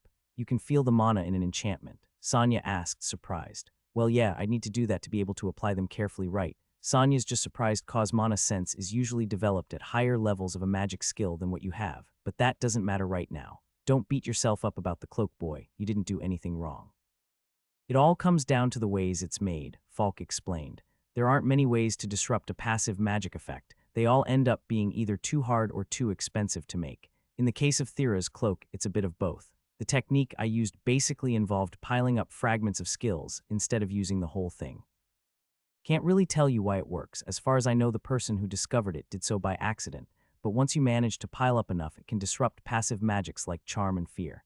The issue is that even though it won't feel like it, the item that's treated this way is absolutely saturated with enchantments. Adding anything else will break it immediately. So it is my fault, he sighed. No, I should have realized, I just wasn't thinking. Thera jumped in, trying to take the blame herself. Both of you enough, Falk firmly said. Mistakes happen in the heat of the moment and you were being attacked. Stop beating yourselves up. Right, what happened to the guy who was attacking us anyway? You said he was after you, Thera. She seemed to want to retreat away even further but still explained what happened. That would probably be Roan, an adventurer that's been exposed to my charm magic. Thera went on to explain her connection to the man who attacked them. When I first came to this town to try to grow my skills by adventuring, things weren't as bad as they are now. My magic was a drawback, but I was able to occasionally form some temporary parties and work on my skills a little bit, but that all changed when Roan got his eye on me. Most of the other adventurers thought he was a piece of shit, and he worked solo if you didn't count the few creatures he had tamed. He also came from a distant nation, but his people are perverts who thought that having multiple wives was some sort of status symbol, so he was always making a move on the few female adventurers around, which included me. It was something I could brush off though, until one day he grabbed my hand when I wasn't paying attention. She took a small moment to collect herself here, having gotten a bit worked up in her explanation, before continuing. From there, I did everything right. I told him he couldn't make contact with me because I have a passive magic. I explained what happened to the guild, so they could be aware in case he started acting strange and they told him off. But he didn't take it seriously, and thought I was just trying to brush him off, so he kept trying to get my attention that way. Guild employees would see, but a lot of them either never encountered someone with charm before, or didn't appreciate how dangerous it could be to a mind, so they would just tell him off. They didn't really start taking the fact that it could be having an effect on his mind seriously, until he started brawls with other people, and loudly proclaiming it was to win my heart that they believed he was becoming unbalanced, and he disappeared after being kicked out of the guild for repeatedly disturbing the other adventurers. Of course, at this point the adventurers all think my magic is a curse I've placed on him, and that they're at risk too, so they steer clear. That fuck, Falk spat. I should have cracked the bastard's skull last time he came to the shop instead of just throwing him out. Ben was in complete agreement. Causing Thera to be ostracized was too much when the guy went mad from his own stupidity and an inability to acknowledge a basic warning. What's done is done. I just don't get how he could have tamed an Alcir. That's a pretty powerful monster, and he was only an okay tamer, she said thoughtfully. Falk groaned and threw his head in his hands when he heard this. I have an idea on how it happened. Before I knew what was happening with you, he requested I make him a staff that could hold the highest level of enchantment that I could. He must have found an enchanter with a high level of the taming skill and got them to apply it. It would explain where he'd vanished to these last few months. I thought he went to his homeland, but the bastard must have gone to find an enchanter and the Alcir. Everyone relax, Sonia told them as she felt tensions rise again. We've already made the guards aware that it was Roan who probably attacked you so he won't get into the town without being questioned. He was already known for his bad personality anyway, so there isn't much to worry about. The bigger issue is Thera's cloak. Falk, I don't suppose you'll be able to make another one before you leave, will you? He gave her a shake of his head. Not only are they hard to make, but I would need to get the right fabric as well. Otherwise Thera wouldn't be able to see when it covers her face. I could at least start a temporary one with a worse quality material I have on hand, just in case of an emergency, but I don't think I could get it done before I leave for my client. He stopped regretfully before changing to a more thoughtful look. Of course, it's not like there's no one else who could do it. Maybe someone who's going to be bedridden for a few days, and even when he's better won't have much else to do since the shop will be closed and his adventuring partner will be occupied. Of course I'll make it. Show me how and I'll start immediately. Ben still felt responsible. If he could at least help a little, then he would do it happily. His teacher gave him a smile. Good lad. I'll run to grab some materials, then give you a quick lesson. And I need to go back to the clinic now that you're awake, Sonia said. When I get back tonight, I'll work on treating your injuries some more, but you'll be with us for a couple more days. Hey Sonia, I'm sorry to make this request after you've been working so much to heal me, but if I give you my address, could you stop by and give Frederick some water, or maybe bring him here if it's not too much trouble, Ben asked as she was walking off. Oh gods, you have a pet. The poor thing's going to be terribly dehydrated. Go right away. No, wait, he said awkwardly. Frederick is my houseplant. In that moment he felt like could have heard a pin drop from the sudden silence that filled the room and the panic that had filled Sonia when she thought his pet was probably dying evaporated from her body. Thera was the first to break the silence. You named your plant. Yes, and cut me some slack. I don't have any other way to train my connect skill, and it's not like I live with anyone else. Giving it a name made it easier to talk to. You talk to it as well, Falk asked. It responds a bit stronger to me if I communicate with it while connected. Please give me a break. The other three gave each other a look and mercifully decided to let the matter drop. Ben regretted bringing it up at all, but it would need to be watered, and it was his plant, damn it. He had some emotional investment in the thing. With that done, Falk left to grab the materials he would need along with a pile of books Ben could read while he was gone, and Sonia left for the clinic after promising to grab Frederick when she was done, eventually leaving him and Thera alone in the room. At a certain point after Falk had stood up, she had taken the chair in the room and sat in silence. Ben thought she might be wanting to talk about something else, so he waited for a few minutes before deciding to just broach the topic himself. Something else on your mind, Thera? She fidgeted for a moment, trying to find the words she wanted to say before speaking up.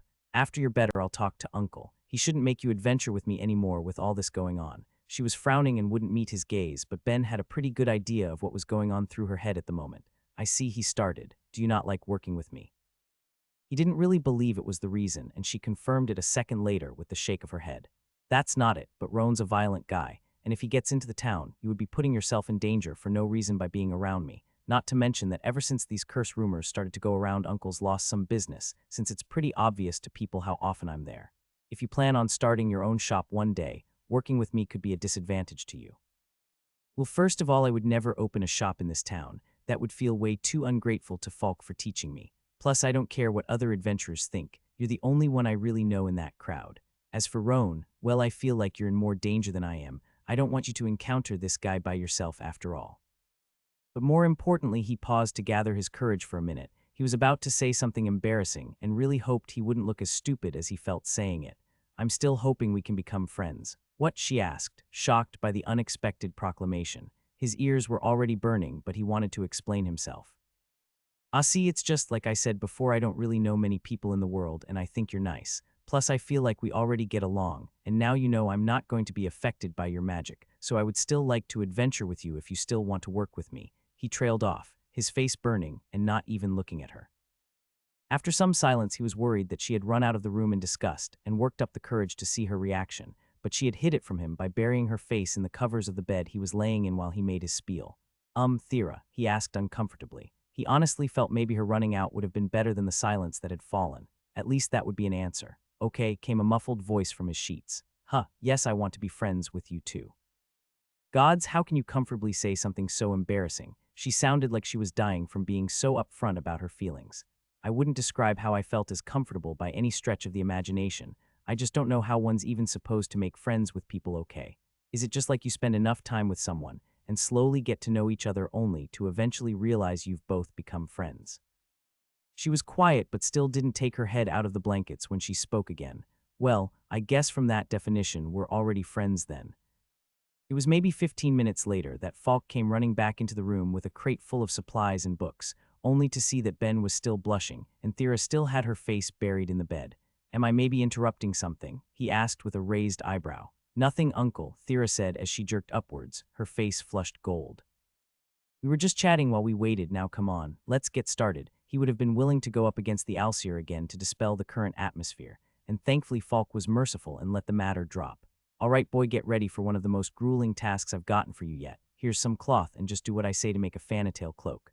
Ben was handed a square piece of cloth, about a foot by a foot in size, and immediately had questions. Isn't this a bit small? And what does that name even mean? The fella who invented it just named it after himself, as creatives tend to do, and that's just for your practice while I'm still here. Make no mistake, brat, that small piece will take you almost a day to enchant if you're efficient. Prove to me you can manage it, and I'll prep a full cloak for you to work on while I'm gone. He looked at the small piece of fabric in front of him. If this would be a full day, then how long would it be to make the full thing?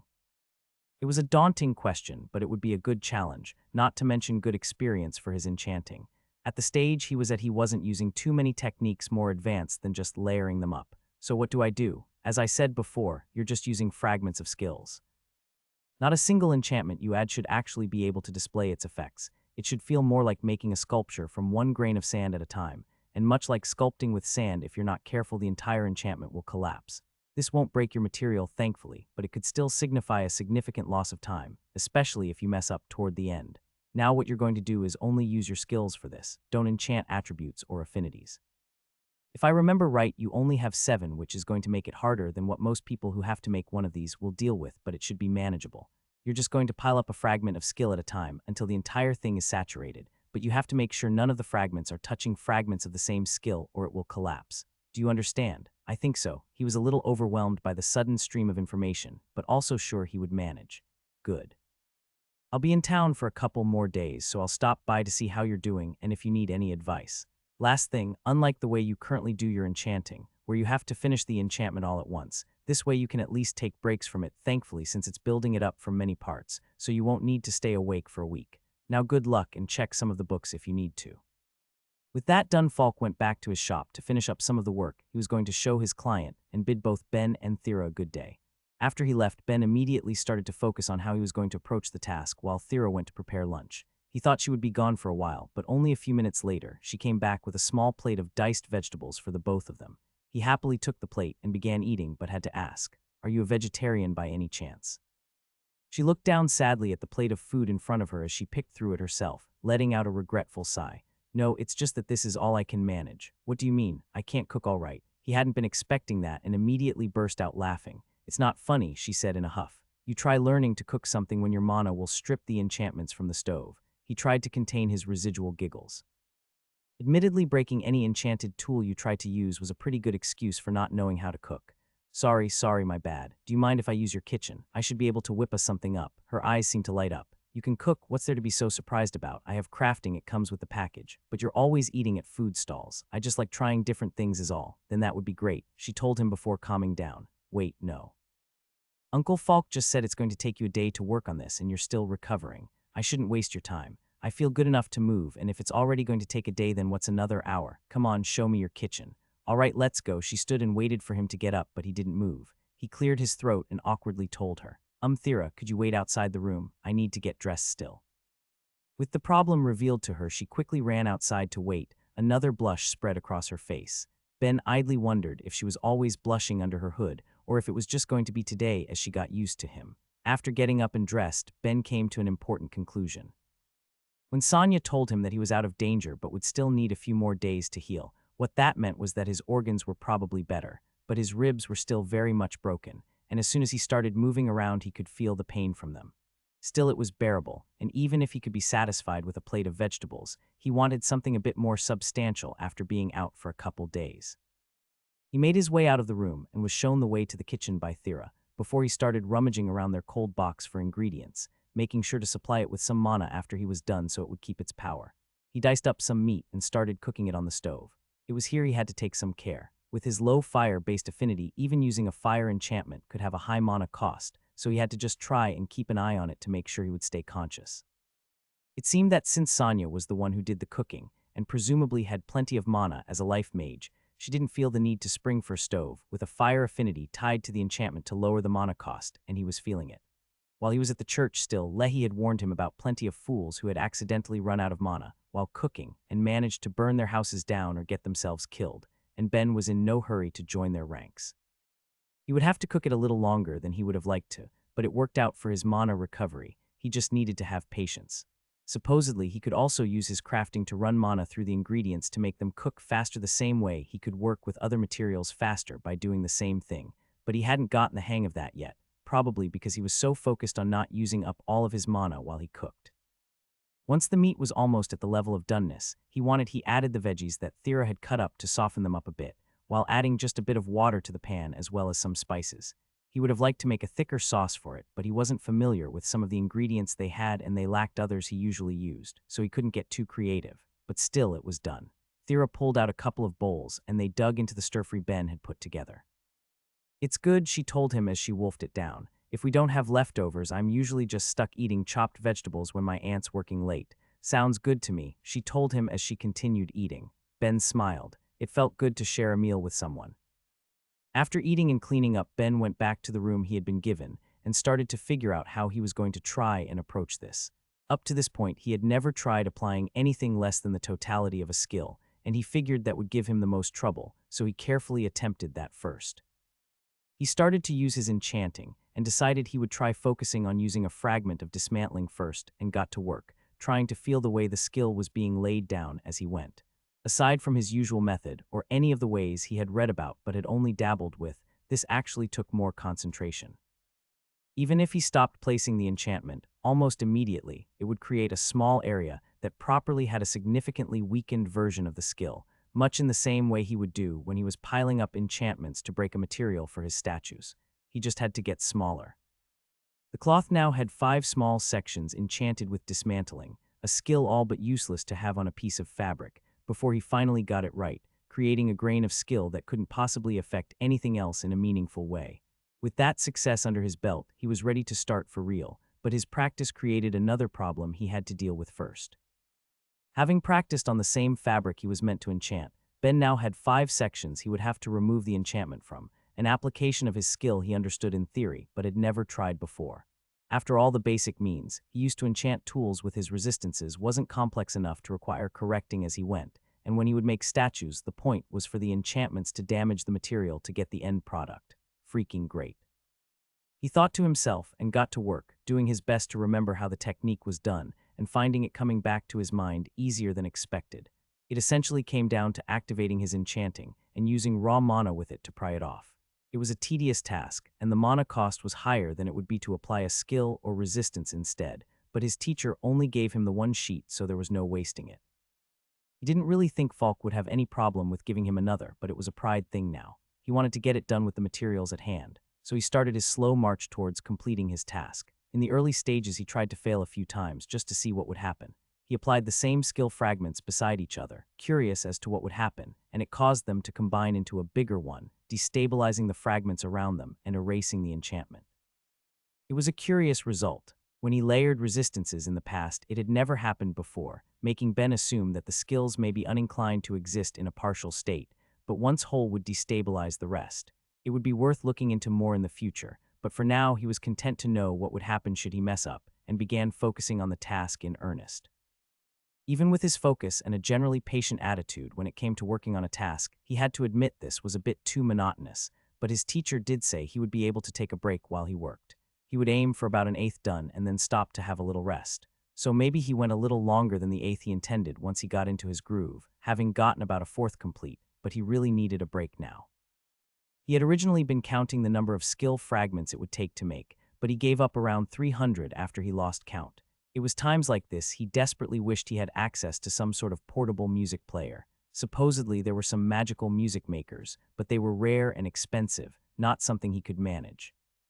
He felt he had a vague understanding of how record players worked. Maybe once he got some time he could devote some trial and error to figuring one out, but that would be once he had a stable income, long after he was done making this cloak.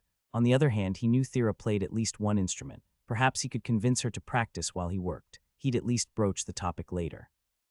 As he took some time to lounge before getting back to work, His mind turned to someone who had been mysteriously silent since his awakening. The one he would have thought to be the most invested, his god. "Hey Myriad, you around? I didn't die, so what's going on?" Silence. Ben let out a sigh. He knew Myriad had other things he would do in his free time, though he really wasn't sure what they were, and he had been a big help to Ben.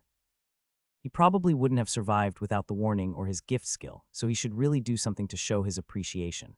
It wasn't like he had started his quest yet. Maybe he should start with getting him a new believer. After all, now that Thera had spoken to God and he had tried to save her life, she would probably be receptive.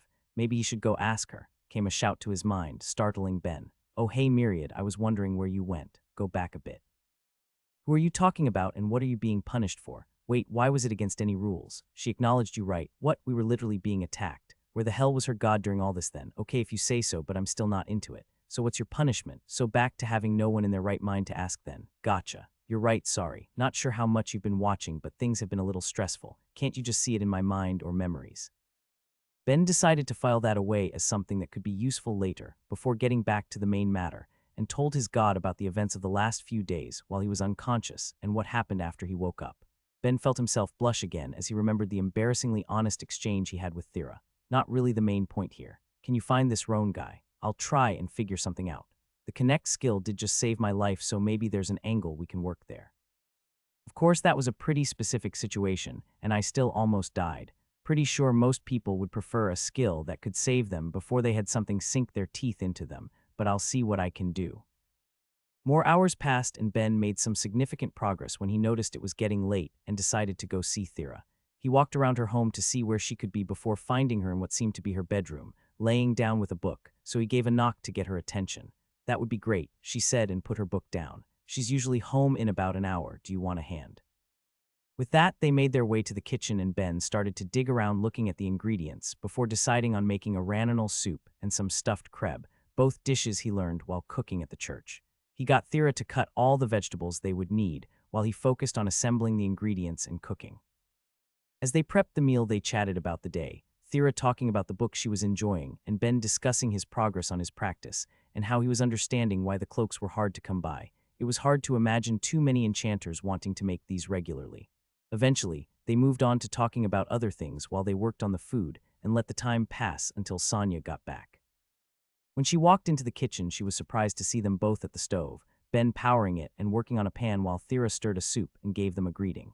"You know, usually patients are meant to rest and recover, but it does smell great in here. And you even got Thera to help," she said with a smile. "Hey, I help you sometimes," she spoke back defensively. "She was a great help. I'm sure if we can ever find a stove that can handle her, she'll be a great cook. Anyway, it should be about ready, so let's eat." They set the table and all sat down before digging in. Ben asked about Sonia's day at the clinic, and she asked what they had gotten up to before broaching another topic. "So Ben, how exactly did you become an apostle?" Sonia tried to bring it up naturally, though the curiosity had been at her all day. "Yeah, I've never met one before," Thera added. "It's nothing too exciting, guys. I'm pretty sure I got the role by default."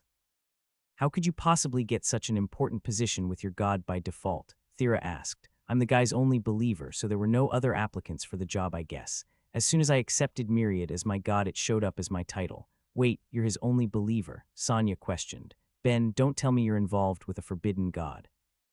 "As long as he's telling me the truth, then he shouldn't be." Ben went on to explain what his god told him when they first met, how he was the accumulation of his race's souls, and how his race destroyed their planet rather than let the invaders get it. Thera and Sonia sat and listened with an intense focus until he finished explaining his god's backstory. "Your god sounds insane," Thera remarked. "Are you sure you want to worship a god composed of a group that would blow up a planet?" Sonia asked. "I wasn't super into the idea at first, but he's a pretty good guy. Chatty too. I get the impression he may have been lonely without any believers. It's no problem. I'm happy to cook while I'm here if it can help out at all." And that brings up the next thing I was hoping to talk about. It should only take a couple more days to get you in top shape, but by then Falk will be gone and I'll be busy in the clinic during the days, so I'm a bit worried about Thera being alone while Roan is still on the loose. "I'll be fine, Auntie. Maybe you will be, but I'm still worried. Ben, since you're going to have to take a while to make the cloak anyway, do you think you could work on it here? You're welcome to help yourself to whatever's in the house, of course, but I'll feel a lot more comfortable having someone else around. Sure, if you guys don't mind having me around, I'm happy to stay here for a while. With the shop closed, there won't be a ton for me to do other than work on the cloak anyway. Let's hear it. I picked up your plant and it's just at the front door. You can bring it to the room later, but while I was grabbing it, I couldn't help notice all the paintings and drawings in your room. Would you happen to be an artist? I guess I'm something of an amateur one, yeah." Don't sell yourself short. I thought the portrait you have in your room was fantastic. I thought it looked great. Is there any chance I could hire you to do a couple of paintings for me? Sure, after all you've done for me, I'll do them for free as long as there isn't a time limit. What were you wanting me to paint? I was hoping to get a couple portraits together with Thera if possible. What, why? Thera asked with a bit of discomfort on her face. I'm not super into the idea of being stared at for hours to have a painting made, because it would make me and your parents happy, she told her before turning back to Ben. Growing up, we could never commission any family portraits because we couldn't find an artist who could handle her constitution, so her parents would absolutely love it. Well, sure, I'll be happy to. If there's no rush, could I put it together after I get the cloak done? That will be great for us, won't it, Thera? Thera, for her part, could see she wouldn't be allowed to get out of it and let out a long sigh. All right, sure. Once dinner was done and they'd cleaned up, Ben went back to bed to work on the cloth while Sonia sat nearby, applying more life magic to his wounds. Ben was interested in watching at first since the last 2 times he had needed treatment he had been unconscious, but it wasn't anywhere near as visual as Thera's earth magic, with only a small amount of light being produced by the spell, so instead he devoted his attention back to his enchantment, pushing the limits of his focus, as well in the hopes he would get it done by tomorrow. Eventually, as he was working, Sonia left, though that fact was only barely acknowledged in the back of his mind, and the hours passed as he concentrated on his enchanting before stopping to get some sleep for the night. When morning came and he woke up, he got back to it immediately and was able to finish it in a little over an hour before he decided to get up and grab something for breakfast. After having more healing applied to him, he was feeling a lot better, though still not in top shape, and was feeling ready to face the day. He knew Falk should be by at some point to check on his progress and hopefully have a cloak ready for him to work on, and in the meantime he leafed through one of the books his teacher had brought while he ate. It was a book on enchanting, one he had already read, but at the time he had thought a lot of the techniques would still be outside of his reach, now though he wasn't so sure. He was fairly confident that he would be able to twist and weave his enchantments if he tried. Unfortunately, there just wasn't much reason to. A skilled enough enchanter could do some interesting things, from lowering the mana cost of an applied spell to combining different skills to get certain desired effects different than what an individual skill could be capable of. Given that he had no magic and only a few skills, none of which he could see any reason to use together, such a technique was currently meaningless to him. His greatest drawback was not having grown up in the world. While an average person may have developed around 12 or 15 different skills by his age, even if most were low level, just by living their life and having gone through a couple jobs by this point, he still only had a handful due to his recent appearance here. For his classmates it wouldn't have mattered. They all had powerful skills that weren't affected by their lack of others, but for his enchanting it was brutal. With the few he had, he couldn't do anything complex with them, and the worst part was that he couldn't even get the most out of enchanting being a blessed skill. Normally, for every level of enchantment, you could apply an equal level of a skill, but he should be able to get 50% more than that. At his current level of 2, he should be able to apply level 3 skills, but enchanting was already one of his most powerful ones, meaning he couldn't even use it to its full potential. If he wanted to get more out of it, that really only left 2 options. Either he could try and get more skills, or he could try and power level up one he already had. Both options had their pros and cons. While getting more skills would be useful, they would all be stuck at level 0 for a while at least, and while power leveling a skill would have its benefits, there was no telling how long it could take. Not to mention the only skill he currently had that could be worth focusing on would be stealth, and as useful as he thought it would be to get it to a higher level, especially after their run-in with the Alseer, he didn't want to neglect his enchanting or crafting to get it up. He sighed and slouched back into his seat. He would at least try and find a copy of the Book of Skills and Acquisition Conditions from a merchant. He assumed it would be on the expensive side, but it would be immensely helpful to have the reference around, and now that he had been using his blessed skills for a while, he had a much better idea of what would be useful to him and what wouldn't. It was while he was dwelling on this, he heard a knock at the door, and with Sonia already up and at the clinic and Thera in no position to answer it without a cloak, he went to check it himself. Opening it up, he was greeted by his teacher, and they quickly went back inside. Everyone else busy, lad. Not sure a patient should be the one getting the door. Sonia's at the clinic already, and Thera's still in her room. Anyway, I completed the piece you gave me if you want to give it a look. Perfect, then I'll give it a look over and show you the final step. Final step. We'll get to that when I see it, come on now. At his teacher's prompting, he hurried to grab it before going back to meet him in the living room and have his work reviewed. Looks like you've got the technique down well enough. All that's left to do is seal it with an enchanting spell. Finally, something a little more exciting. He currently knew 4 spells linked to enchantment: harden, soften, strengthen, and weaken, and had practiced them all a bit from time to time, occasionally using them in his work too. Still, more of the more interesting spells had the same issue that he had been just thinking on. They worked best when used on enchanted skills than on their own. Sounds good to me. What's the spell? Conjoin. Have you read up on it yet? Of course I have. He'd read all of the books his teacher had made available to him by this point. He was actually hoping he could be provided with some new ones before he left. All right, good. So you'll just use your mana through enchanting to attach the fragments together, almost like gently laying a sealant over your work, understand? Yeah, I got this. Ben did as he was told and started to form the spell, altering the mana inside of himself to give it the necessary properties. He was feeling impatient, which was why he hadn't bothered attempting it on something else first, but he was also careful enough to take his time with it and felt he had a solid understanding of the theory. It took a few minutes, but when all was done, he had a completed fantail cloak. Well, fantail scrap. Perhaps he could sell the current piece to a rat as a cloak if need be, but as it was, Thera wouldn't make any use out of it. He handed it to his teacher, who gave it a look over on his behalf.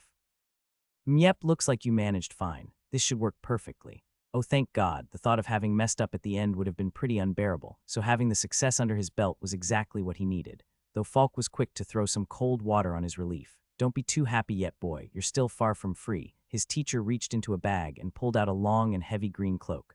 When one compared it to what he'd already made, he felt his enthusiasm plummet.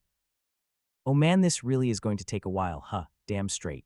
And this one's only going to be a temporary one for her too. I'm probably going to be the sucker to make her main one after this, so don't worry and just do your best. Sounds good. His teacher seemed done with their business, but Ben wanted to ask for his opinion on a couple things before heading out.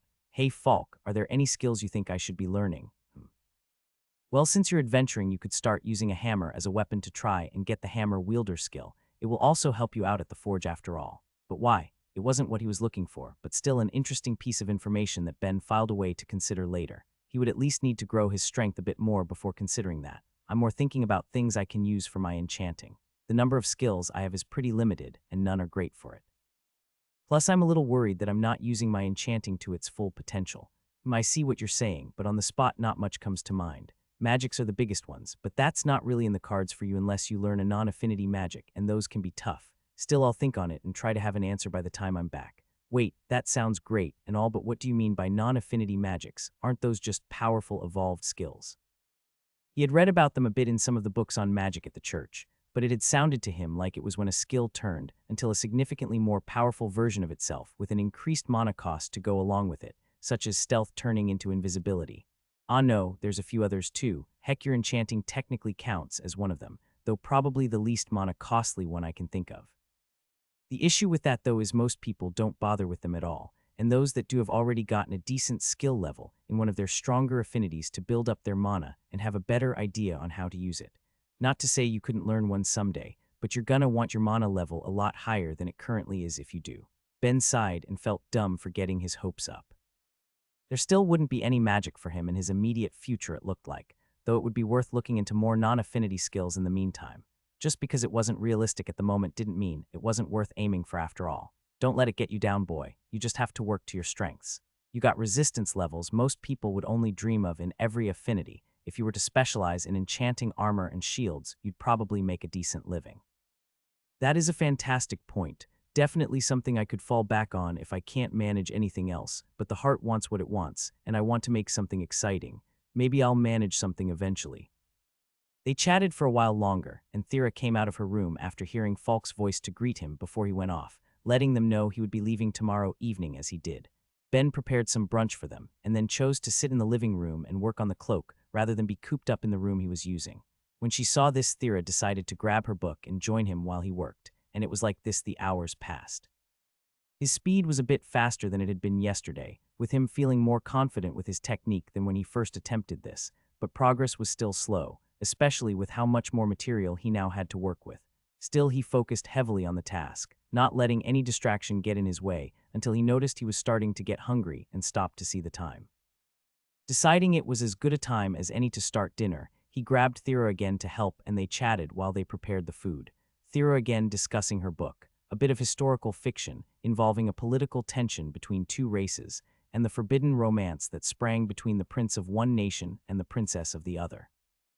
Ben made an offhand comment on how the star-crossed lovers trope seemed to be one that transcended universes, making Thera quick to ask about the fiction of his own world and what he enjoyed reading. As they spoke, Ben found himself surprised to learn that while they lacked science fiction, they actually still had a form of fantasy stories. usually involving a person awakening to a previously non-existent affinity of magic and fighting off imaginary beasts that would exist in the myths of whatever race ended up writing it. How can anyone be sure these creatures only exist in myth? Ben joked. This planet's such a hodgepodge, I feel like you could find anything on it if you looked hard enough.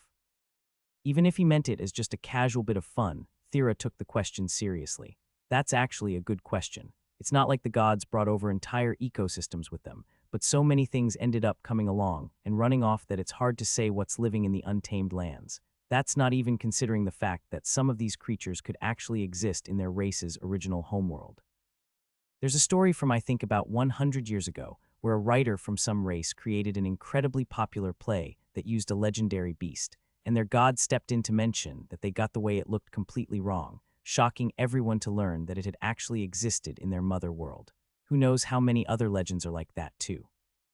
Okay, that would be pretty crazy. He couldn't imagine how he would feel if someone could prove to him that not only had dragons existed on Earth, but nobody managed to nail the look. It must have been a surreal experience for that race at the time.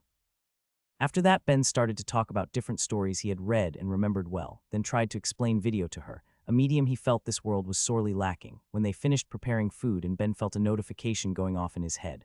Wow, hell, really? Cooking a meal gave me the last bit of experience I needed. What are you talking about? Thera asked, confused by his sudden outburst. Looks like I finally completed my current job, he casually told her. That's great.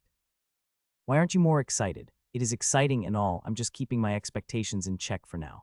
When I first got this one, it was the only option available. Who knows if anything will show up when I check this time. You were an apprentice craftsman, right? You should at least have the craftsman job now that you've finished the apprentice branch. Fair enough. Any idea where I can change it? There should be a room for it in the back of the guild. If you go and ask one of the members, they'll show it to you. Ben almost wanted to go check it out immediately, but he had told Sonia he would keep an eye out for Thera in the meantime, so it could wait until she was home. He enjoyed his meal with her before going back to work on the cloak, all the while hoping in the back of his mind that he would have at least a few more options available. When Sonia came back in the evening, Ben explained he wanted to go off to change his job, but she insisted on applying more healing magic to him first before he left. He was almost better, but she was adamant it wouldn't do for him to strain himself on the walk, so he gave in before heading over. It was his first time outside in days, and the fresh air felt nice. The sun was just starting to go down, but he enjoyed the last rays of light as he made his way over to the guild. Walking into the building, he felt the eyes of plenty of the adventurers fall on him as they enjoyed drinks at their tables. He chose to ignore them when he was immediately called out to by one of the employees. Ben, I'm glad to see you okay, yelled Ankh, leaving the desk and running up to him. I heard what happened. Is it all right for you to be up yet? Hey Ankh, yeah, I'm good. Sonia has been working on me for a while, so I'm just a little sore is all. Well, that's good, they said before lowering their voice. And do you know how Thera's doing? With everything that happened to you and the rumors going around, she's been arrested. She hasn't been arrested, he was quick to say. She's just not leaving her home right now is all. He didn't feel it was his place to explain that she was basically under house arrest, especially since it seemed she could leave once he finished her cloak. That's probably for the best until things die down a bit, but I'm glad to hear you're both okay. After the commotion you both caused coming back to town, and the fact that neither of you have come to the guild in about a week, we were starting to get worried. Sorry, but we're both all right. It'll probably just be a couple more weeks until we start doing any requests again.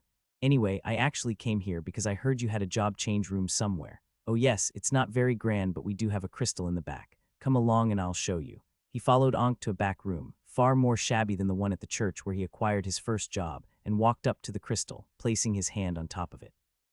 He hadn't been expecting more than just the craftsman job, but he found himself both pleasantly surprised, as well as a bit confused. Available jobs. Craftsman, Enchanter, Trap User, Tree Tamer. I get Craftsman and Enchanter. Even Trap User makes sense considering how I've hunted for the past few months. But what the heck is a Tree Tamer? This deserves some proper consideration, so he removed his hand from the crystal and turned back to Ankh. Hey, I don't suppose you know what the job Tree Tamer's for, do you? Ankh led him back out to the main room and pulled him through the tables of adventurers until he saw who he was going to and felt his stomach drop. He let out a small groan. Of course it has to be them. At the table in front of him, enjoying their drinks, was Sko and his two companions. They hadn't noticed them approaching until Ankh called out to them. Pardon me, Sashel, would you mind giving us a moment of your time? They turned to them and the horned green girl, presumably Sashel, eyed Ben with some suspicion before answering. Hey Ankh, sure, what do you need? Ben here is changing his job, but he got a bit of a unique option. We were hoping you may know something about it. Well, I'm not sure why you think I would know anything, but sure, let's hear it. Wait, Sko cut in. If he wants to know, he should hear us out first. Sko the snake-like Naga beside him started in a warning voice. Raylia, he's brushed us off every time we've tried to talk to him. If he wants our help, I'm not backing down now. Really, I'm only looking for Sashel's help, but sure, I'll hear you out, Ben said casually. The three of them seemed completely thrown off guard by his sudden willingness to talk, considering how he'd ignored them up until that point. But by now, he had a pretty good idea of what they were going to say anyway. Sko was quick to recover. Well, maybe you're not a complete lost cause after all. Look, Thera's got some crazy magic that will mess with your mind. She used it to drive one of the adventures insane. Hell, she just did it to the whole town a week ago. If you stick around her for too long, you're only putting yourself in danger. Sko, Ankh yelled at him. You know damn well things are more complicated than that. Thera's a nice young girl. I won't put up with you trying to scare off her partner, understood? But Ankh, Sashel spoke up. Even if Sko oversimplified things too much, he's not wrong. Her passive magic drove Roan insane, and it took hours for people to shake their side effects after she ran through the town. He needs to at least be aware about it. We all know that Roan was an unbalanced individual to begin with, Ankh argued. Not to mention that Thera warned both him and the guild. She should not be held responsible for our failings. Plus, Ben spoke up. The only reason she had run through the town like that was to save my life. Anyway, I'm already aware of all this. Is there anything else? Cause if not, I want to move on to my own problem. Wait, and you're still working with her. Just how deep has she got her claws into you? Sko asked. Ankh, come on, does he seem like he's reacting like someone who knows they're hanging around someone so dangerous? Ben let out a long sigh and pulled out his card, for once taking care to hide all the information on it except his resistances. No need to make everyone aware of his status as an apostle. Sko, a toddler with a knife, could be dangerous. It's not going to worry me too much. Anyway, I can resist basically any passive magic from what I understand. He wasn't strictly sure if that was true, of course, but given the amount of mana Thera had access to, it still only resulted in needing a resistance of 40. He was comfortable making that assertion for now. He tossed over his card and let the three of them take a look, pretty much ignoring all of their mumblings about his resistances as they looked it over. So it's all good and we can move on, right? Number, this is impressive and all. I'm sure you'd make a great tank with these resistances, but that doesn't mean you aren't affected by her, he continued on stubbornly. Ben had to wonder if all of this was worth it for info on a job he doubted he would be taking anyway, but Raylia came to his defense. No, Sko, it does. Resistances don't count the same way for passive magics as they do for a regular spell. Instead of every 10 points of resistance weakening a spell's effects by about 5%, a passive magic can actually be measured to determine at what resistance level it wouldn't have any effects at. With the exception of some of the mana-based life forms around, I've never heard of anything needing a resistance higher than in the 20s. Sko fell silent once this was explained to him, and Ben found that was actually quite interesting to learn as well, enough so that he no longer considered the entire conversation a complete waste of time. Considering that Thera's father was one of those mana-based life forms, it probably contributed to her higher power as well, and solidified his theory that he was immune to most, if not all, passive magics. Alright, well, now that that's out of the way, Sashel, can you tell us anything about the tree tamer job? It's usually a dryad-linked one, right? Ankh asked, bringing them back around to the original purpose of coming to their table. Hearing Ankh's question, though, she bolted up and grabbed Ben's hands. You can become a tree tamer, so you awakened your skills into plant magic. No, he said, unsure of how to react to the girl's immediate change in demeanor. So you were able to get low plant magic then. I'm so jealous. It's so hard to awaken if your race doesn't have a proper affinity for it. Wait, no, I don't have any sort of plant magic. For that matter, what is plant magic? She let go of his hands and looked at him funny. You must have something. How could you have tamed a plant without being able to properly understand it? When she asked that, Ben had an idea on what he'd done, but he had to verify. Is plant magic something that lets you talk to plants? Among other things, but that's the aspect you need to use to unlock the tree tamer job, she told him with a distant look in her eye. Plant magic is something that will awaken when you evolve life, water, and earth magic together. Of course, there's also a small chance you can awaken low plant magic from training in those three attributes, and pure-blooded dryads have access to it from birth. She suddenly focused back in on him again and got into his face. So how did you manage to unlock the job without it? Raylia stood up and gently pulled her back a bit. Sorry about her, she said. Her dream is to awaken to plant magic one day, so she's just a little excited now. Raylia, you don't need to tell him that. I'm just curious is all. So how did you manage it? She asked again in a much calmer way. He didn't see too much harm in explaining. Actually, what he saw was an opportunity. I used a skill called Connect. It lets me link up to other living things and feel what they're feeling. I've been training it by holding conversations of sorts with my houseplant. Her eyes lit up in excitement. I don't suppose you could tell me how you got it, could you? If I want to awaken my skills, then being able to talk to plants already seems like a good way to do it. Kaus, I have no problem letting you know, but you may not want to do it. I got it as a gift skill from my god. Oh, she deflated a little, so I'd have to convert, and even then I wouldn't be guaranteed to get it. Well, that's not strictly true, he told her, preparing a small lie. You would have to convert, yes, but my god Myriad is one with only a few followers and values everyone he gets. When I converted, his apostle assured me that as long as his followers would make sure to pray to him every day, they would eventually get a gift skill. It only took me a couple months, really. Her eyes lit up, though she looked conflicted. But changing my faith just for a skill, but if I really could get it in just a few months of prayer, I don't even know anything about this god, I'll think about it. She yelled. Would you mind if I ask you any questions I have about him later? Sure, I don't mind, you see that Myriad. Look at me being a proper apostle. But his smug thought was met with silence. Of course, the time I actually do this is a time he's not watching. But anyway, back to Tree Tamer. Could you tell me any more about the job? Oh sure, of course. It's pretty much just a job that helps you understand plants. You'll grow a greater feeling for how to take care of them, as well as how to understand their needs. It usually helps you increase your plant magic if you get it, but since you don't have it, I would think it would provide bonuses to your connect skill. Usually it's something dryads that want to care for their home forests acquire, but I think farmers get it too if they can to help produce better crops. He started to walk back to the job change room and reviewed his options.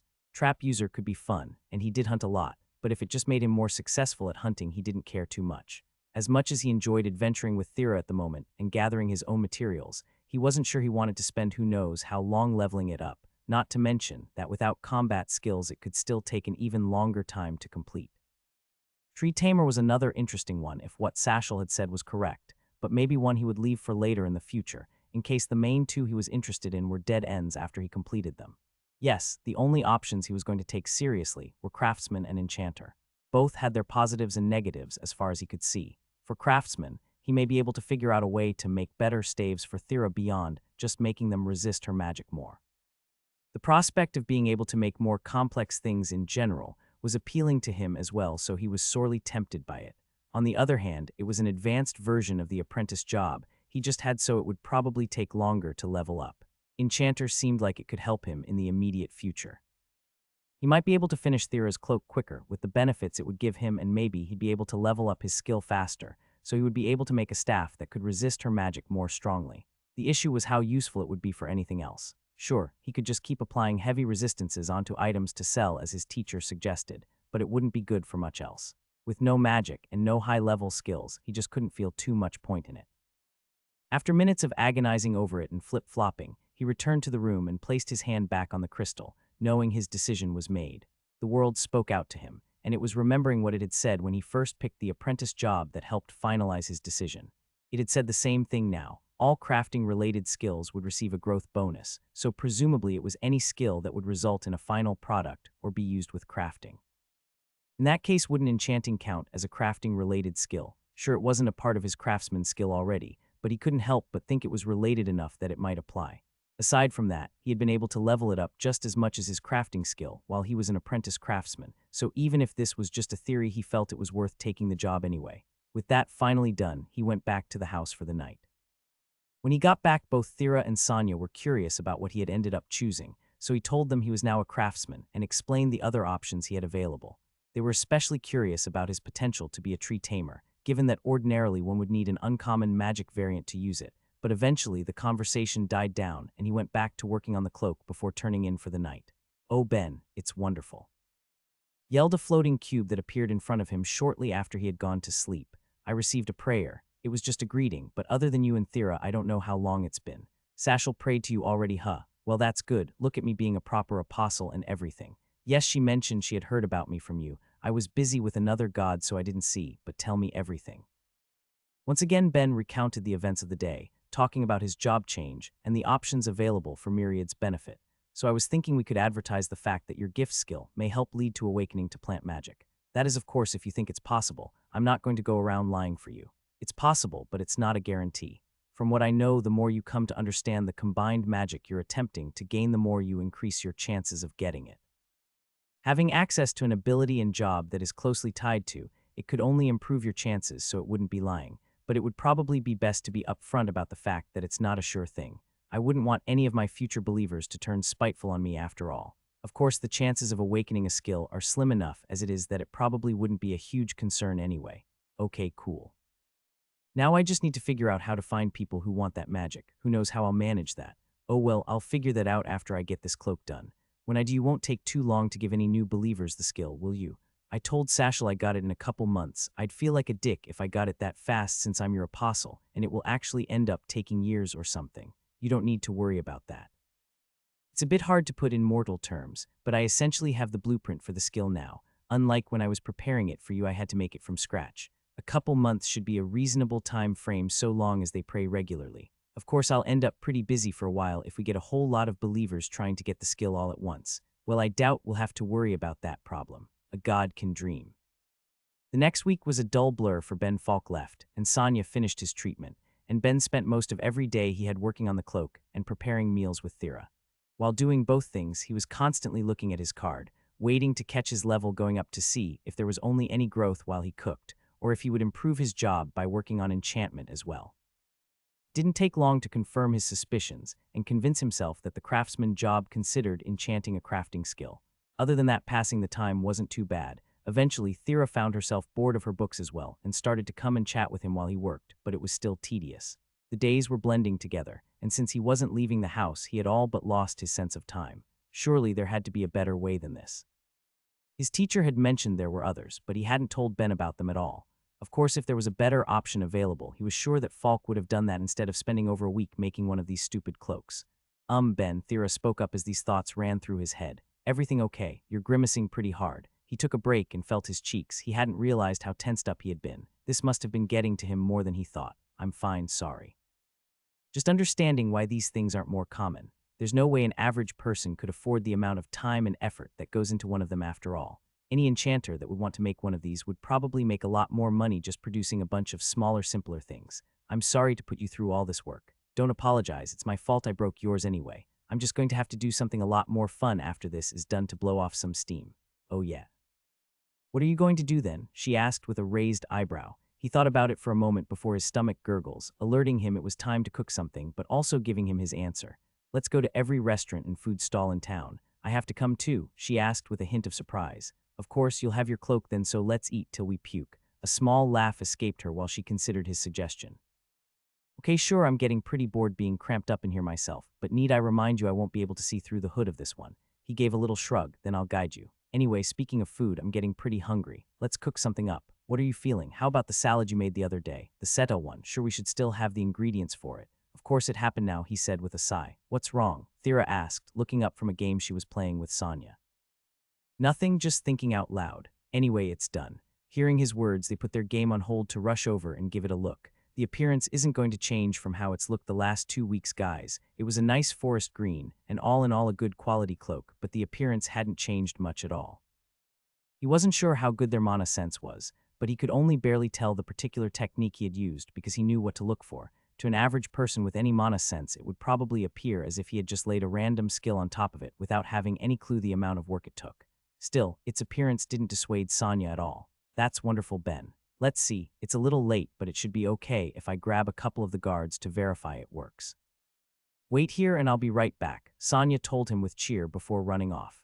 As they waited, Ben took her place in the game and kept playing against Thera. It was called Lomage and vaguely reminded him of chess. Each team had a piece that represented a different magic affinity that would move a certain way or be able to perform an action, as well as 10 non-mage pieces that could only move. By the time Sonia came back, he was fairly confident he had left her in a terrible position to continue the game, and Thera threw on the cloak while the guards waited to be let in. All right, Double, go in and let's see how it goes, said one guard to the other, forcing him inside while he waited a few meters away. What are they doing? Ben whispered to Sonia, unsure of how they were testing the cloak. Basically, a guard with a high resistance waits to the side in case anything goes wrong, while a guard with a low one approaches Thera. If she can noticeably affect his will at all, the idea is the first guard can run and alert the others of the problem. If it seems that they'll try something they shouldn't, she lowered her voice even more before continuing. Of course, if the cloak doesn't work, there's no way either of them would be safe from her magic, but it should be fine. Cool, no pressure. Now Ben was getting nervous. It would be a nightmare if he did something wrong while making it and it didn't end up working. While they spoke, the guards told Thera to give an instruction, and she did. Jump 5 times. It sounded a little silly, but it was as good an option as any, and Ben waited with bated breath as worry started to seep deeper into him, but the guard stood motionless. They continued on with a few more questions and attempts for certainty, but with each failed attempt, Ben was feeling more and more sure of the quality of his work. It was doing its job, no doubt about it. All right, everything seems in order, said the first guard. As long as you make sure to wear it properly, there's no problem with you going outside. I'll make sure the rest of the guards are aware of the results. It's no problem, ma'am. Now if you'll excuse us, we'll be heading out. You folks have an excellent night. When they left, Ben turned to Thera with a big grin on his face. So, eating till we puke. I'm having second thoughts, Thera said in the morning as they were preparing to head out. I'm not going to be able to see anything. This is going to be such a pain. Why don't we wait until Uncle gets back and makes me one I can see through? Thera, that could be a couple weeks. Besides, it will actually break my heart if the cloak I spent 2 weeks on never sees any use, forever waiting in a closet for an emergency that will never come. We have to go out at least once.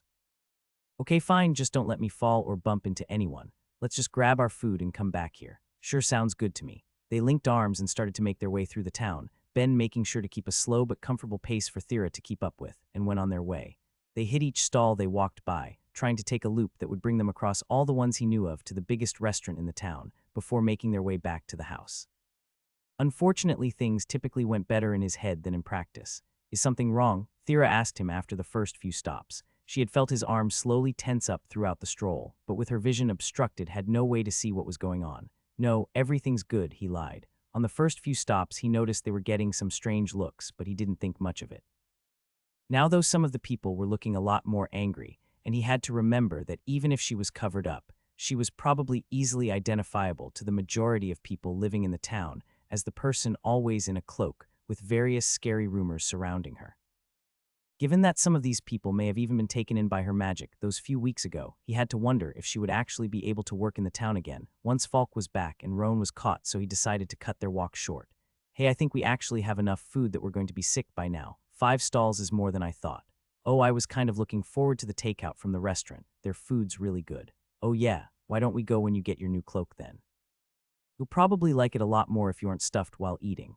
Well, that's true. Okay, sounds good, but I'll be holding you to it. Hey, now I won't bail. I haven't tried any of their stuff yet myself. He tried to keep their conversation going while picking up the pace a bit and made it back home. So are you going to tell me what happened? She asked as they were sitting down and eating, sampling a bit of everything. She was more perceptive than he'd hoped, but he still tried to brush it off. I have no clue what you're talking about. She silently stared into his eyes, waiting for a real response, and he let out a groan. Okay, I just wasn't getting the impression that people wanted us around was all. You mean people didn't want me around? She responded, putting her food down and turning away. Things will calm down soon, Thera. Try not to stress out. Will they? I'm sure everyone who wasn't already scared of me is now.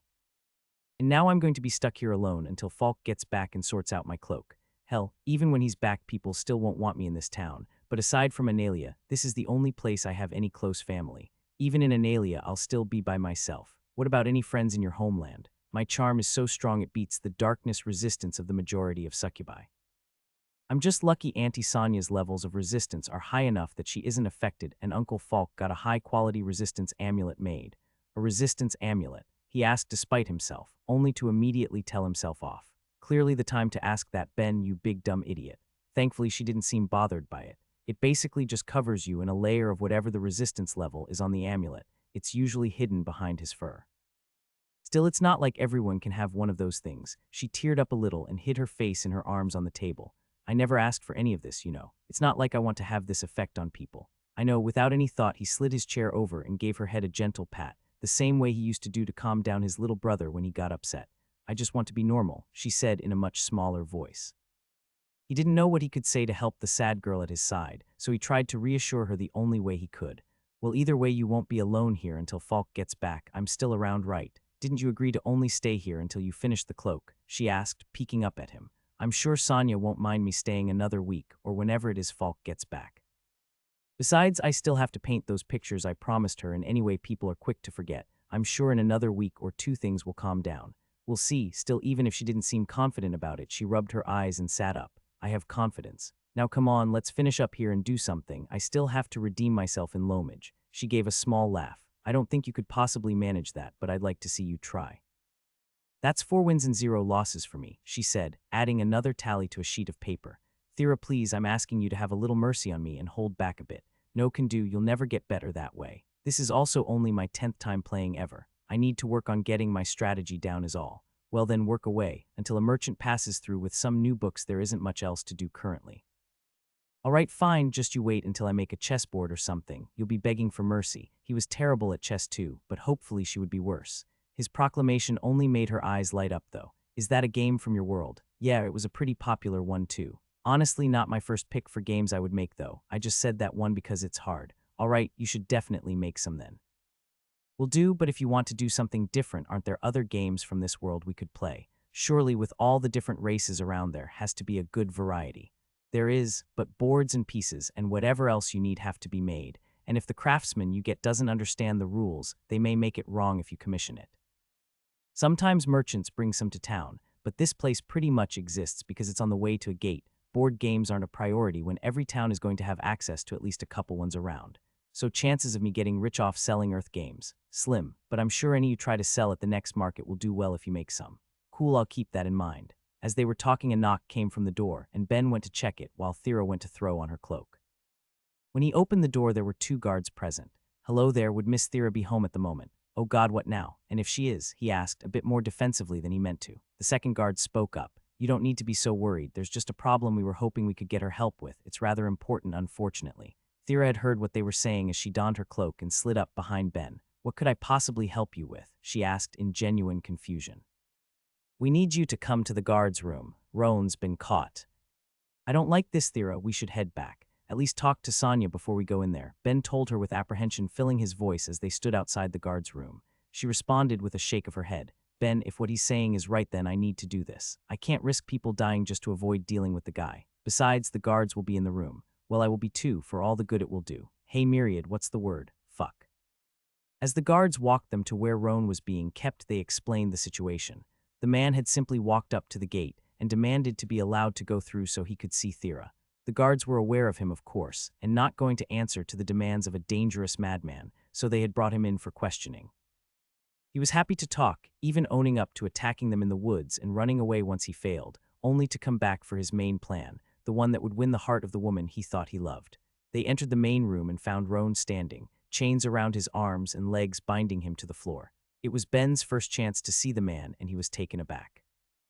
Roan was a hominid type, having a generally humanoid appearance, but his eyes were clearly compound, and his bare arms had a thick chitin shell on the top, with a softer flesh on the underside. What really unnerved him was how the moment Thera stepped into the room, his eyes were immediately pulled to her, as if Ben and the guards didn't exist. In the back of Ben's mind, he idly wondered how he was even sure it was her, given that she was wearing a new cloak and her magic couldn't be leaking through, but the thought passed when the sound of his deep, almost hungry breathing caught his ears. Oh, Thera, it's been too long, he told her, seeming to be carving her image into his mind as he did. Hello, Roan. I was told if I came to see you, you'll put a stop to all this, she quietly responded. Roan, how could you think leading a pack of monsters here could possibly win me over? She asked, slightly incredulously. No, my heart, you have it all wrong. I lead them here to send away, freeing the town of danger. A man who could do such a thing is quite powerful, is he not? Truly he would be fit for a woman such as you. He jerked forward and strained against his chains, desperately trying to reach her, but only causing her to take a step back behind Ben, and Roan's eyes moved to him. Just wait, Thera, I'll show you I'm more fit to be by your side than some filthy fucking artisan. You know who I am. He asked in some surprise. Sure, he had been attacked by the guy, but as far as he could tell, they never even got close enough to see each other. How could I not know the man who has the nerve to be with my woman? He snarled. If you hadn't run that day, you could have bled out comfortably, you know, fighting a man in a warrior's death. Instead, I needed to sick my pet on you. How did you even see me coming those times? I have friends in high places, he said as an offhand comment, before he fully processed what Roan had said. Wait, those times. When else have you attacked me except with the Alcir? Wait, there had only been one other time he'd been attacked, in what he had thought had been a random mugging attempt. Apparently it wasn't a mugging or very random at all. That was you, so you didn't even know? Surprising, though not as much as my surprise when I came back and saw you with her. Oh, I'm sorry, my heart. I know you said to leave, but I had to come back and see you, to gain the strength for what I needed to do. But imagine my surprise to see this man walking with you down the street. I couldn't just let it stand. Ben, what's he talking about? She asked him, grabbing his hand even tighter. Remember when I thought I was almost mugged a month or 2 ago? I think he saw when you took me to go and get a plant that day. Oh, I saw you. It gave me the resolve I needed. You're a desirable woman, Thera. I needed to make sure you realized you're already mine before another man tried to get you. Then why did you attack her? Ben asked with anger rising in his voice. Your stupid Alcir could have killed her. It was going to kill you, you insolent bastard. My precious pet would never possibly harm Thera. From the way it charged that day, Ben couldn't say he believed that. From what Thera had told him, he wasn't a great tamer. But then again, the situation they were currently in made him question how much better he was with a staff enchanted with high-level taming. It was hard to imagine a bad tamer could pull this off. He was about to retort, but Thera quietly stopped him. "Ben, we just need to get him to send off his monsters. After that, this is over." She let go of his hand and took a step forward, letting Roan see her put distance between her and Ben. "All right, so I just need to watch you send away your beasts so you can prove yourself to me, and that's the end of it. And then you'll finally be mine." Thera said nothing to this, instead turning to one of the guards. "I agree to accompany you for this. Take him to the south gate and let's get it over with."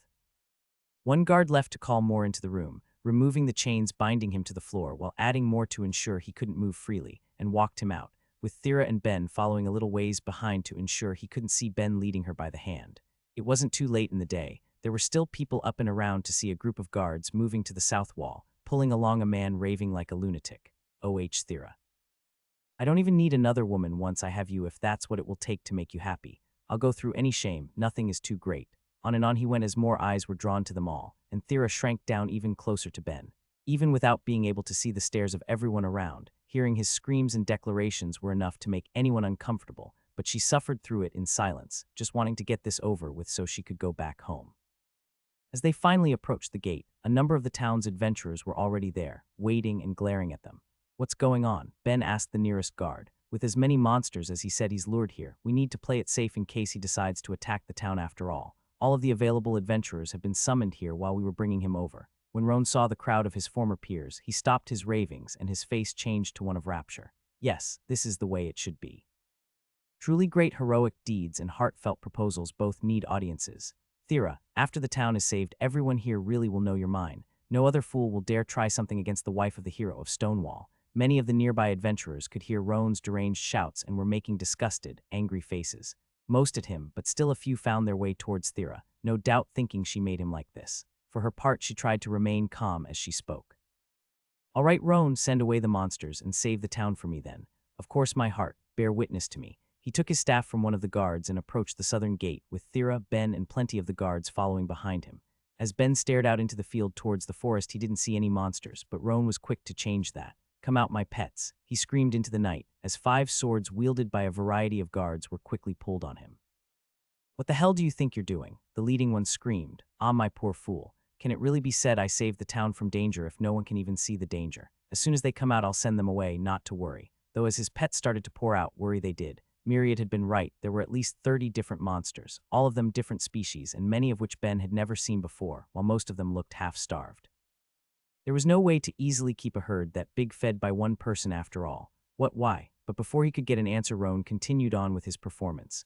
"Oh, monsters, leave this land in peace, never to bother it again," he yelled out as if he hadn't just called them all his pets only moments before. That's where the biggest issue began. Perhaps only 2 of the entire group left, the rest stayed, staring at the town. Roan clearly wasn't expecting this and grew agitated, yelling out once more. "I said leave. Go off, you stupid animals." But no matter how he yelled, they weren't obeying. In fact, they started to take steps closer, walking towards the gate. The guards pulled Roan inside and started screaming orders, securing the man and starting to close the gate. In his head, Ben heard his God sigh. "What's going on? Why didn't that work? Then what the hell do we do? How many of them will die if we wait and do that?" "Okay, screw that. I think I have an idea." As some of the guards pulled a screaming Roan off to a cell somewhere, the rest gathered with the adventurers to form a plan, leaving Thera and Ben alone. "This is all my fault," she said. "I drove that asshole insane and now people are going to die." He didn't know what he could possibly say, so he didn't even try to raise her spirits, instead asking more important questions. "Thera, are you all right with facing a bit of danger to try and help save the town? There's nothing I can do. Maybe if my magic was better, but I'm a level 1 Earth Mage, Ben. I can't save anyone. That's not what I asked. Are you willing to try?" After a moment of silence, she gave him a nod. "Yes, and will you trust me?" A longer silence. "Yes, I trust you, Ben." He smiled. "All right, come with me." He took her hand and led her over to where the group of adventurers and guards were arguing over what to do. "Let's just wait them out." For how long? They wouldn't obey their tamer. Why would they just leave? "If we attack now, we may be able to catch some by surprise." "Sure, some. But how many of us will die after? And what if they make it through the gate? We don't know how long we have until they attack," said a woman who appeared to have the most authority among the adventurers. "If anyone has any options, say them now. Otherwise, we try to attack while we still have the light." "I have an option," Ben called out from the back of the group. The woman eyed him for a moment, as well as casting a more complicated look at Thera next to him. "And who might you be?" "Ben, 6th rank adventurer." Let me and Thera go around one of the other gates and try to draw as many as we can towards us. We'll bury as many as we can with Earthwave. While we're doing that, any mages and archers can fire from the walls at the stragglers. An interesting idea, but can you do it? She asked.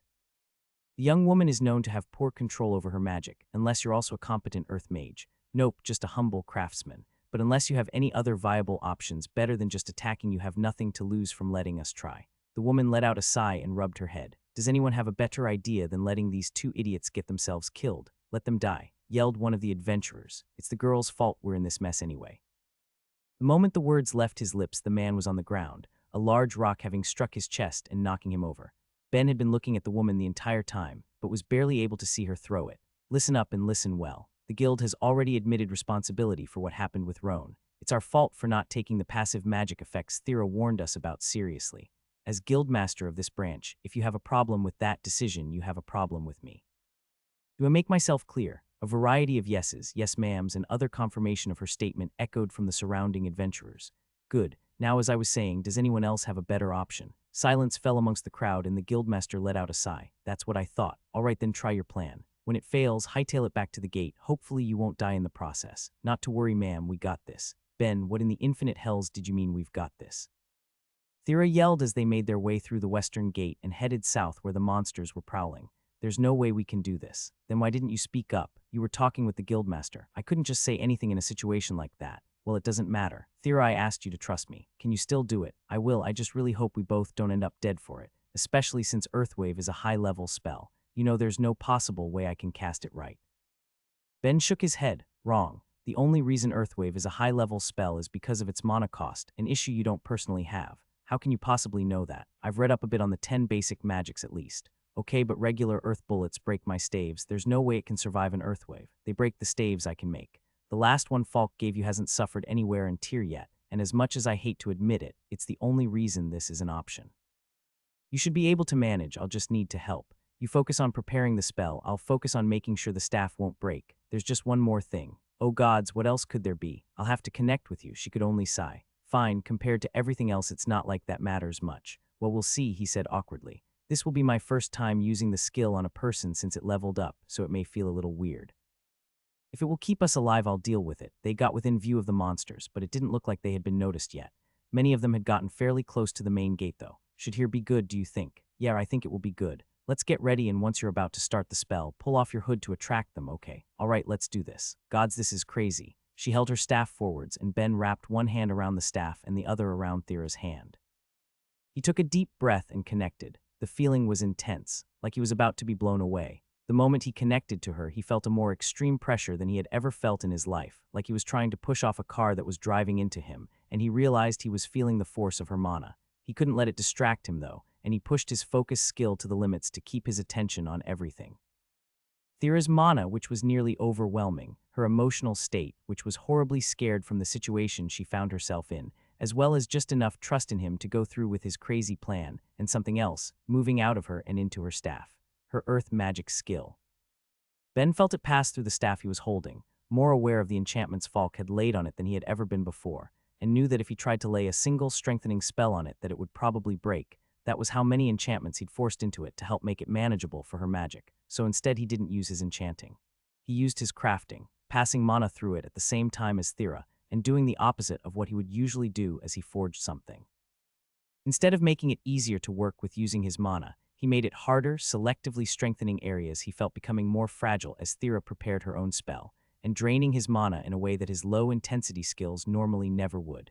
She tore off her hood and all the monsters turned at once, and as if they were a singular herd moved to run towards them, hunger in their eyes. They were far enough away that it would be a minute before the fastest one got to them, and they passively watched as the seconds ticked by, Ben remaining calm and focusing on the task at hand, ensuring that the staff would hold for the spell, but felt her panic begin to spike from the approaching horde.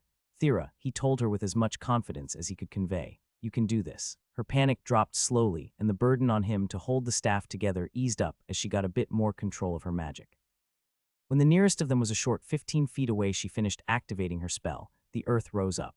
Tens of meters of earth around them lifted from the ground and started to roll into itself like a wave, dragging each beast it caught in an ocean of dirt with it, and it didn't stop. The waves continued, flying out and devastating the land around them, altering the landscape and even reaching the town walls, tearing chunks out of it as it went. As dust filled the air and a scene of chaos and destruction appeared before them, the last staff she had gotten from Falk shattered in their hands, and no monsters could be seen amongst the carnage. Oh gods, Ben, my earth magic level just increased, and we're alive and we did it. She had him in a hug before he knew it, completely catching him off guard, but he hugged her back weakly. That's fantastic news, Thera, he said, only barely getting the words out before falling into her and losing consciousness.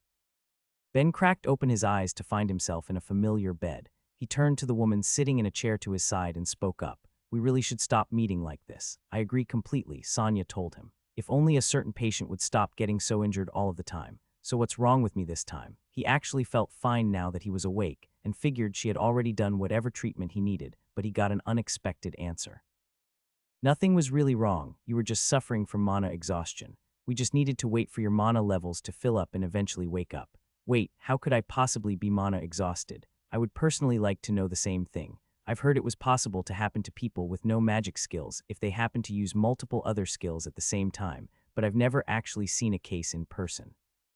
Of course, from what Thera told me and I've heard from everyone showing up, it shouldn't be too surprising. She gave him a stern look for a minute before softening up. You don't know how badly I want to be mad at you right now. You put yourself and my niece in extreme danger with that stunt. You both could have been killed. You're right, I'm sorry.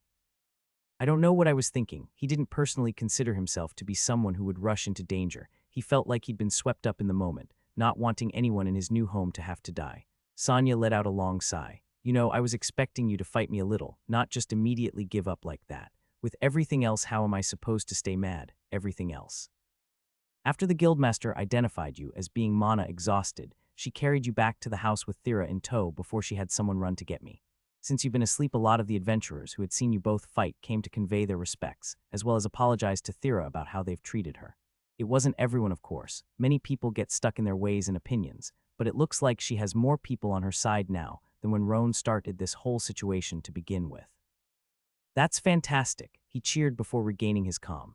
And what about Roan? Last I saw he was being dragged away. That I'm not sure. They're going to send him off to try and get some mental help with a light mage, but it's hard to say how much of this was an effect of Thera's magic and how much was just him. Even if he loses all of the lingering effects her magic had on him, he may just be a naturally unbalanced individual. The proper authorities will be keeping an eye on him for a while. Anyway, don't worry too much on that. Someone's been rather worried about you for a while now. Sonia turned to the door and pulled Ben's attention to it as well, making him see a pair of golden eyes peeking through the side.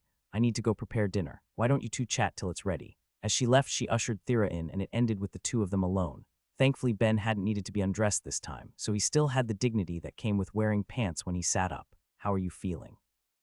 She asked him, well rested. Sonia mentioned things have been going well since I've been out. Her cheeks flushed a bit before Ben's eyes. Well, a lot of them were on top of the wall watching. Apparently, they started throwing spells when all the monsters got too close, but I didn't notice since it was taking my all just to use that spell. But everyone who saw it was impressed, and I guess it made some people reevaluate me a bit. That's great. Well, I'm pretty sure plenty of people still consider me the cause of all this, but I should at least be able to go outside again. She looked uncomfortable for a minute before speaking up again. Ben, I know you don't think this is my fault. It's not, he asserted as confidently as he could. I know you think that, she said with a small smile. I could feel your confidence in me when we connected. You didn't doubt I could succeed. Her smile quickly vanished, which makes it worse that this really was because of me, Thera. Ben, let me talk, please. I want to explain myself to you. She took a deep breath.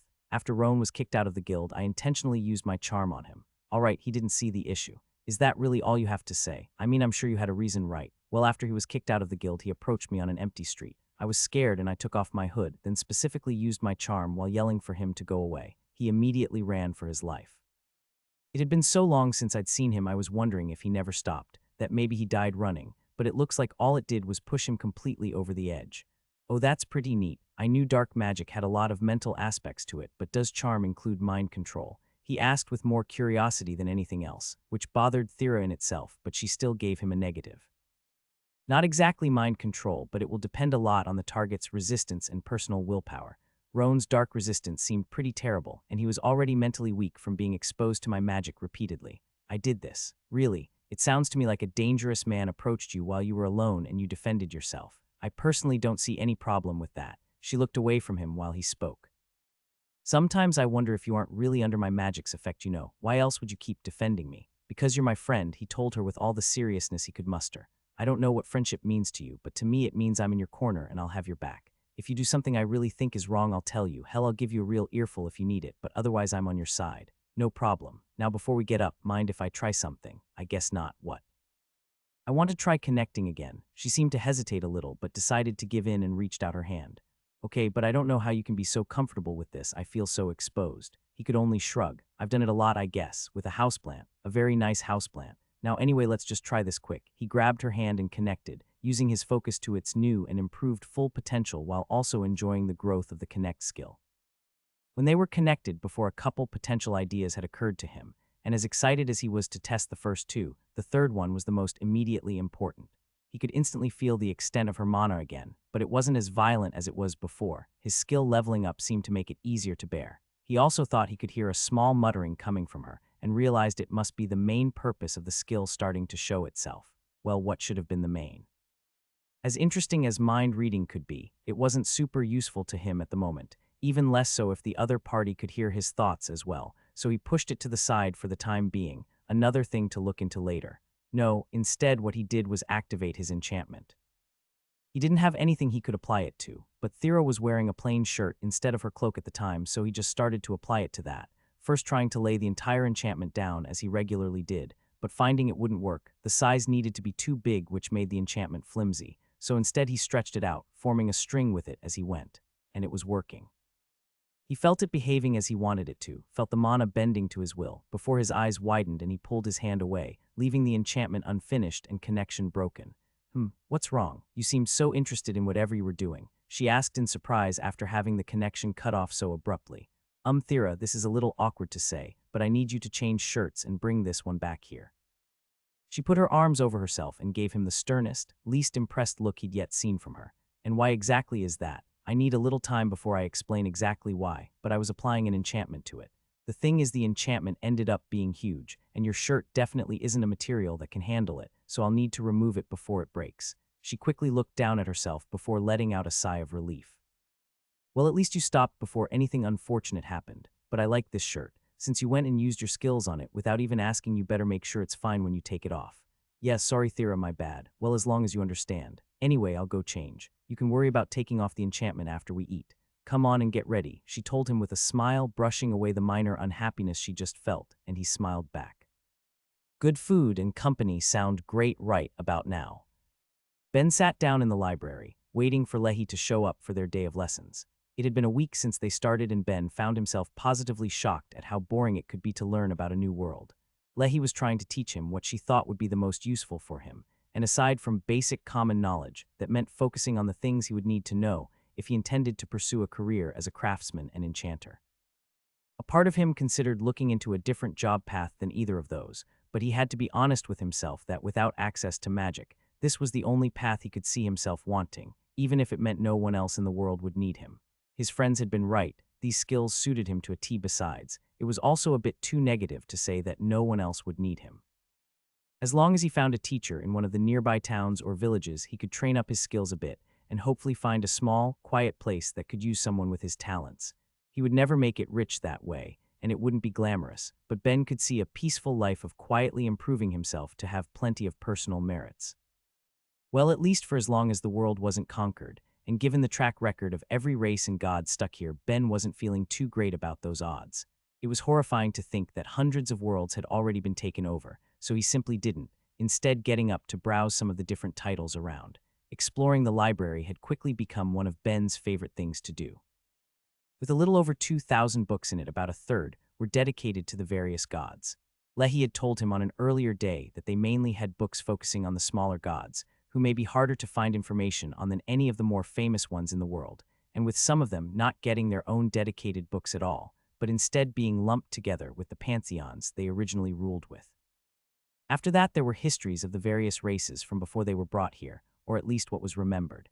Many came as a last resort, not having time to gather culturally relevant information, or in many cases not even having been in a civilization where the written word had been invented yet. In both cases, that meant that scholars of groups that were already established on the world would come to record whatever they could remember of their own beliefs and practices. This in itself led to a rather distorted view of their own personal histories. In some cases, there had been warring between their own species when they were invaded, and through luck only members of one side would be saved, often leading to records that would state the savagery of their opponents as well as their conquerors. In other cases, information technology hadn't developed to the point on a given world that anything a person heard without seeing with their own eyes could truly be considered trustworthy. Even worse than that, though, were the cases where only an isolated group were saved, such as residents on a small island who weren't even aware their world was being conquered, right up until their god descended and carried them away, since it was unfortunately the safest choice to guarantee some survivors.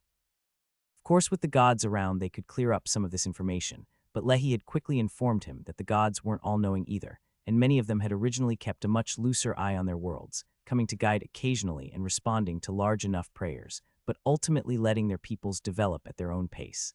There had never been any urgency before after all, so the information they could provide tended to be lacking. The last few books available to read were just an assorted selection of topics. The priests weren't expected to dedicate every waking moment to worship and guiding believers, though some did. The rest of them used their leisure time for casual reading and other hobbies. These were the ones Ben tended to lean towards the most. Sure, they may seem a little plain when compared to learning of gods and lost worlds, but he didn't exactly have the best opinion of the gods for dropping him here to be completely unwanted. Hell, if the world was really going to end in 3 years, all they had done was sentence him to a second death, only a little farther off and... Stop thinking about it. He wasn't going to fall down a depressive spiral. He was lucky to have a bit more time at all, and there was no guarantee they would lose. He was just being negative. He pulled a book at random from a shelf and half-heartedly flipped through it as he waited for Lehi to arrive, which only ended up being another couple minutes. Good morning, Ben. I see you're making good use of your time before your lesson. What are you reading? Morning, Lehi. I guess I'm learning about a god named Slareth. Her eyes lit up when he said that. Oh, a forest god, if I remember correctly. Are you perhaps considering? I'm not taking a god, he said curtly. It was a conversation he'd had with her before. I'm just saying he may not be a bad choice. Slareth is a smaller god. You have a much better chance of getting a gift skill from him after all, and as a god who represents forests, it would probably benefit you if you were to work with wood or stone. If I find a god that really speaks to me, I'll make sure to consider it, but I was just reading this to pass the time. So what's the lesson for today? He not so subtly changed the subject, but Lehi let it go. It wouldn't do to force the matter on him, and it was doubtful if he could offer true faith to a god he was coerced into. Depending on how you do today, it may actually be a shorter lesson. I'm going to try and teach you how to use your mana. Wait, is there even any point? You already said I can't use magic, right? Well, that's still true, but there's more you can do with your mana than just magic. Magic just happens to be highly mana intense. However, all of your skills are going to use at least a little to properly power them, not to mention if you want to use any magic tools, she patiently explained to him. Okay, sounds cool. It was already infinitely better than hearing about trade agreements and what nations and cities provided what resources. How do I do it then? We'll try the more peaceful method first. If you can't get a feel for it in an hour, we'll try and shock your mana. Not really sure I like the sound of that. What's the peaceful method? Meditation. Lay down and try to focus on the energies inside of you. Lay down here, the library floor. It should be quiet enough that you'll be free of any distractions. Go ahead. Well, whatever. The explanation sounded like hippie nonsense to Ben, but he would give it a try. Besides, he couldn't really call it nonsense when he'd already been shown that magic was real. He laid on the ground, closed his eyes, and tried to feel some mysterious energy inside of him. Well, that was a bust, he said as he opened his eyes. It was a bit of a long shot anyway. That strategy works better for races that have an innate magic. Of course, it was supposedly a common way for different races to try to learn their magics before they came to this world, when full-fledged mages were more rare. But here, with the system in place, magic is a lot more viable to learn if you have the proper affinity, and there are mages around who can awaken your mana for you. That sounds so much easier. Why didn't we lead with that? It can feel a bit unpleasant. You have to use one of the magics that can be applied directly to the body, either light, life, death, dark, or time. Luckily for you, I have life magic. It and light are the most pleasant to go through. In desperation, you could probably awaken it with one of the affinities I didn't mention, but that would actually be even more unpleasant than having death magic cast on you. Why's that? From everything I read, death magic sounds pretty unpleasant to experience. Let's take my water magic as an example. It would be a little hard to use since it's bound to you, but high-level mages can move the liquids in your body. I don't think I need to mention just how watery that can be. Ben's first thought was having his blood messed with, but why stop there? Wasn't there also brain and spinal cord fluids in him as well? He had a small shudder. Sounds pretty dangerous. It would be, but it's also not that easy to use your magic like that unless you try to specialize in it, which is why even death magic is considered an acceptable way to awaken it, though admittedly it's the last choice for most. On that happy note, let's get started. Sit on a stool with your back to me. He did as he was told and took a seat. She pulled up a stool behind him, sat down, and pulled off his shirt before placing her hands on his back. Lehi. Is it okay to do this in the library? I feel like it's not a great look if someone walks in. Ben, I may not look like it from your perspective, but I'm one of the oldest members of this church. I'd say it's more of an issue with how the rest of you hominid types age. You decay so quickly, she said, completely brushing off the idea that there could be an issue with his state of undress in a church library.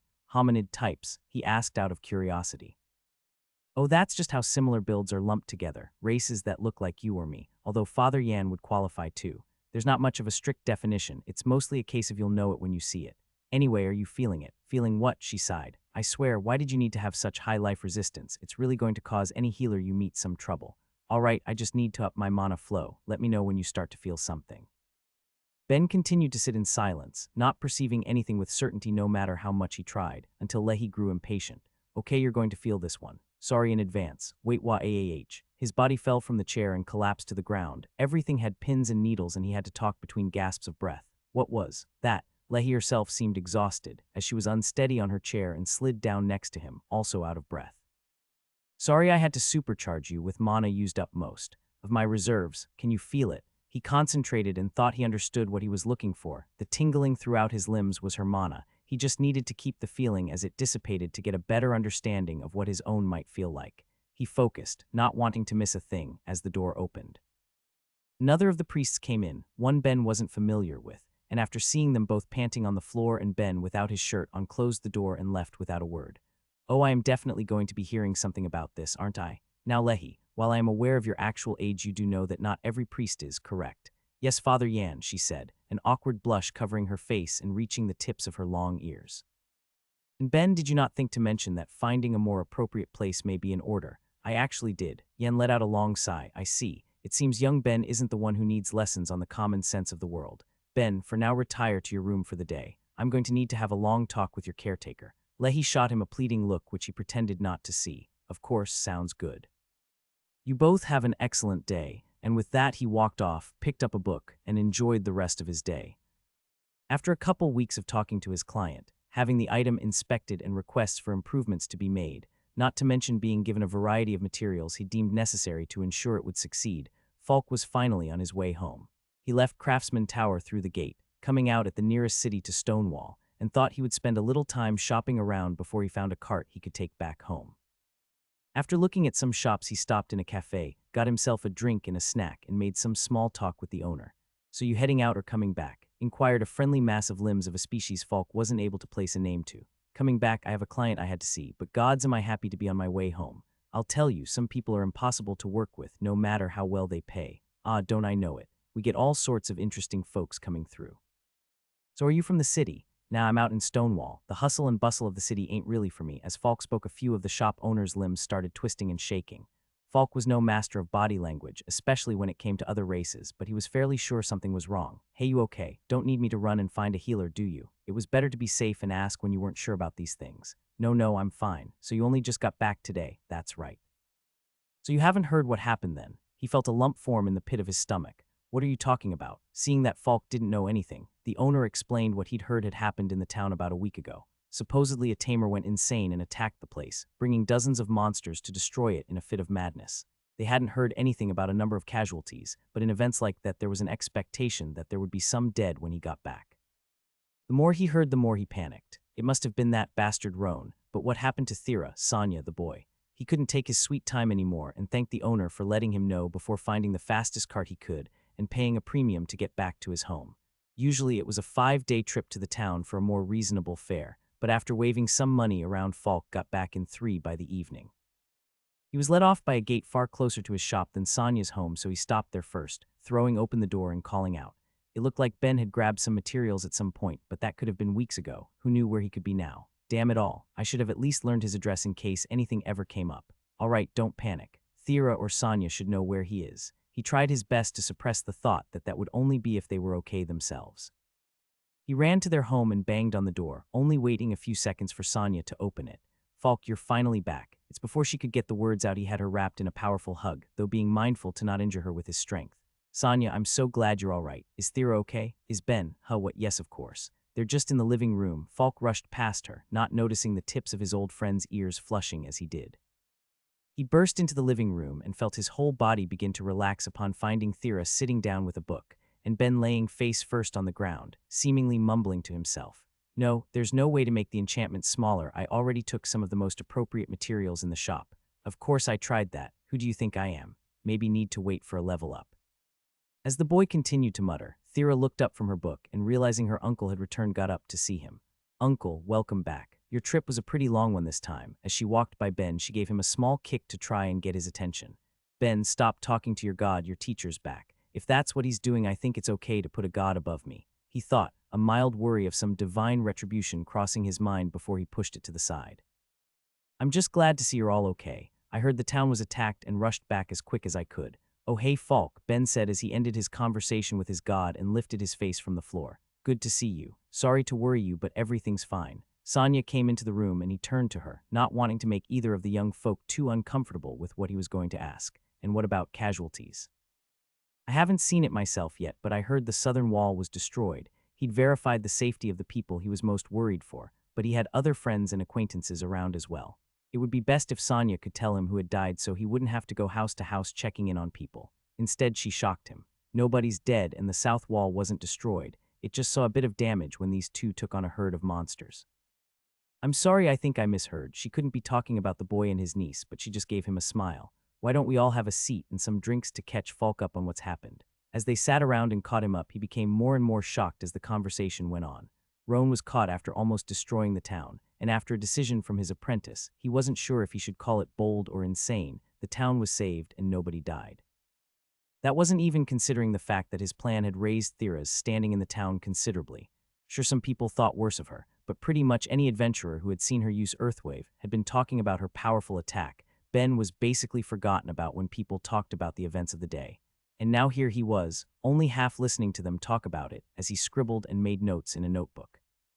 Boy, what has you so occupied that you can't brag a little more about saving the town? Thera rolled her eyes. Don't mind him, uncle. After he woke up, he's been obsessed with some secret project he's thought of. He keeps pulling me in to help and he won't even tell me what it is. Plus, all of his notes are coded. They aren't coded, these are just characters from my homeworld is all. Keeps nosy people from seeing my work before it's done. He gave both women a pointed look and they didn't meet his eyes. Anyway, I promise I'll tell you both if it works, but I'm worried more and more it will be impossible. Then why have you been spending almost every waking moment on it? She asked him. He put his notes on hold and looked her dead in the eyes, because if it works, the results could be life-changing. Anyway, Falk, are you heading out soon? Mind if I walk with you, toss some ideas around? Sure, you got me curious, boy, so why not? I only rushed here anyway to make sure you were all safe, so I wouldn't mind turning in soon. Excellent, then let's head out. Thera, Sonia, I'll be back in a bit. All right, be careful out there, Sonia said as she waved them off, and Thera gave a much briefer goodbye, clearly unhappy that Ben was keeping this a secret from her. Hearing the exchange brought a different question to Falk's mind, though. Is the boy just living with them now? Aren't you all better by now? Are you still staying with them? Falk asked, deciding not to hide his curiosity. Oh yeah, Sonia was still worried about Thera, so she asked me to stay around, and Thera is still spending a lot of time inside. After all, the cloak I made doesn't let any light through, so I need to lead her around if she wants to go out at all. I'm just making sure she has some company. Falk smiled at his apprentice. Good lad. Now why don't you tell me what you're working on that's keeping you so busy? The sooner you get it done, the sooner Thera will be a bit happier with you, I imagine. Right. I think I may have figured out an easier way to restrain Thera's charm magic, he said casually, dropping a surprise on par with hearing the town had been attacked. Falk stopped in his tracks. Boy, I've said before that there's only a handful of ways to deal with passive magics, but that's not from lack of trying. Over a dozen races have some sort of passive effects they need to deal with if they want to interact with the larger world, and you're saying you figured out a method in the few weeks I was gone. I maybe figured out a method, Ben clarified. Unfortunately, it's proven impossible to test given the size of the enchantment. I would need to make breaks literally every single material I've tried it on, and try he did. Ben was more than a little worried about what his teacher would say when he saw some of the supplies he took and ultimately broke, but it was still less than he would have used to make Thera's staves in that time, so hopefully he would get a pass. Falk, for his part, was at a loss. No wonder he wasn't telling the other two about this. No need to raise their hopes about something that was probably impossible. Still, if on the off chance it would work, he would do everything he could to help. All right, boy, tell me how you're planning on doing it. My enchantment's still going to be better than yours. I should be able to bind it to a weaker material, but Ben only shook his head. It won't work. To do what I'm thinking, you'd need to be able to feel Thera's ambient mana. Maybe there's other skills that would make it possible, but I only know for sure that I can do it with Connect. If I can't make the enchantment smaller, then I'll have to wait until my skill levels increase, not to mention that since it's an enchantment, Thera would have to be able to power it, which means making it robust enough that it could withstand her power, which means making the enchantment even bigger. If I had thought of this earlier, I would have changed my job to enchanter instead of craftsman. Maybe that would have helped. He spoke while staring up at the sky, filled with exasperation. His teacher's thoughts were in turmoil. He knew Ben was the only holder of this skill at the moment, and there was plenty of precedent for new skills being able to change the world. Wouldn't it be worth taking a little risk to see? At worst, he could probably get Thera's parents to replace anything they used. They got to Falk's residence, and Ben was about to turn away for the night, but his teacher stopped him. Hold on a moment. What sort of item were you looking at using to hold the enchantment? I figured an arm brace would be good. While making something like a shirt may work a little better, any material I could conceivably make it out of would be far too rigid and uncomfortable for practical everyday use. A decent choice. Hold on for a minute. I'll be right back. His teacher walked into his home for a few minutes before coming back and handing Ben a small lump of metal and a stone. What is this? Silver and quartz, he asked. Try mithril and a white mana crystal. Ben almost dropped the items when his teacher told him that. Jesus, Falk, I knew you were holding out on me, but I didn't think you'd have magic materials just laying around your house. From what he knew, there were 9 magic materials that existed, 7 metals and 2 crystals, and even if the ones currently in his hands were 2 of the most common of the 9, Falk had handed them over like it was nothing. When you have things like this, it's better to keep them away from prying eyes, even if those aren't too rare comparatively at least, and the costs have been going down over the last few decades. I'm still not going to just let anyone see them. Especially not an apprentice who may be tempted to use them for a staff that's destined to explode. Well, you don't have to worry about that. I don't actually think I'm comfortable using these at all. These would be the most valuable materials I've ever worked with. You have nothing to worry about. The crystal's already properly set, so you don't need to do much with it. Just attach it to whatever you make with the mithril along the rim. Ben took a closer look and saw that there was in fact a channel of mithril carved along the inside of the stone, but he still couldn't help but worry. God, I don't know, Falk. Do you think you could put the armband together? I only need to apply the enchantment after all. His teacher put a large hand on his shoulder and tried to ease his mind. Boy, listen up. If you intend to be a great craftsman, then you'll have to get used to handling materials like this eventually. I may be starting you a bit earlier than most, but I have the utmost faith in your abilities. Besides that, I basically got no sleep on the entire trip back, so I'm turning in. Just do your best. Ben was still staring at the items in his hands, but he had to admit, even if he was nervous, he wanted to give it a go. All right, Falk, in that case, I'll go for it. Stop by Sonia's in the morning and we'll see how it goes. Wait, I didn't mean you have to work at it immediately, his teacher said. No time like the present. Anyway, have a good night. All right, boy, I'll be by in the morning. You better wow me. Ben went into the shop and started up the forge for the first time in weeks, having spent a lot of time either working on the cloak, hanging with Thera, or after the events with Roan, refining his idea, trying to force a chance of success into it through sheer power of will. Now it felt good to be back, and his excitement was palpable. A few books on different materials were kept on one of the nearby shelves as a reference, but Ben didn't need to check on what to do. He'd already read them over multiple times. Mithril was a softer metal, better as a core in many of the items it was used in, if not just made into an alloy, but it had the excellent property of being able to absorb surrounding mana to activate and sustain any enchantments that were placed on it, or as a means to help the wearer of anything mithril regenerate their magic slightly faster. It was prized by adventurers for that particular property, but with a war coming, possibly as soon as 2 years off by this point, many nations were buying up all they could to use for their armies, making it harder for a common person to get a hold of it unless you could get in contact with a supplier. Ben had an inkling of how Falk managed it, but it wasn't immediately important. To do what he wanted, he would need a bit more material than what he had, so first he worked to make an alloy with it and copper, a metal that wouldn't dampen the mithril's absorptive effects. He heated up the forge before turning it off. The magics used to power it could affect the metal as it was being shaped, and once he was sure all of the mana dispersed, he put both metals inside to heat up as much as they could before he took it out and started to combine them, hammering and folding together repeatedly and reheating as necessary, having to repeat the process of turning the forge on, letting the mana dissipate, heating, and holding repeatedly until he was confident the materials were properly blended. After that, it became a matter of shaping his new composite metal, meaning repeating the same process again and again as he worked on it until it had the shape he wanted, that of a thin wire, about 1/4 centimeter in diameter. With his work at the forge done, he coiled up the wire and made his way back to the house to continue the process there. When he opened the door and went to the living room, he found Sonia and Thera playing a game of Lomage when he greeted them. "Done your secret meeting with Uncle?" Thera asked, some jealousy plain in her voice. Ben felt pretty bad about it. He knew she was bothered by the fact he refused to share what he'd been working on, which led him to making a snap decision. "Yep, I'm hoping to work on it throughout the night, so if it goes well it will be done tomorrow. If it doesn't, then either I'm wrong and it's impossible or my skills aren't good enough yet. Either way, I'll at least let you know what I was trying." Really, her eyes lit up and she let out a bit more excitement than she probably meant to. "Then why not just tell us now, though?" He gave a little shake of his head. "I feel like that would only get my own hopes up. If this fails, then I can accept it and move on." "All right, fine. So when will it be done?" "I'll probably have to work through the night." "Speaking of, I'll need to borrow your arm." "Okay, which one?" "Your choice," he replied, and she held out her left for him. "And is this going to take long?" "Oh, absolutely," and with that he got to work.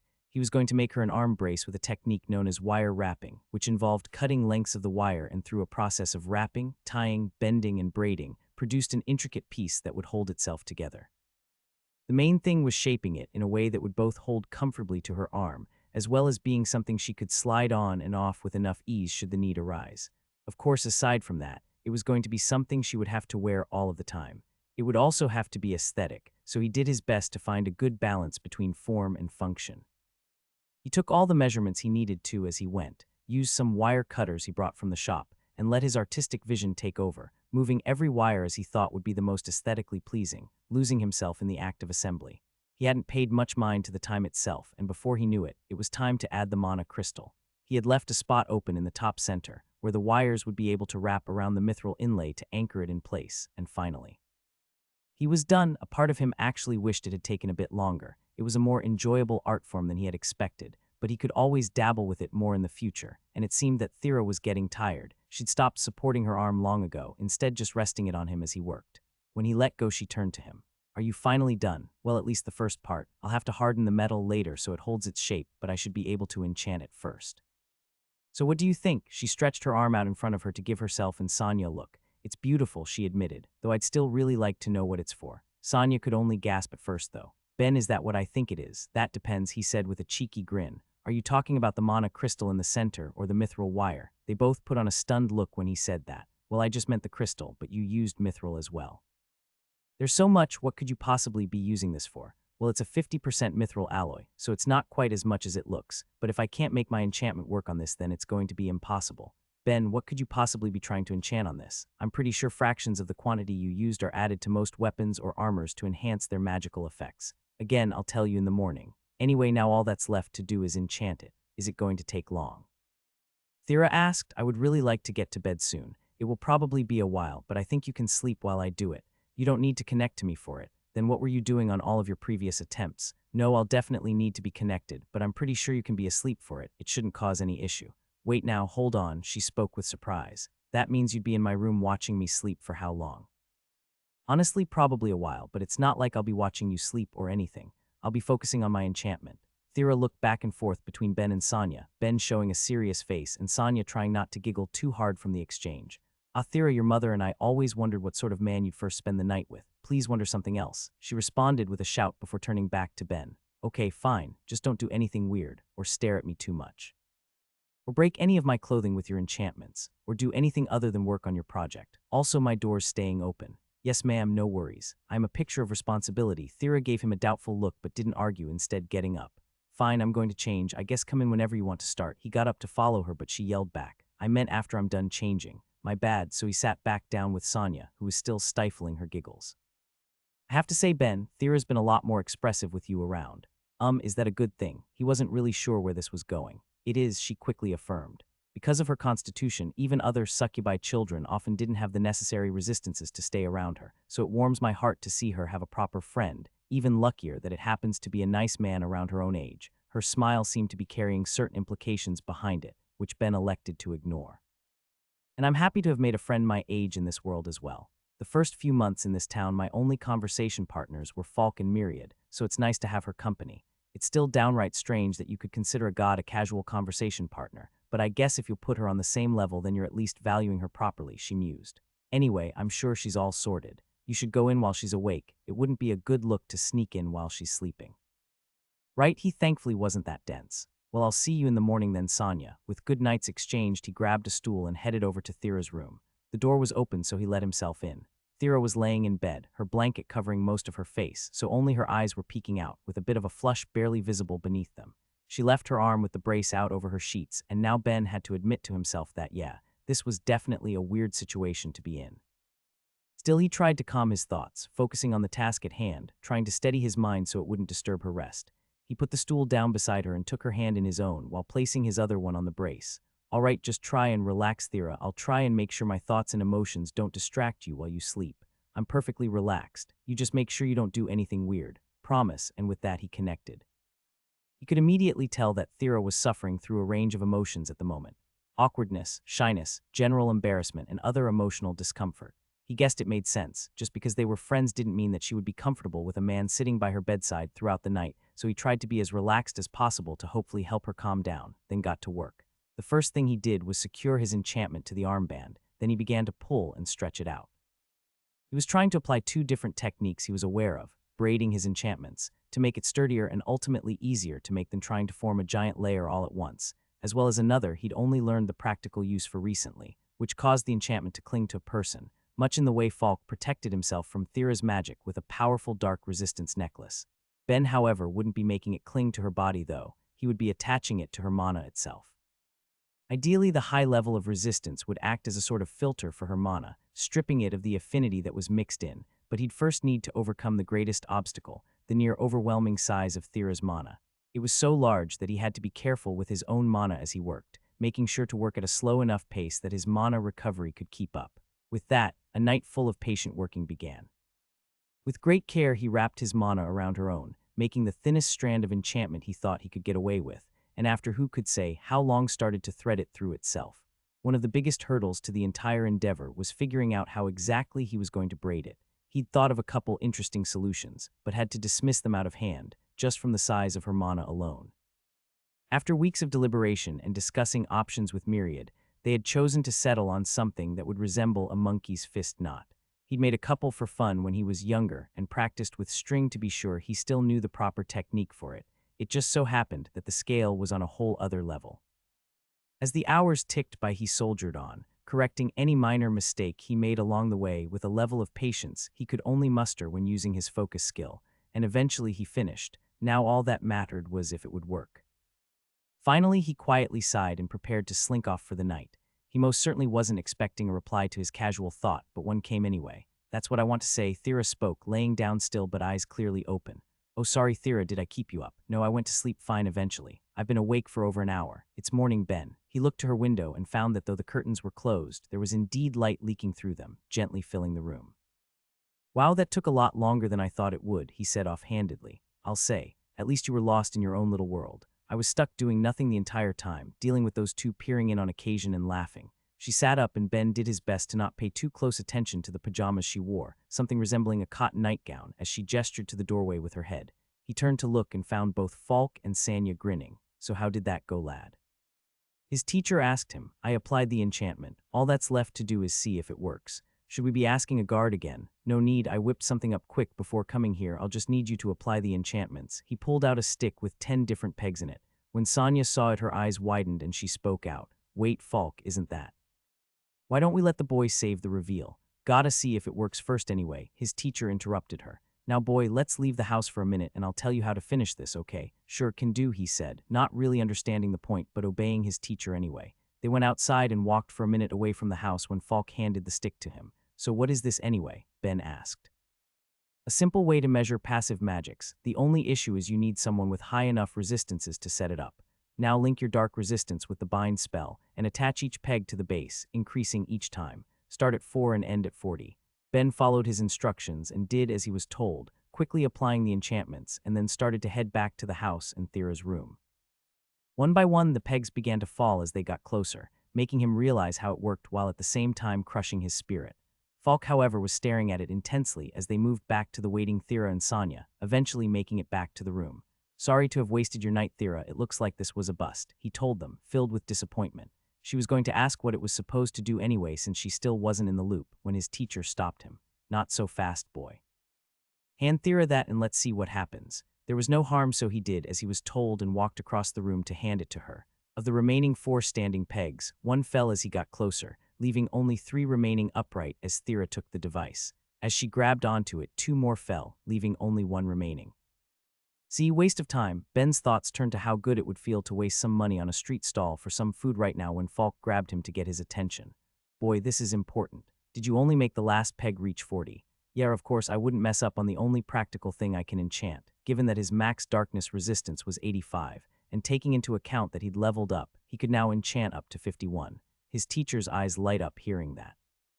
You did it, Infinite Hells boy, you created a new way to block out passive magics. What? Thera yelled, looking down at her arm. Falk, don't raise her hopes like that. Thera, I'm sorry, that was my goal, but it was a failure. It's nothing to be excited about. Nothing to be excited about yet, his teacher clarified. Boy, anything she touches needs just over 40 resistance. If the last peg isn't coming down, that means you've successfully blocked some of her magic. All that's left to do is experiment. First, we should remove the enchantments on that to do both the full range between the 26 and 30 pegs, as well as between the 36 and the 40 pegs. After that, do you think you could make another? I mean, sure, my enchanting went up after doing the first one, so hopefully I could make it a little more powerful if it really did work, though it will take hours. Hearing his teacher's enthusiasm brought back some of his own hope. Maybe his little project wasn't as much of a write-off as he initially thought. You told me you were wrapping it around the person's mana, right? In that case, I would say to do it on someone with significantly less to save time. At that, he turned to Sanya. Wait, you have charm as well. But I've seen you walk around town without a cloak. She gave him a brief explanation. When you get to level 6 in charm magic, it's possible to suppress its effects. Unfortunately, until that point, its effects only become worse, so it wasn't an option for Thera. I've spent a few decades myself to get to that point. I actually don't suppress it if I'm at home, though. You just can't tell. So they had someone else to test on. Perfect. Alright, if I'm going to do this, I'll need a medium to bind it to. Falk, can you run and whip up an armband in the shop? If her mana is significantly smaller than Thera's, I doubt I'll need more mithril. In the meantime, I'll redo the resistances. Can do, boy, I'll be right back. With that, his teacher ran off and Ben started to remove the enchantments on the tool, while Thera was busy examining the brace around her arm. So this was your secret project the entire time? Sanya asked as she walked up to him. Why wouldn't you just say this was what you were working on? I just didn't want to raise anyone's expectations or hopes on something that probably wouldn't work. Hell, as far as I'm concerned, it basically didn't work. I thought that applying an equal level of resistance would counteract the magic, since that's how it seems to work for living things, but it looks like I barely got a fraction of that. He wanted to wallow in self-pity over his perceived failure, but that wouldn't make things any better. Okay, give me a minute, I need to reapply the enchantments outside so they don't just break immediately. He walked out, then came back after the tool was properly set up, and watched for any falling pegs as he went back. Just one. Just a single peg fell, meaning he brought her effects down to 27 at a distance. It wasn't much, but it was something, especially if he could improve it some more. His excitement started to rise again despite himself, and he handed the device to Thera. Again, only one fell. For both the effect at a distance and her effect on contact, he had been able to lower both by 3. It wasn't what he'd hoped for when he first started to set this up, but it showed his idea wasn't completely without merit. As he ran through possibilities where he could try to improve the design in his mind, Falk came back with a variety of braces, ranging from the same size as Thera's to just a couple inches long. All right, boy, think you could apply the same enchantment to all of these for Sanya to try. Wait, Falk, she interrupted. Won't this take days? Besides, I need to be leaving for the clinic in a couple hours. It won't take that long, and it doesn't have to be all of them at once, Ben explained. The reason it took so long with Thera was due to the size of her magic. I don't know how much you have, but as long as it isn't on a similar scale, it should be quicker. Here, let's grab a seat in the kitchen. If it takes too long, we can just stop and you can head out. They all moved to the kitchen, everyone excited to see what the result would be, and Ben got to work. He connected with Sanya for the first time, feeling excitement coming off of her in waves, but he ignored that and instead focused on making the enchantment, first attempting it on the biggest brace that Falk brought. Even if the time was flying by as he worked, Ben could tell there was no comparing how long it had taken to make Thera's to Sanya's. Her magic was just that much smaller and more manageable. Before he knew it, he had her mana wrapped with his enchantment, and he was done. He broke off the connection and looked at the faces around him, all looking on with surprise. What's with the looks? It was his teacher who took it upon himself to answer. Ben, that couldn't have taken more than 30 minutes. Yeah, that tracks, he responded nonchalantly. Sanya has significantly less mana leaking from her than Thera after all. I don't think you're thinking of the implications right now, but fine. Thera, go put on your cloak so Ben can set up the passometer, would you? And Ben just set it up from 10 to 14 and 20 to 24, would you? They both did as they were instructed, though Thera was disappointed that she wouldn't be able to see the results for herself, and Ben set up the device. Sanya, could you release your charm? Let's see if there's any difference. Falk, I had stopped using it when Ben started on his enchantment. I didn't know if it would interfere at all, she told him, looking at the passometer in Ben's hand. That was probably a good call actually, but he was eyeing the tool himself, not a single peg had fallen. Ben handed it to her. Sonia grabbed onto it, and they all stared in silence. All except Thera, that is. Can someone tell me what's happening? I still can't see anything. None of the pegs have fallen. Not even in the 10 to 14 range, Falk answered, looking to Ben.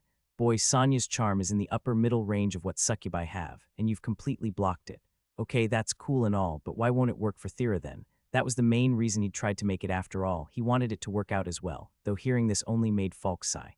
The sheer scale of her mana probably causes it to leak through the enchantment. Boy, I get you haven't met your goal, but you really need to look at the broader implications of this. I told you before that tools that block passive magics are either expensive or take too long to make right. Yours just solved both issues. Alright, but mine has a completely different issue. I'm currently the only one with the connect skill. We would need others to get it, as well as enchanting for it to have a real impact. Don't worry about that for now. There's a lot of other things we'll need to do first before we even begin to worry about that. Let's see. First, you said your enchanting level went up, right? You have to remove the enchantment you put on Thera's brace and try to reapply it. After that, I'm going to have to get in touch with some people and set up some meetings. But if we're going to try that, I'll have to finish Thera's new cloak. I should be able to get that done in around 5 days. Of course, we'll need to see if you could apply the same level of enchantment to some of the smaller braces and bracelets as well. Am I forgetting anything? Falk, what are you all talking about? Ben asked, unsure what to do about all of his teacher's mutterings. Don't worry about it, boy. For now, just focus on removing Thera's enchantment and starting a new one, the best you can too. We need to see how leveling up impacted your ability to make hers. Okay, sounds good, but there's one important thing I have to do first. What could you possibly need to do that would trump this? Sleep. I've been awake for almost a whole day. Staying up for another 10 or 12 hours to do that enchantment again is way too much. When he woke up, Ben was almost immediately put back to work. He tested to see the limits of how small of a brace he could make to hold the enchantment, finding that one about half the length of Sonia's forearm would work, though that would probably vary depending on the material used to make it. Once that was done, he removed the enchantment he'd made for Thera, then spent another night remaking it while she slept, much to her discomfort. After that, it seemed with his level up, they were able to lower her passive magic effects to 24 at a distance and 34 on contact, both far better than nothing, but still outside the range a majority of people could resist. Still, it showed that as long as he continued to level up, he could potentially keep getting her magic effects lower, until a point that it would be more manageable. It would just take time and patience.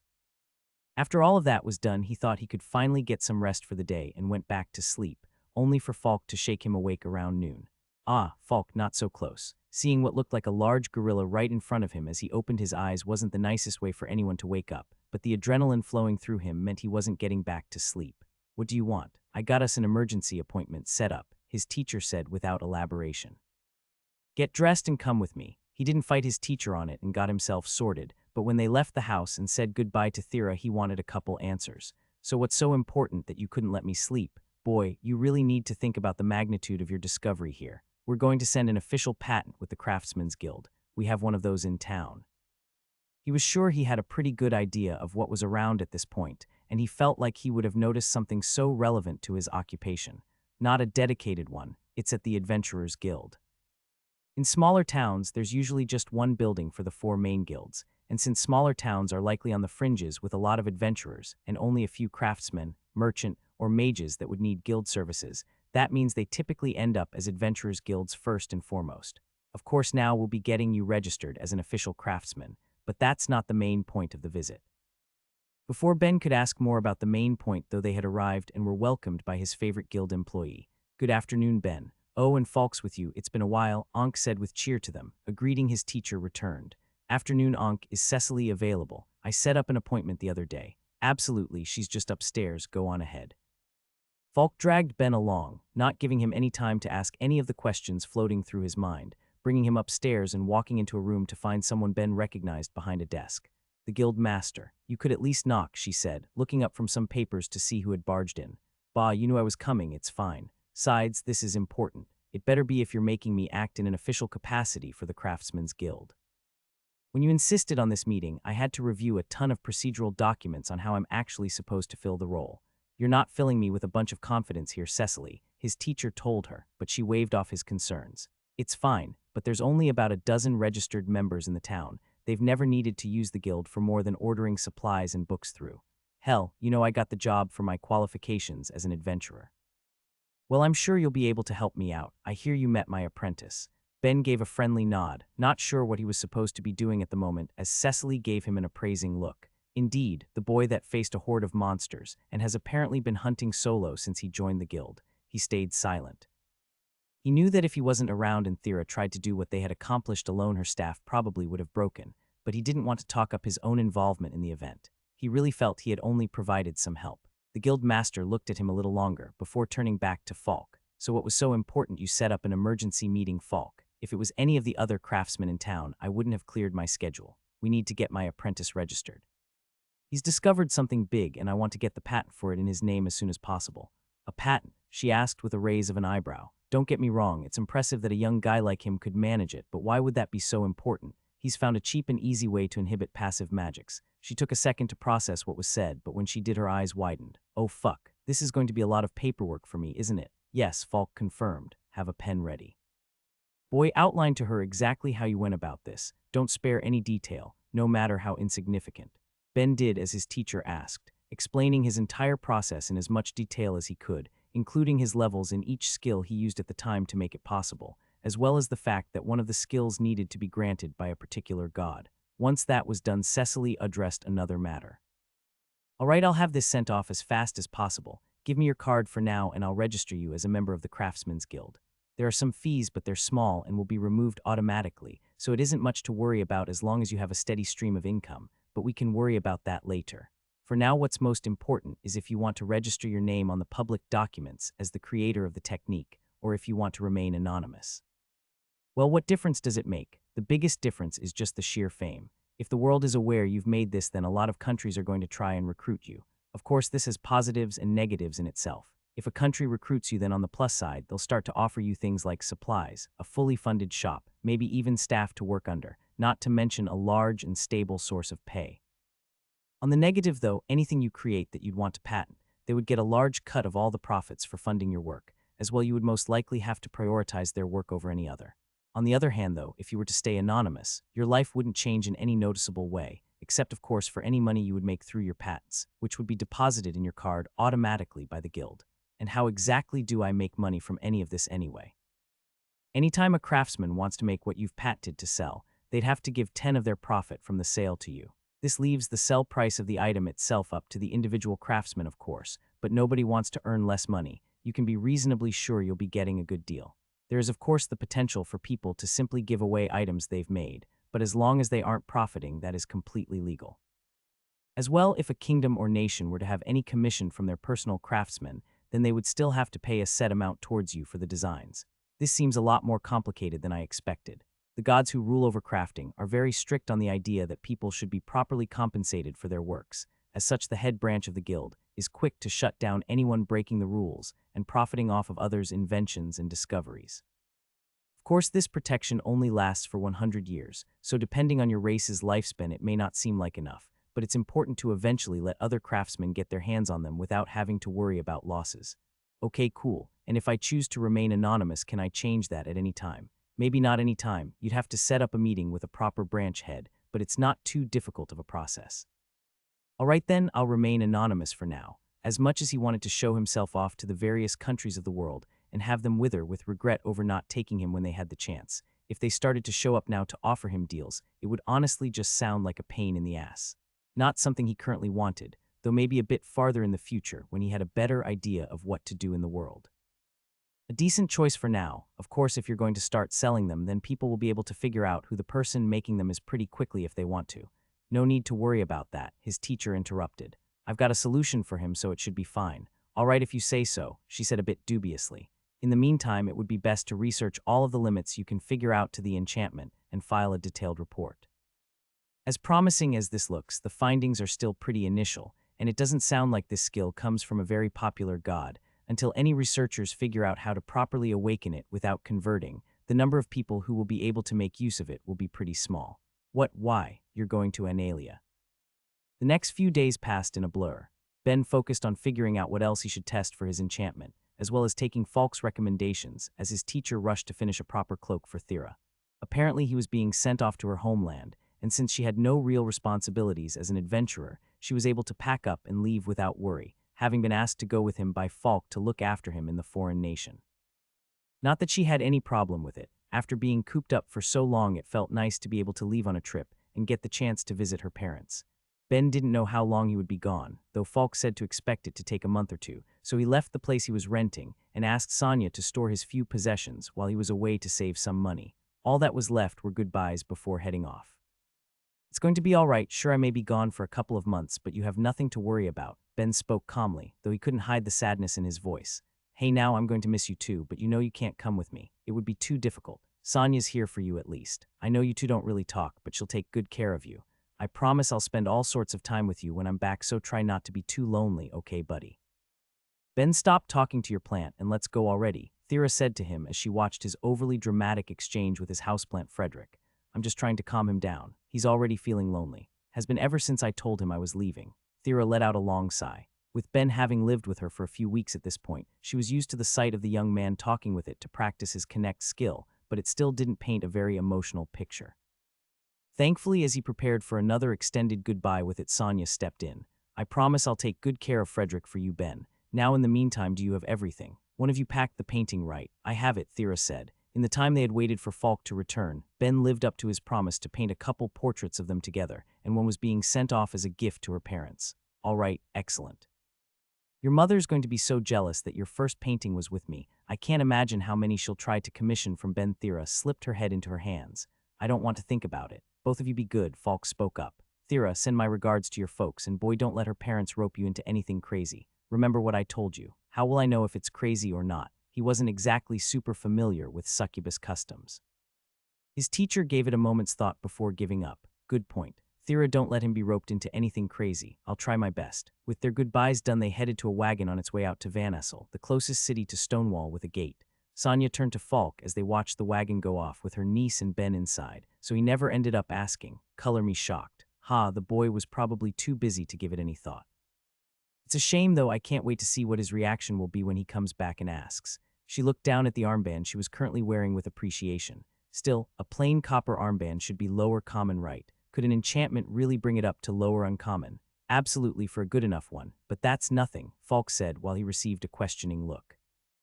Mithril already puts items into the lower uncommon range, so for Thera's it would make sense if her band was there too, but spending 10 straight hours making the enchantment was enough to get it squarely in the upper uncommon range.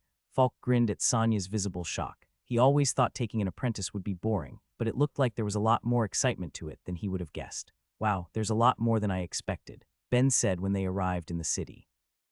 It had been a long ride, taking almost a week to get there, but it had been peaceful, and now that he was inside the city, he had a sudden and intense desire to explore. It's a typical gate city, nothing to be too excited about, Thera responded with mild indifference. Well, the only places I've been to are a communal church and Stonewall. I would say this is pretty fantastic. It's not like there's a rush. Let's take a look around. He immediately pulled Thera along as he started to wander around. There was a much greater selection of races around than at the town he was currently calling home, which meant more varieties in architecture and more foods to try, not to mention the constant crowd that filled the streets as people went to travel to or from distant lands. He was grabbing a snack from a street vendor before he knew it, and started poking his head into various shops around, especially any that catered to his interests, as Thera was dragged by his whims. That's the fourth smith you dragged me to. Is this really necessary? I'm just curious on how Falk's stuff stacks up. I know he's the best in Stonewall, but I didn't think he would still be so much better than anyone in a city like this too, he said quietly to try and avoid offending the shopkeeper. I know Uncle is excellent at what he does, but is there really that much of a difference? She asked curiously as she cast her eyes around the store they were currently in. It all looked the same to her. Absolutely. Take a careful look at some of the blades. You can make out some minor imperfections that I've never seen on any of his works. Honestly, I always thought Falk undercharged for his stuff, but I was never positive until now. God, I need to get to level 9 crafting so I can actually see his items rankings. You do know that most people never get past level 5 in a given skill, right? It could take the rest of your life to make it that far. Ben could only shrug. Skills improve as long as you constantly push your limits, right? I just need to keep going at it and I'll get there. You're definitely going to burn yourself out, though when she thought back on the single-minded determination and focus he got when working on a project he was passionate about, she had to admit to herself that maybe it wasn't so impossible. Heck, if he could keep his pace, he might even make it to the third tier by the very end of his life. Plus, with the benefits of a god's blessing, he was probably more likely to reach his goal than an average person. As she took a second to think on how he devoted himself to his work to the point of blindness to everything else, he grabbed her hand and dragged her out of the store, and into the next one to capture his attention. "Oh look, an enchanter's shop, I gotta see this." They entered the shop as Ben pulled Thera along and immediately started to look at the various items and tools around, trying to work out what they could do and if he would need to buy any to play with. There wasn't a huge need to get anything now, of course. Analia would presumably have its own fair share of shops to explore while he was there, but he wouldn't want to miss anything fun when the shopkeeper approached. "Are you looking for anything in particular?" Inquired a black-shelled biped, not what he would classify as a hominid type like him or Thera, but he didn't have a proper reference to compare them to. "Just hoping you could point us to something fun." The shopkeeper looked at his smiling face and the cloaked Thera before making his suggestion. "Well, I do have some anti-life magic rings in the back, I sure you both could." "Hey, what's the matter, Thera?" I was curious about what he had. Thera took a deep breath and reminded herself that Ben was still reasonably new to the world, so he wasn't going to be aware of every item most people would consider common. "Ben, I'm fine to help you train your skill on occasion, and while I don't mind it too much if you drag me around somewhere, you have to keep in mind how that may look to others at times." "Huh, what do you mean, and what does that have to do with?" "He was offering us birth control," she said, cutting him off to get this embarrassing conversation done as soon as possible. "They're enchanted with a life magic curse to prevent, well, you get the idea." She was extremely glad to have the hood at the moment to hide her expression. This was not a conversation she was expecting to have today, but at least Ben for his part seemed equally embarrassed, a red flush rising to his cheeks. "Ah, my bad, sorry," he told her and let go of her hand. It's fine, that shouldn't have been the first thing to come to the shopkeeper's mind either, but some races are just a little less concerned about these things. "Anyway, do you think we can move on to the gate now?" "Sure, let's go." A giant metallic arch about 20 meters across stood planted in the ground as groups of people slowly trickled in and out of it to get to their destination. Ben could only stare and wonder, how had it been constructed? How long did it take to enchant a beast like that with the proper spells? He would love to get the chance to look at the designs for it, and would have to ask Falk if the blueprints were publicly available, or if they were some closely guarded secret. If it were possible, then he was getting his hands on them. "Okay, enough gawking, let's go through already," Thera said as she dragged him past the arch to what lay beyond. Ben was hit with a strange sense of familiarity for a moment before he could figure out why. Aside from numerous people walking around and a ring of what must have been over 100 gates all leading to different locations, they were in an empty blue-gray void, with no distinction between where the ground ended and the sky began. It looked just like the divine realm of his god. "What is this place?" he asked aloud in wonder, not really expecting an answer but getting one anyway. "Unnerving, isn't it? I'm told the gods made this area for all the gates to link to instead of having one central location on the planet to keep any one group from being able to take control of the gate's center point. Try not to think too much about it. It will only freak you out." He felt like mentioning that he spent a couple nights of the week in a place just like this with his god would have only raised more questions, so instead he let Thera lead them to their destination. "Let's see, I think it's on the right," she muttered before dragging him along. As they walked, Ben took the time to look at the gates they passed, seeing the top of each one was labeled with the name of whatever country or city was beyond it, as well as being able to peek through to whatever was on the other side. He caught glimpses of strange architectures, species he didn't have names for, and landscapes he'd never have imagined considering how his current home appeared. He wanted to keep stepping out into different areas and look at what was around, but they were already on their way to one new city. He'd just have to find another time to explore. Of course, that didn't stop him from peppering Thera with questions as they went. "Hey, why are there guards outside of some of the gates?" "A few different reasons. Some nations don't want just anyone coming in or out, or there's places like the Warfields and the Untamed Lands where you don't want someone walking in by mistake." "Why, which did we pass?" Oh, she turned her head back to look at the last guarded gate and saw exactly what it was. "The Life Valley, huh? That's there to make sure nothing gets out." "What's wrong with the Life Valley?" "It's a place where creatures with a high life affinity make their homes, including some with life affinity passive effects. Isn't that a good thing? I would love to be able to just walk into a land and start healing from injuries." "Yeah, that sounds good in theory, until you consider that the high concentration of life affinity mana makes everything grow out of control. How would you like to spend a day there and have mold spores instantly blossom across your flesh, or whatever bacteria is present in you start to rapidly multiply and start consuming your body for resources while your body is healing itself at an accelerated rate to make up for it, so you have to either boost your food intake or waste away? Not to mention the way that anything that survives while constantly bathed in the life attribute tends to adapt to changes rapidly and in strange ways. If it wasn't for the death mountains surrounding it, there would probably be quite the issue if any of the monsters of the land got out. I just want you to be aware of how dangerous some of these gates can be. You already look prepared to jump through a few." He gave her a cheeky grin and they continued on, moving by gates and eventually finding themselves in front of the one they were looking for. They took a step and were in Thera's homeland, Analia. Ben wasn't sure what he expected from the home nation of the succubi, but it wasn't this. Giant trees with crimson leaves that would put the redwoods of Earth to shame filled the city, and buildings like skyscrapers scattered around them. Metal poles jutted up around the Earth, and it took Ben a minute to figure out what they were for, but the city was far enough away from Van Essel that it was later in the day and night was falling. He could see a light gathering on the top of each pole, and it clicked. Street lamps. This nation actually had street lighting set up. That fact alone left him more excited than the metropolis before him, and he couldn't wait to see what the city had to offer. While he was at the church, he had learned a bit about Analia. The land was rich in magical metals, and as a result, self-powering enchanted items were common. So common that apparently the metal could be used to keep lights running when it got dark instead of people just lighting a torch if the need arose. Until this point, Ben had been under the assumption that the world was an odd mix of medieval and what he would consider more modern technology, but he would need to reevaluate that thought. Sure, Stonewall wasn't super advanced, but enchanted items were common enough and replicated many of the creature comforts he was used to in his homeworld, and now he would get to see just what a magical society could accomplish if it had the resources for it. "Wow, this is incredible," he said honestly, though Thera seemed uncomfortable.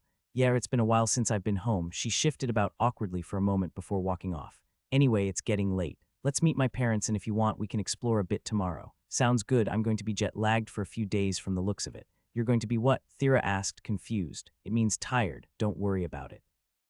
They walked on in silence, Ben looking back and forth at all of the new sights around while Thera shuffled on, lost in thought for a while, but knowing she needed to get what she needed to say out before they got to their location.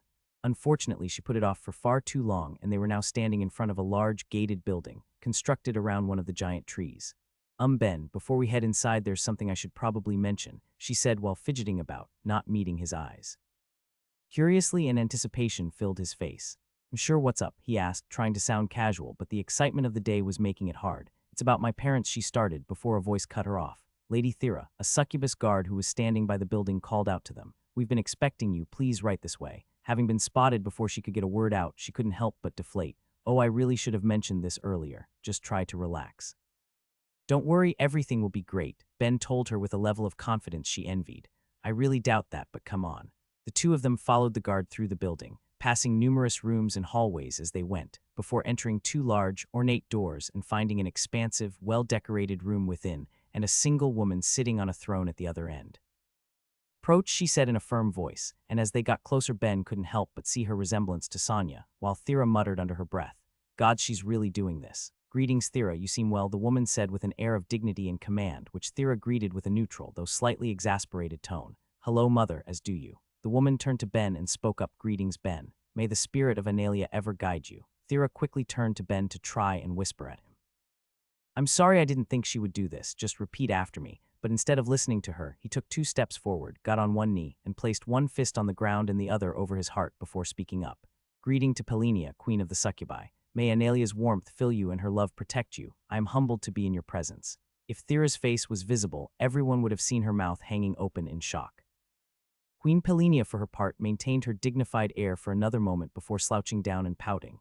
"That's no fun," she said. "Sonya said you didn't know. Don't tell me Thera worked up the will to tell you before you got here. Not really happy that you tried to pull this, or that you were betting against me for that matter, mother, but I didn't." "Ben, how did you know to do that? Hell, how long have you known about all this?" she said, gesturing around her. He could only shrug and smile. "If by all this you mean that your mom's the queen, I've known since before everything went down with Roan. I did tell you before that I received some lessons at the church about general world info and what they thought it would be good for a craftsman to know, right? You don't think they would fail to mention the fact that the price of magical metals has been plummeting for the last couple decades since the current queen was married to a great earth spirit. After you told me about your parents, it wasn't hard to put 2 and 2 together. I was waiting for you to bring it up yourself, but since you never did, I asked Falk on how to make a good impression." He was feeling pretty pleased with himself, but he was rewarded with a firm punch to the arm. "You ass, do you know how worried I was about telling you? Relax, I'm not going to treat you any different because you're a princess. I'm not a princess. We're an elected matriarchy. Just because my mom has the role doesn't mean I'm taking over." She hit his arm again for good measure while he laughed. Okay, I'm sorry. He was happy to keep their little back and forth going on longer, but some laughter began to leak out from the throne, so he turned to give the royal some proper attention. Ah, I have to say it's nice to see you aren't as stiff as your teacher can be. Enough of the formalities, it's nice to finally meet you, Ben. I hear you've been treating my daughter well.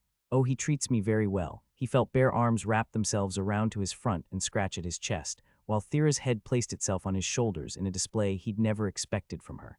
He felt blood rush to his face and didn't know how to react to the unexpected development. Thera, what are you doing? As he tried to ask, he was cut off by a staff smashing into her head and knocked her to the ground. That's not me. A still very cloaked Thera yelled angrily. Dad, what have I said about taking my form? The imposter gave a small tee-hee before their shape changed to that of an impressive man, 7 feet in height with marble skin like Thera's, thick golden hair and a beard to go with it, wearing a matching outfit with the queen, a dark green toga. Ben was able to be impressed with the transformation once his pulse slowed a bit from the shock, but Thera seemed emotionally drained by this point. Ben, let's just go back to Stonewall already. Uncle Falk definitely has other contacts you can work with. Oh, come on, sweetheart, don't be like that. Your mom and I were just having some fun with your new friend, Thera's father said with a powerful laugh, though still rubbing his head. And there's still so much to talk about, Pelinia said, pulling out a couple of letters. Falk and Sonia have mentioned most of it, I believe, but I'd like to hear the details from your own mouths for now. Thera, enough with the cloak, let me see my dear daughter's face. We paid a fortune to ensure everyone working here could have an amulet. It would be ridiculous not to put them to use. Sweetheart, would you be so kind? With a smile and a nod, her father raised his hand slightly in the air, and from the ground emerged 4 stone chairs and a small table to go with it.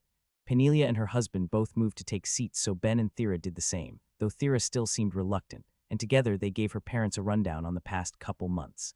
Their story wasn't long, but by the end of it her father looked like he was going to fly off in a rage while his wife put a calming hand on his arm. Honey, why is this my first time hearing about this? No, that doesn't matter right now. If you don't mind, it looks like I have some business to attend to. It shouldn't be too hard to find where this man is located and deal with him. His voice was low but firm, and there was a small violent glint in his eyes as he spoke, but his wife was having none of it. This is exactly why it's your first time hearing this. They've already dealt with it by this point, and I didn't want you doing anything rash. What are you talking about? I'm always perfectly reasonable. Now, if you'll excuse me, it sounds like he's a Zandalian, which means he must be from Flanlel. I'm just going to drop a small meteor nearby as a warning. Bruise, with the invasion a few years away, I can't have you starting a side war now, assuming we survive that you can do what you want after, the queen said to reason with him. Ben felt a small shiver going down his spine from the conversation when Thera leaned over to him and whispered into his ear. Don't worry too much. Mom just said that so Dad would take some time to cool down. He can be a little impulsive when he's mad. Don't make him mad. I hear you loud and clear. Anyway, Pelinia continued, as displeased as I am personally about everything that occurred, that's not why you're here. Falk tells me you've come up with a way to block passive magics and asked me if I would provide assistance to you. There are plenty of charlatans around who have used the same line to try and gather wealth and resources from me, but given the fact that it's my old friend saying it, I'm sure there's something more to it. I'm not sure how much Falk explained in his letter. There's been some success and some failure. I was able to restrain Sonia's magic without issue, but unfortunately I only slightly reduced the power of Thera's. I was told you might be able to help gather more subjects to test it on. The queen gave a small nod. We've set up a number of appointments for you tomorrow. Starting in the morning, you'll have a variety of succubi and incubi, as well as diplomats with different passive effects from various embassies in the city coming by to be fitted with one of your enchantments. Okay, while this is happening a bit faster than I expected, he couldn't keep the surprise from his face or voice. That's right. Excellent. In that case, I'll have someone wake you in the morning. Expect to be occupied for the entire day.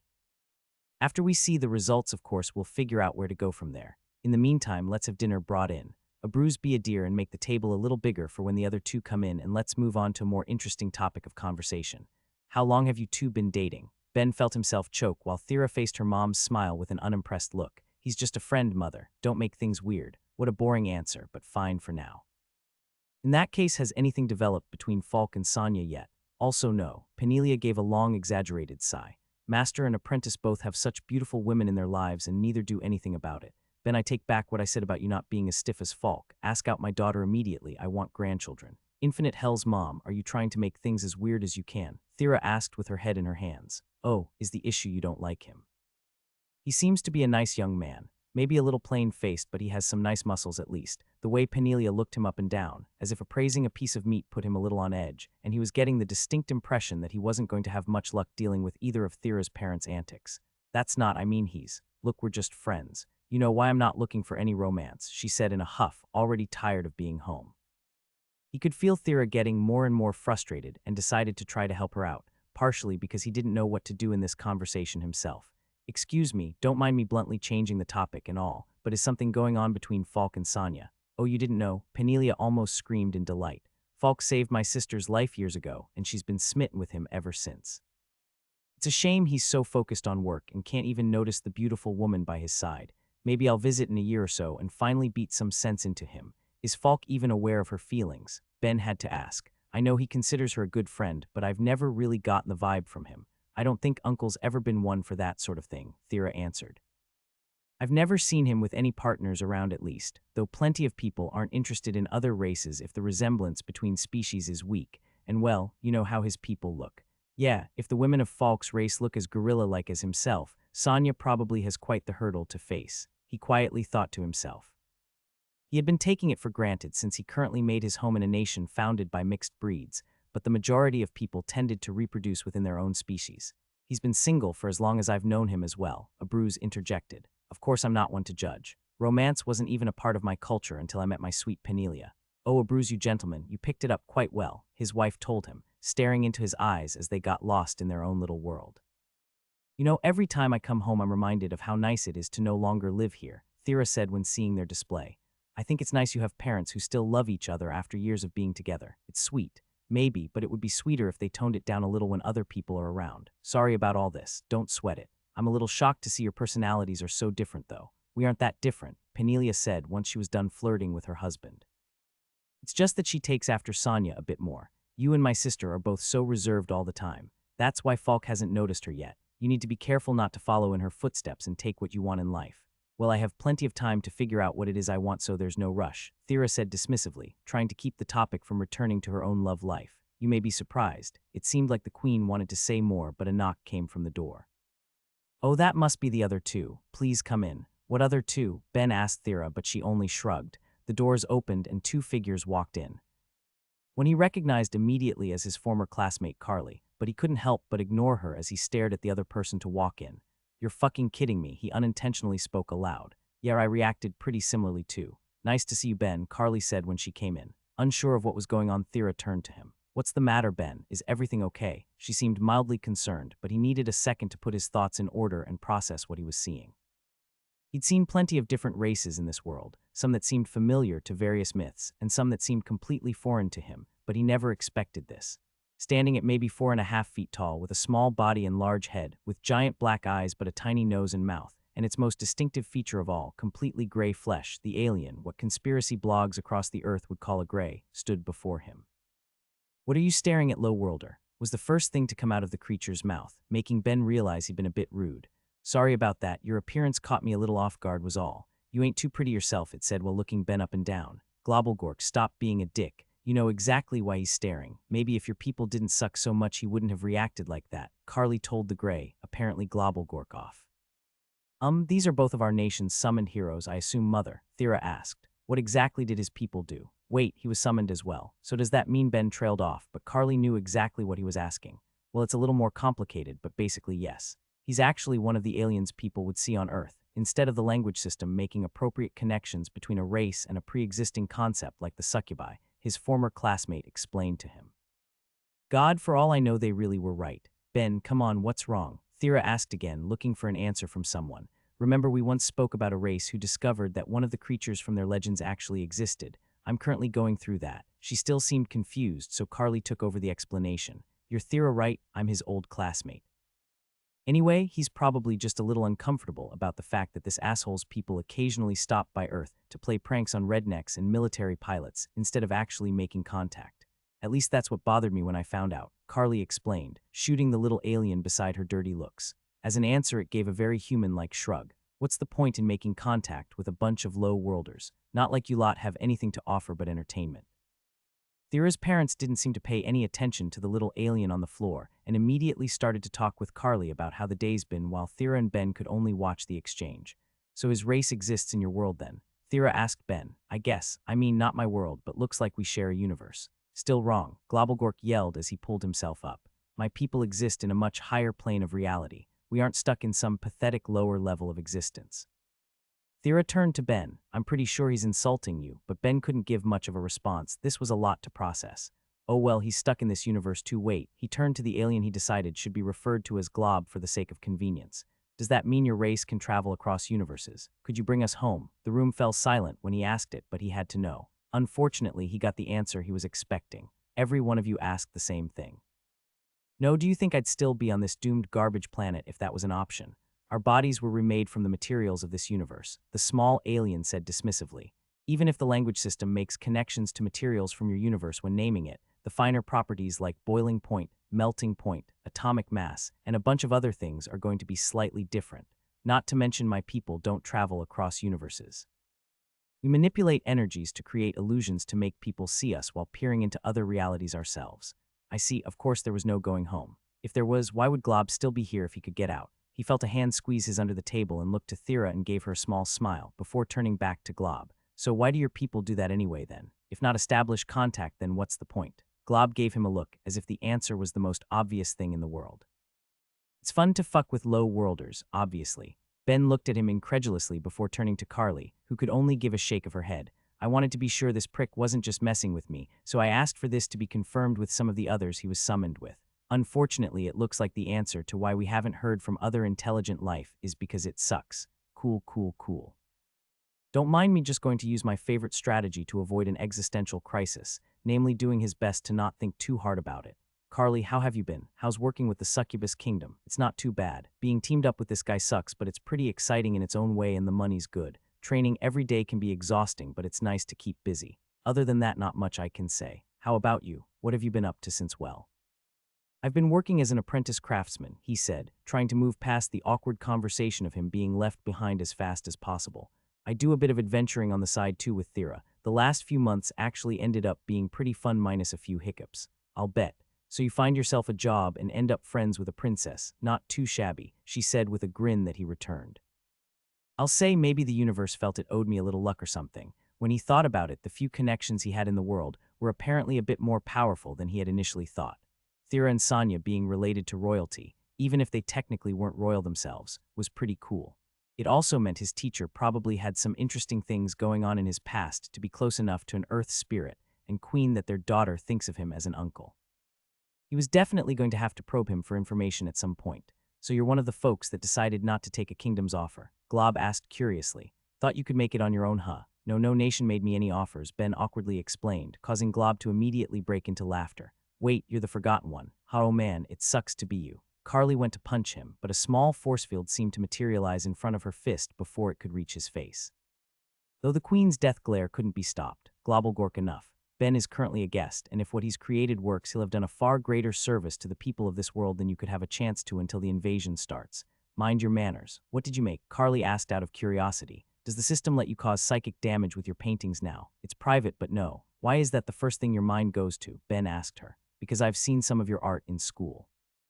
A guy tries to properly convey the theme he's given one time and nobody lets it go. He happened to like making regular paintings too, but heaven forbid anyone in his class ever brought those up.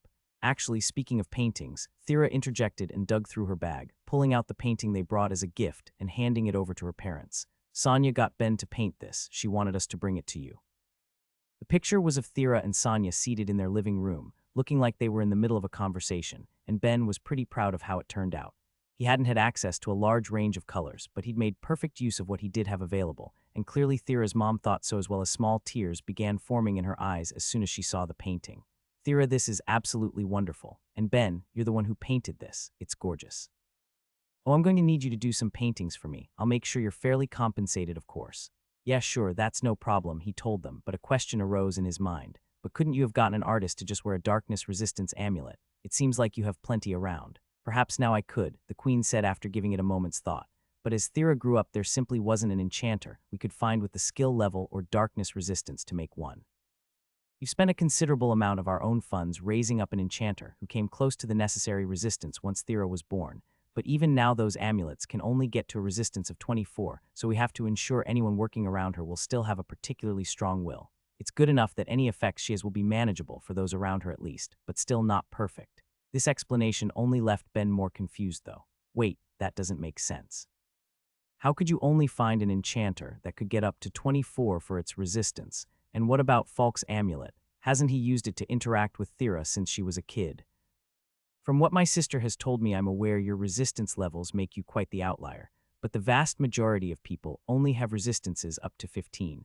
People like myself and Sonia, who have even one resistance in the 40s, are very unusual, and that's in one our race as a whole is considered to have in higher than average levels. Having found an enchanter who has a darkness resistance of 30 was quite the blessing for us, and we still had to spend almost 2 decades to get him to level 7 in enchanting. As for Falk, the sorts of materials and technique he put into making his own amulet aren't something we could hope to replicate on a large or even small scale, unfortunately. It was something he spent over a year making once Thera was born, and he learned about her situation. That was more than he was expecting, to be sure. Getting Falk to explain how he had made his amulet was added to the ever-growing list of things he needed to bother his teacher about, but he also couldn't help but be a little shocked to hear how hard it was to find an enchanter that could add high resistances. Falk did once tell him he could make a living by enchanting with his resistances. Maybe he should make some simple amulets of every attribute in his spare time to make some money while he continued his training. With his agreement to make a few paintings, secured, they continued to chat on for a while until food was served. Meals similar to what Sonia had made a few times while he had stayed with her, but significantly fancier. He couldn't help but wonder if they had a fully staffed kitchen in the back working throughout the day, but if the nation was as well off as he'd been led to believe, it shouldn't surprise him. Thinking about how wealthy the land was brought a question to his mind he had to ask. Hey Abruz, I've been wondering, how do you find so much mithril? Can you summon it from other places or what? Well, I probably could summon it if I needed to, but that would be theft from whoever owned it, or from whatever nation I rip it from the grounds of. Since I'm not allowed to start wars willy-nilly, I just do this. He held out his hand, and Ben could see and feel the energies of the room changing and condensing around it, until suddenly it was gone, replaced with a small sphere of what Ben was sure was mithril. The earth spirit gently tossed it to him, and Ben carefully examined it.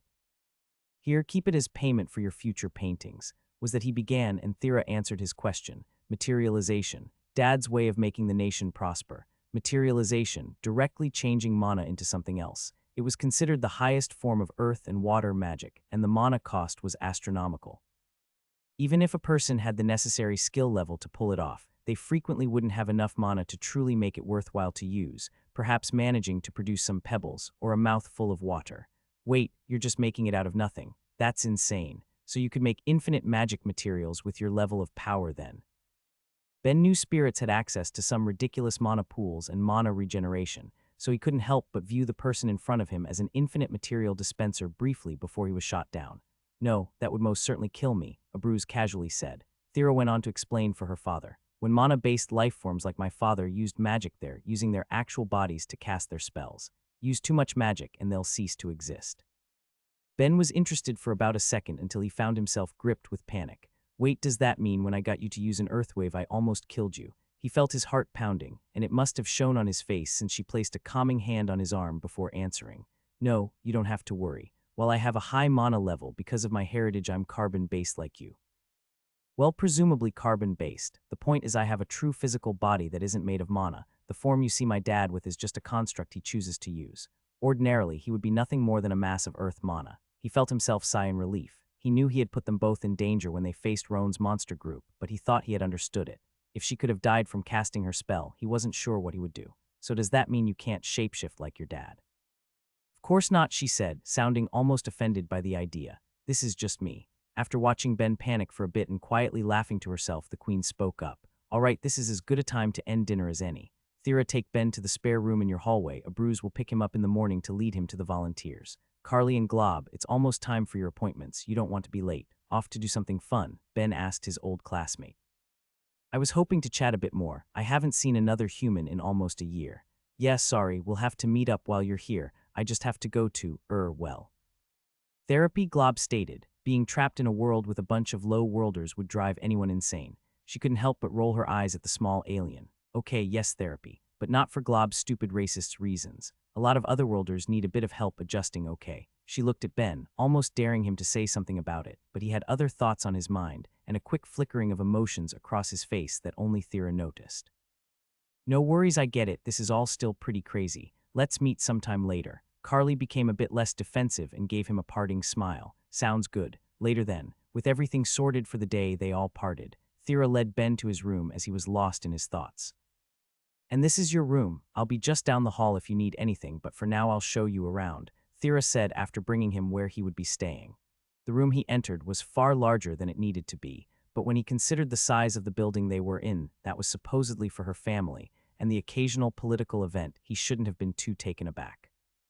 They'd had to go up a couple flights of stairs, and the room was more the size of a small apartment, but the bed looked incredibly comfy, so he wasn't going to complain.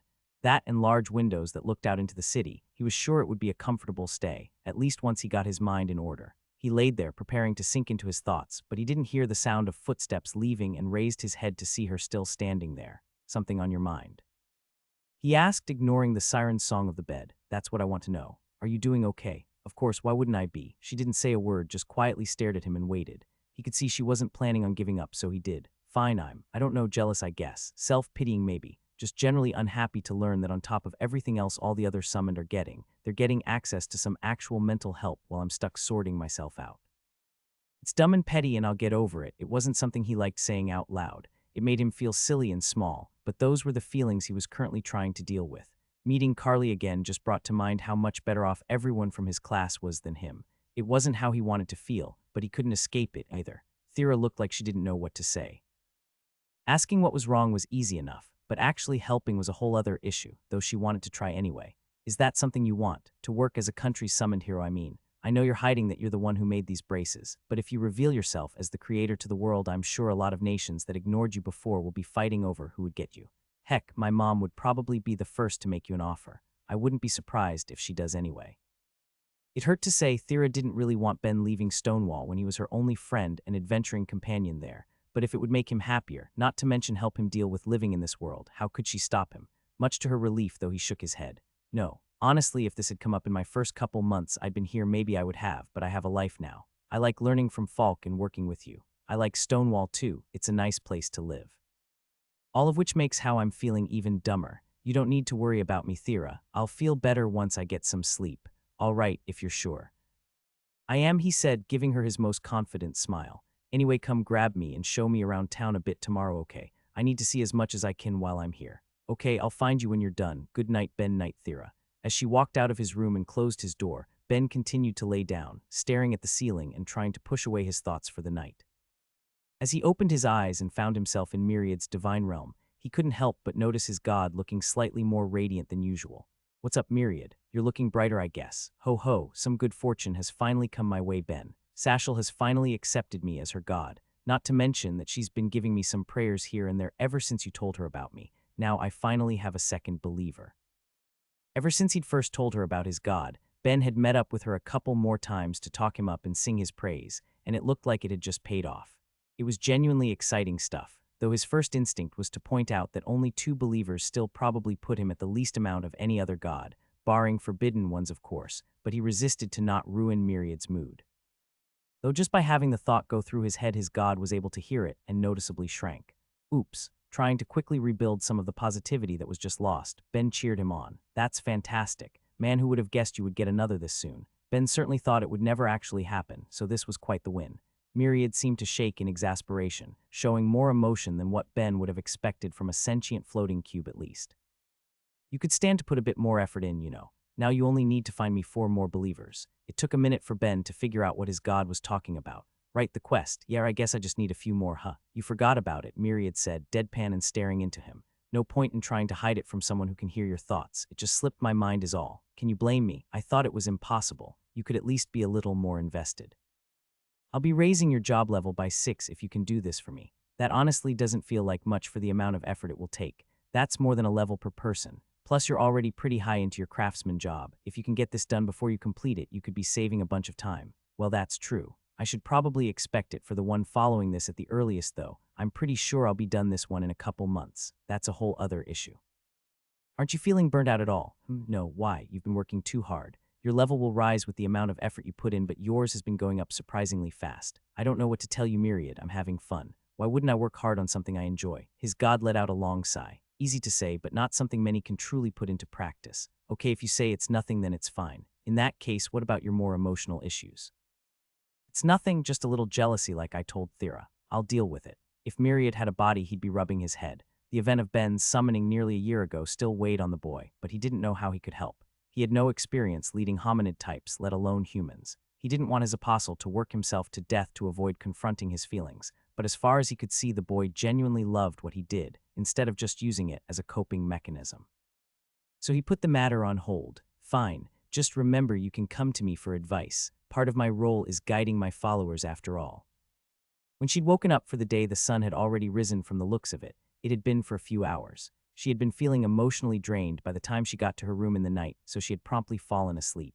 Now that she was up, though, she took some time to put her small amount of luggage away and pulled out some clothing she hadn't worn in the time since she'd left home. It was one of the house servants, asking her to come down to enjoy a late brunch with her mother. Since everyone should have an amulet on, she hadn't bothered to wear her cloak, but when she saw the look in their eyes, she immediately went back to grab it before letting herself be led down to the dining room. The arm brace Ben made her should have put her comfortably in the safe range for the amulets, where even weaker-willed people would be safe, but that wouldn't change the fear people felt. It was one thing to know a tool would keep you safe, but another to really put your trust in it. At least when she wore her cloak, it put something more visible between them. It made it easier for people if they couldn't actually see her. They made their way down to the dining room and found her mother already seated, with plates of food spread out in front of her and waiting. Pelinia gave her a silent look, no doubt wondering why she was still wearing her cloak inside, before dismissing the servant, but immediately cut to the heart of the matter once they were gone. What did she do? Nothing, they just looked like they would feel more comfortable if I wore this. Don't worry about it. Can we not make a big deal of this for once? She silently begged, but it never worked out that conveniently. I'll relieve them of their duties here immediately then. You don't need to fire her, just give her some leave while I'm here. She had seen plenty of staff let go over the years for not being able to tolerate her magic, and the guilt was there each time. Her mother had a different view of things, though. If the staff aren't fit to serve my daughter, then they aren't fit to work for me. Don't worry, I'll set her up with a decent job elsewhere, but I can't have someone here who isn't comfortable doing the work. Thera held in a sigh. She always hated dealing with the staff her mother hired. If they weren't falling to the effects of her magic, then they looked at her with discomfort in their eyes, always afraid that either their amulets or her cloak would fail, and that they would unexpectedly find themselves in a new line of work. Sure, there were some decent ones here she could interact with normally, but people had lives and would move on to other things if the need arose. Finding out how any new hires would react was always tough. Her mother, used to seeing where her train of thoughts was leading, brushed off the current topic of conversation in favor of a new one. So, Thera, are you enjoying living out in Stonewall, barring all of the ugliness of the last month, of course? She thought that there was a lot more ugliness than just the last month when it all came to a head, but if she ignored that, the answer was obvious to her. Yes, I've been having a lot of fun recently, a bright smile painting her face despite herself. And why wouldn't she be? Her hunts had been going more successful. She finally leveled up her earth magic, and soon she would be able to change her job from apprentice mage, which she'd been stuck on for a while. Not to mention that she had been eating decent meals. When Sanya was working late at the clinic, she was winning a lot of lomage, and she had someone to talk to on a regular basis. Of course, her mother could see right, though, where her line of thought was going. It looks like your new friend has been good for you, she said with a teasing smile, though Thera could only groan as she thought back to the way her parents had acted the night before. Forget about it, Mom. Why did you have to be like that? It was mortifying. I just wanted to see what the first young man my daughter's grown close to was like. What's wrong with that? Okay, but did you have to say all that stuff about dating and grandchildren? Were you trying to traumatize me, or did you just want to make sure I never bring a guest again? He's not really your guest. He's here on Falk's request. Still, she was willing to relent a bit.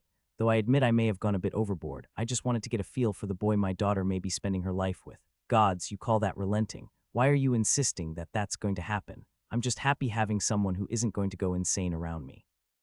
That isn't even to mention the issues of our lifespans. Ben will maybe live another 80 years tops, and well, who knows how long I will. It felt like her mother always knew what to say to get a rise out of her, whether the queen intended to or not, and it made her miss staying with her aunt all the more. At least Sanya was never this outrageous. Romance between races would always have to take into account lifespan. While a mixed breed could typically estimate their lifespan by averaging that of their parent races, spirits didn't have a limited lifespan, instead only dying if they were killed or their mana was used up too rapidly. Thera, being a cross between that and a succubus, which could expect roughly 200 years of life, wouldn't be able to know how long her lifespan would be until she had reached its end. A small chuckle came from behind her, and a voice spoke up. It seems a tad silly to worry about a difference in lifespans with the fate of the world in the balance in the next few years, but why don't we put this on hold for now, Pelenia? Thera turned and found what looked like a cloud of darkness, shaped in the form of a succubus standing behind her, and she broke into a grin.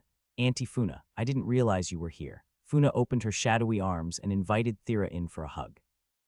Your mother asked me to handle Carly's training, and I couldn't refuse. It's wonderful to see you, child. Funa's establishment as Thera's aunt was a lot like Falk's relationship as her uncle. There was no blood between them. It was more to do with her relationship with her parents. Namely, that she was the great darkness spirit, someone who had known her father since before the loss of their world, and essentially a living avatar of dark magic.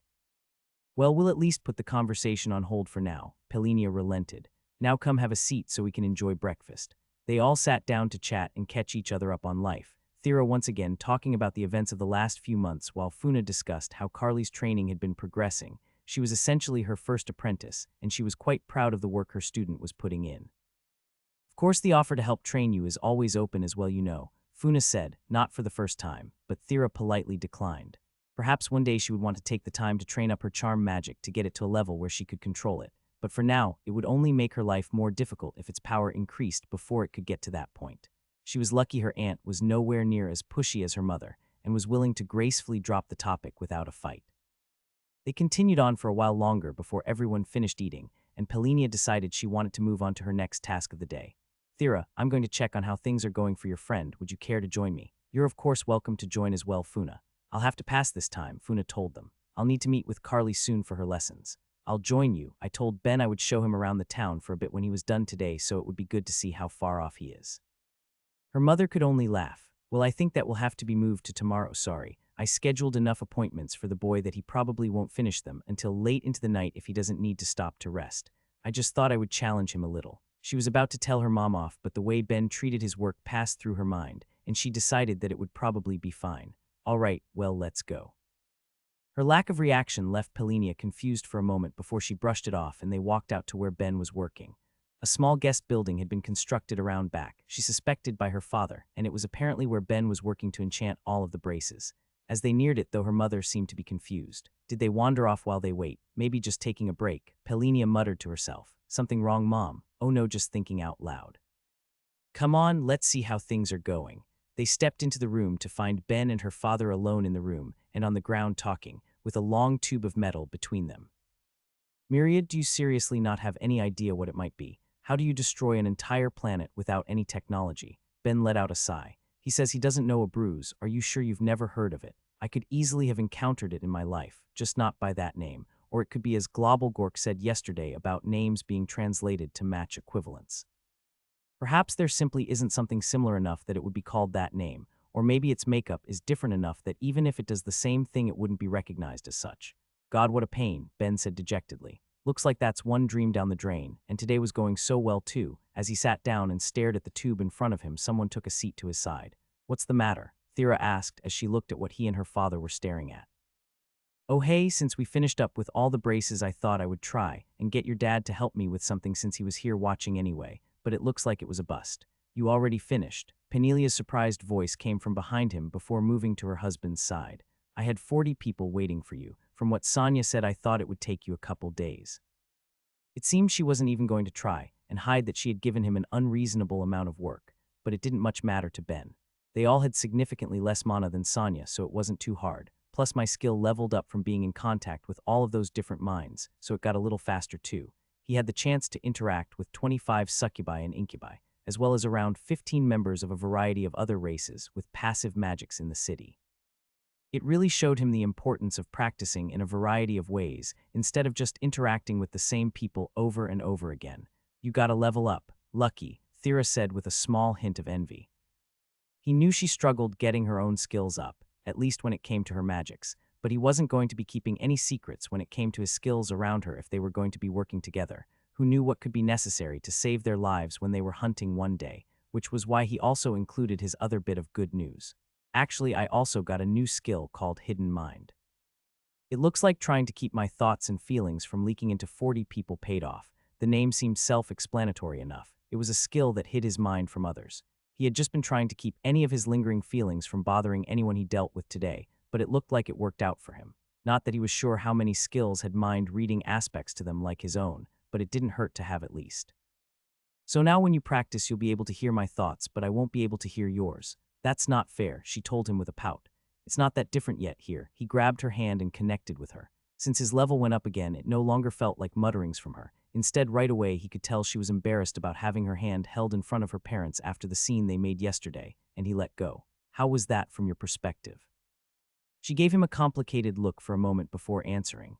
Your thoughts were definitely more clear than before you leveled up, but it still mostly felt mumbled. I could, however, pick up on the fact that you had a pretty good idea what I was thinking. He tried to laugh it off. How well, it is part of the package after all. I'm sure with some practice you could get the skill as well. Besides, since my connect leveled up, we should redo your brace later to see how much it affects it. At least since I got this, it should make it a bit easier for you to sleep. Fine. So what were you talking to Myriad about then? Myriad, Pelinia asked, looking around. She had certainly heard Ben say the name, but there was nobody else there. It was a Bruise who answered for her. It seems our girl's found herself an apostle. For a ridiculously minor god, Ben clarified. You know, it's true, and I don't want them to think I'm trying to tempt away their daughter with a powerful god. Penelia gave him an appraising look for a moment before continuing. All right then, so what was the combined knowledge of an otherworld, a great spirit, and a god hoping to achieve? It was here Ben deflated, losing all the energy he had from talking about his other successes of the day, trying to figure out what saltpeter is. Can you elaborate please? She wasn't sure what she was expecting, but trying to figure out what sounded like a spice could be was not it. I was trying to make a weapon from my world, he elaborated, something called a gun. I figured I would try and construct one in the simplest form I could think of and basically just make a metal tube, some ball bearings, and an explosive powder. The issue is the powder. From what I remember, it was historically made of sulfur, I think charcoal and saltpeter. The big issue is that none of us know what saltpeter is, or even if it exists in this universe at all. And you decided to make a weapon in my backyard, the queen asked with a raised eyebrow. She didn't seem mad, just curious about what led to this turn of events. Ben only shrugged. I wasn't exactly keeping it a secret since I was getting your husband's help. I just figured while I had an earth spirit available who was willing to lend some aid, I would see how hard it could be. I wasn't expecting this to be the roadblock I would come across. I figured I would just be spending a few months trying to figure out what ratios I needed to make it work. But why make this at all? Thera asked him. There are plenty of weapons you could already make, right? Or you could just buy something, like a sword or a bow.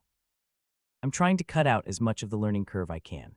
As far as I can tell, both of those things need practice. Not to mention I think my strength and agility attributes are a bit low, or at least low enough that I don't want to bet my life on them.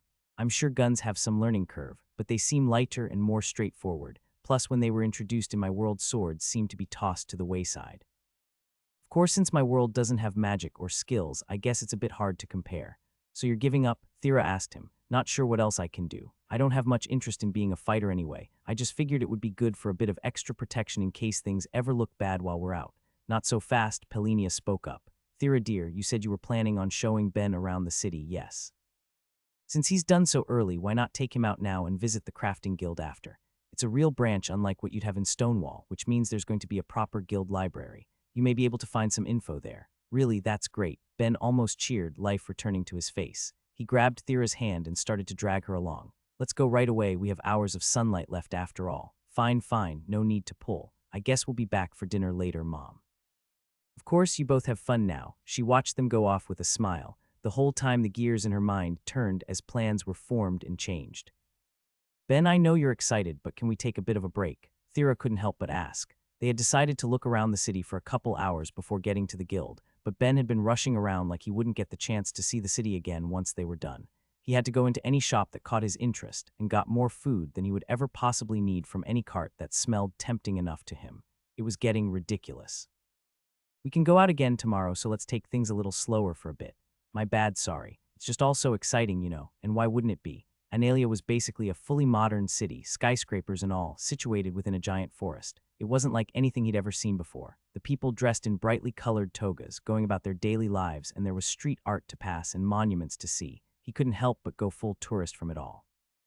Still, he eased up for Thera. She led him for about 5 minutes before they arrived at a small stone fence at just the right height to act as a seat at the edge of the city. He was sure the view beyond was beautiful, but it was the fence that took his breath away. Holy crap, Thera, what the hell is this? He had run ahead and was peering down at it, running his hand along the stone. To an ordinary person, it probably looked like plain rock, well put together but nothing special. To Ben, though, it looked divine. His mana sense had improved with his level, and while that would normally mean being able to feel the way mana was woven through something he was touching still, whatever enchantment was on the wall made it positively glow to him. He could see the enchantments contained within what he thought was ordinary stone, but with a complexity and density that he was sure it should have shattered long before it reached its current state. Delicate weaves of mana he didn't know if he would ever be able to pull off himself were strung together as if in a tapestry, and he knew there was significantly more he couldn't make out. His sight was still too weak. He couldn't help but curse himself for not having a higher level of enchanting to properly examine what was before him, and swore that he would come back here again. There were things he could learn in this wall. I'm honestly a little jealous your sense is so good at your enchanting level. I'd love to know what the magic of a god looked like with my own 2 eyes, she said, dropping a bombshell on him. I'm sorry, a god, she nodded. This is the entrance to the trial of Analia and Talona. When the succubi homeworld was conquered, survivors were taken into the trial for safety, as Analia used all of her strength to escape. This fence is the boundary to keep people out that aren't facing the challenge. While Ben let out, wonder overtaking him for a moment before he needed to ask a question. But isn't this a little short to be keeping people out? In response, she grabbed his hand and tried to pass it over the far edge of the fence, only to have something stop it. I don't know all of the magics within it, but one of them acts as a boundary. It doesn't hurt, so it's fine to sit and lean against, but you won't be getting through. Oh, but I wanted to see what the enchantments looked like on the other side. The only way to do that would be to take the trail, and I personally wouldn't recommend it. A lot of people die facing trials unprepared, she warned, removing the thought of trying to sneak in from his mind. Noted. That's all right, I could probably spend weeks looking at a small portion of it. How big is the place anyway? When he looked down the length of the fence, he could tell that it was large. It looked like it had a slight curve in it, but it went on for a while. From the outside, it's a circle about 2 kilometers across. Inside, though, I've heard it's bigger. Not sure if that's true, though. It can be a bit hard to learn anything about what it's actually like in there. The entire nation was built around it once it was brought to this world, though. Ben felt like he had a million more questions, but the food was calling to him, so he put it on hold. They took a seat and leaned against the invisible barrier that kept them from the trial and chatted for a while as they ate, Ben talking about what he was enjoying and recipes he wanted to learn, while Thera carefully slid food under her hood to keep it from getting dirty and adding her own opinions on what he should learn. They carried on like that for a while before he asked a question in idle curiosity. Hey Thera, what's your mana sense like anyway? Mana sense wasn't an independent skill as far as he understood it, but instead allowed people to see or feel magics related to their particular magic skills. Since Ben's only magic skill was enchanting, it allowed him to see the magic that went into enchantments, and he was surprisingly good at it, it seemed, but he had no clue what Thera's was like. Could she see other earth mages prepare their spells or maybe feel the charm leaking from other succubi? Maybe she could see her own mana, but it would block out anyone else's so she wouldn't see their effects. The actual answer ended up being completely unexpected. My magics are both too low to really see anything about them currently. I can see spirits, though. Can't everyone? He asked. I thought I could see your father well enough yesterday. She thought for a moment before answering.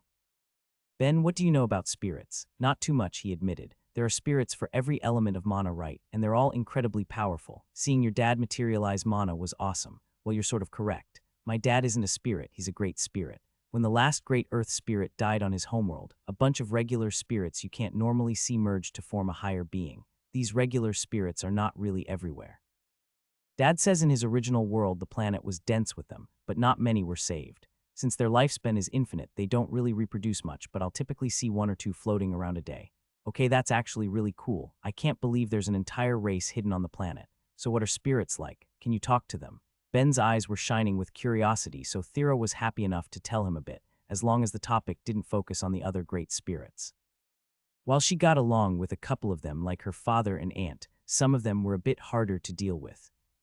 It's a bit hard to interact with them, cause the way they think is pretty different from most hominid types, or really most other races in general, since they don't strictly have brains, but water, earth, air, and fire spirits all like talking about their own elements and anything they find interesting going on with them, while light and dark and life and death spirits tend to be a bit more interesting, talking about different events or trends they see, though they can be a little hard to understand.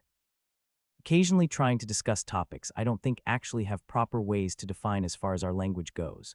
They're all nice enough, but not really people I can interact with regularly, you know. And what about space and time spirits then? He asked, eager to learn more. They must have something interesting to say when they interact with those elements. I wouldn't know there aren't any, she said with a shrug, but seeing the question on his lips, he immediately elaborated.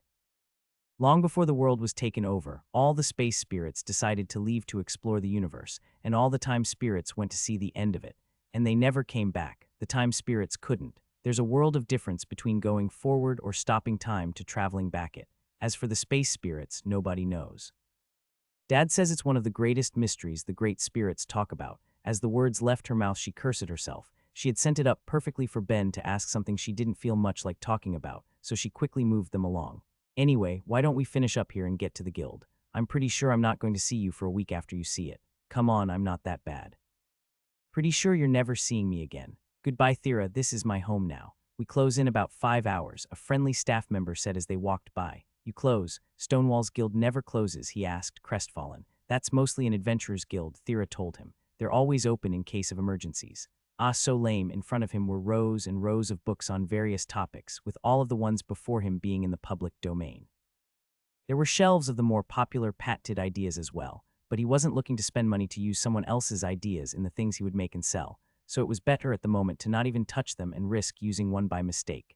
He asked for one of the guild staff to point him towards books on different materials and their properties, and he came away with 5 large volumes to flip through. You aren't finishing all of those before they close, Thera told him. Not even going to try to. I'm just going to flip through them to see if anything pops out. If this is going to be too boring, you can head back, Thera. I'll probably be here until I'm kicked out. She shook her head. I'll stay. My parents are being a bit too comfortable acting like themselves around me at the moment. If I give them some space, they may calm down a little. Suit yourself. Ben cracked open the first book while Thera looked for something that she could read to pass the time, though Ben doubted how much luck she would have. She seemed to lean towards history and fiction, not technical manuals. Of course, he never would have sat down to read anything like this himself if he wasn't tossed into this world. Now that it was his job, it became significantly more interesting. As he spent hours skimming through hundreds of pages, he learned about numerous materials he would be interested in working with one day for their unique and interesting properties, but none matched what he was looking for. Sure, there were plenty that seemed to be explosive in the right conditions, but Ben wasn't even sure if saltpeter was an explosive chemical, or if it was something mined or organic for that matter. All he had was a name to go off of, and for all he knew, it was the process of combining it with charcoal and sulfur that made it work. Once he closed the last volume, he gave up. He wouldn't be bringing guns to this world, at least not right now. Maybe he would see if Polinia would help him send some letters to the various classmates. He didn't know how to contact to see if they could help him out at all, but for the moment, he would just have to do his best not to let any other creatures sink their teeth into him. He put his books away, a bit dejected, before wandering through the aisles for the last hour. There were a lot of titles he found interesting that he decided he would be coming back to read later, and occasionally he found something that sounded intriguing enough that he needed to open it and give it a flip through, but he didn't have the time to throw himself into his reading the way he wanted to. He kept a mental list of things to read later and went to find Thera. She had been seated beside him, reading through a book despite what he had expected, and he got her attention. What did you find? She looked up and saw that they were about to start closing up, so she returned it to its shelf. It's the use of earth magic spells and enchanting. It was interesting, but nothing that could really help me improve. That's too bad. Well, Dad's going to want to try practicing with me soon anyway, so we'll see how it goes. I wish I packed more than one staff. Can't we get you a new one in town to use? She shrugged. I can, but aside from Falk's, yours are probably the best that wouldn't be disgustingly expensive. Considering how long they last, that's pretty sad. I'll look forward to it. Even though her face was covered, he felt like she was smiling. They joined her parents for dinner, though this time Carly and Glob were unavailable, and spoke about the plans for the immediate future. Since Ben seems to be a faster enchanter than I expected, I don't have anything set up for you tomorrow, and I was planning on giving you the following day to rest, so use the next 2 for whatever you'd like, Polinia told them. I'm receiving reports from the various embassies, though that their independent testing is showing the braces you've made today are working as advertised, and they want to start commissioning more from you immediately. Wow, okay, sure, but I haven't really worked out a price for them. I don't know what would be fair. Not to worry, Falk recommended a price I feel is more than fair, perhaps a little too reasonable even, but I don't think you'll have any issue with it. Speaking of, I need to transfer you the money for the ones you've already made today. With that, the Queen got up and walked over to Ben, tapping her card against his own. He looked at the amount transferred and felt his eyes bulge, quickly doing some mental math. This seems a bit high, he said, in his heart feeling reluctant to part with the money he was just given. At this price, each one is enough to live off of for like a week. He prepared to return most of the money to Penelia, but she flat out refused him. There's no issue. I've already deducted the cost of materials and labor for making the braces themselves. It works as advertised, and it's significantly less cumbersome than a cloak, which can go for at least 3 times what we're looking at selling yours for, mind you. Not to mention you're currently the only person who can make them. Given the ease of production, as soon as more people get the skill to make them, the price will start going down, but for now this could still be considered low. Should your identity as the inventor ever be revealed, though, it should earn you quite a lot of goodwill with the various nations buying them. What she didn't say was that it was likely many of the nations had already started to investigate him. Since he elected to keep his identity a secret with the guild, if any nation tried to actively pursue him, they would likely come into conflict, but it wouldn't stop them from using this time to create the best sales pitch they could if he ever wanted to go public. Ben felt dizzy. For an afternoon's work, he had almost made enough to live for a year. If he included what he had left from the church and earned with Falk, he was past that. With the Queen talking about setting up more appointments, he was uncomfortable in ways he couldn't properly explain. What should I even do with all this money? He asked, a little unsure of himself, but Penelia seemed happy to help him out and put things in perspective. Ben, it may seem like a lot of money now, and to an extent it certainly is a lot to get all at once, but there are plenty of purchases that could use it up just as fast. You could spend it all on a large payment for a house, or some rare items, or order materials you wouldn't be able to acquire without that sort of capital. It's a lot of money, but it could easily be gone in a flash, so either use it up quickly to get it out of the way, or use it wisely. Besides, it's not like you'll be able to sell them once you leave here if you plan on keeping your identity a secret.